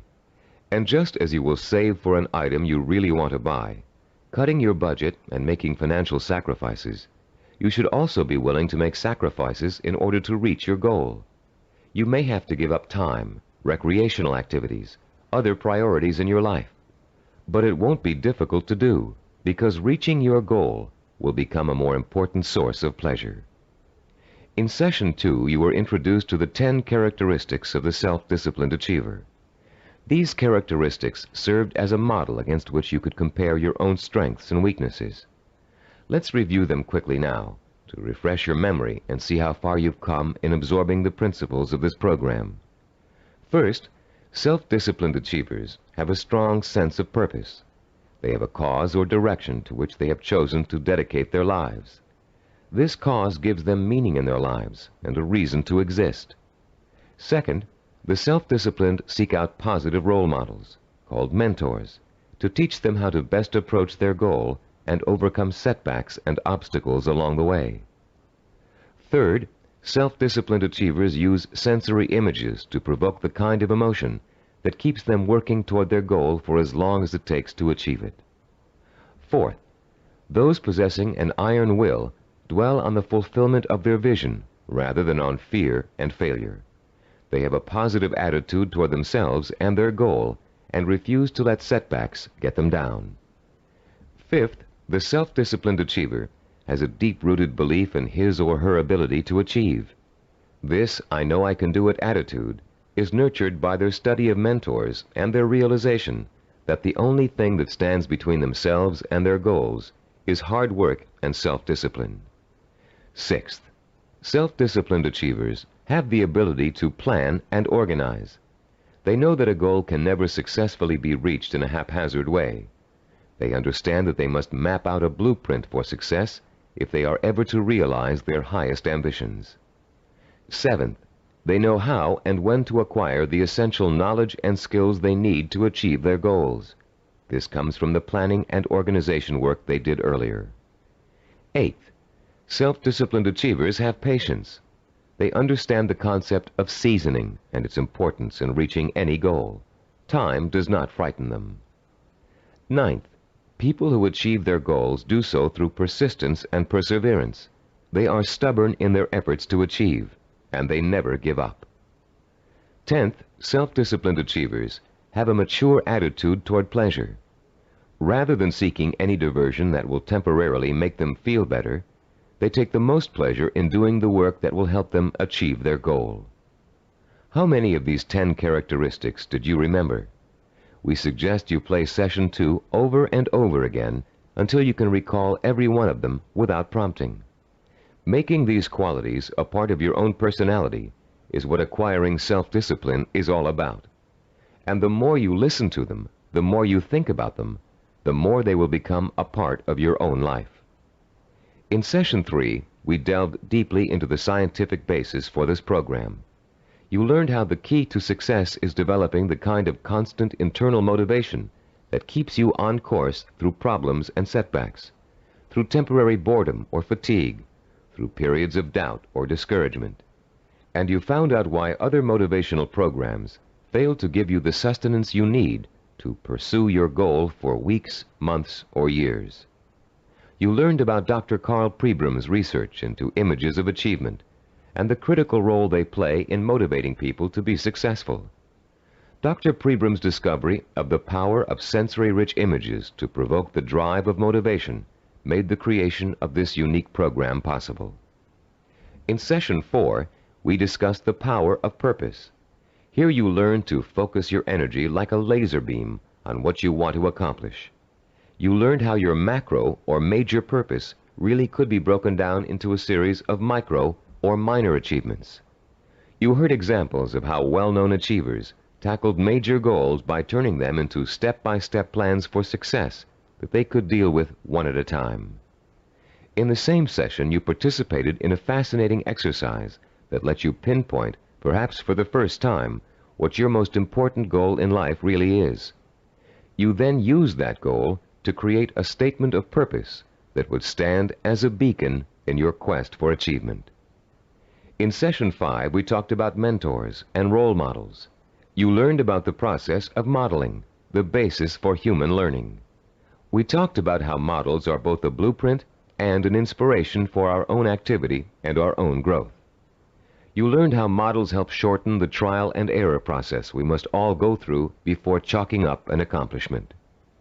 You also learned how to choose a role model and how to turn that model into an inspirational but not awe-inspiring figure. You learned the value of realizing that your role model has faults and weaknesses just as you do, but has succeeded in spite of them. In Session 6, you learned how to translate your purpose into sensory images that would fuel your inner fire of determination and ambition. And you learned how to daily reinforce your mental images of achievement, to make them a permanent part of your body and mind. In Session 7, you were introduced to visual network planning. This planning system applies to any endeavor, from making a movie to making a run for the presidency. The system works by breaking down what you want to accomplish into logical building blocks. It helps you keep track of your achievements over a long period of time, and is a reward in itself for work well done. In the same session, you learned to become a storyteller. The story was that of your own success. You used your rich powers of imagination and your best verbal skills to detail the steps you took to accomplish your most important goals. In Session 8, you learned about the self-disciplined achiever's attitude toward time. You learned how achievers value patience, how they oppose the kind of quick-fix mentality that leads to general dissatisfaction with life, and how they use single-minded hard work to experience time quickening, a sensation that time is passing much more rapidly than it really is. You also learned about the problem of procrastination, its psychological causes, and the ways in which you can overcome it. You learned why it is considered the single most important cause of failure, and why it's so important for you to develop a do-it-now attitude before you try to do anything else. In Session 9, you learned how to plan to acquire the knowledge and skills you need in order to achieve your goals. You were introduced to the concept of mega-learning, a powerful four-step system that enables you to master any subject, no matter how difficult or complex. You also learned how knowledge is the building block of creativity. You were introduced to a four-step process that lets you creatively channel your knowledge toward the kind of action that will help you achieve your goals. And you learned that your belief in your ability to learn is 90% of the learning process. Finally, in Session 10, you learned how to develop the powers of persistence and perseverance, the critical characteristics that will see you through to the successful completion of your vision and purpose, no matter how long it takes or how difficult it is. You heard several inspiring stories about people who persevered and achieved their goals through extreme hardship and even physical danger. And now, as we come to the conclusion of this program, I'd like to point out that acquiring self-discipline is a never-ending process. There won't come a day when you wake up in the morning and say, "Yes, I'm finally self-disciplined now. There's nothing more I need to do to develop strength of character and determination of will." Self-discipline requires a lifetime of commitment. This doesn't mean you won't develop the habits of self-discipline in a relatively short period of time. It simply means that you must always be vigilant about how you are approaching your goals and what your purpose in life really is. It's all too easy to get sidetracked in something that feels comfortable, but is not what you really set out to achieve. Every small victory will become a cause for celebration, and a chance to renew your faith in your own ability to achieve whatever it is you want in life. And as you achieve it, you will find yourself becoming the kind of person you've always admired, the kind of person who could pursue a goal so single-mindedly, so stubbornly, and so patiently that he or she could not help but achieve it. I'm Richard Gebhardt. Thank you for joining me in this CyberVision program.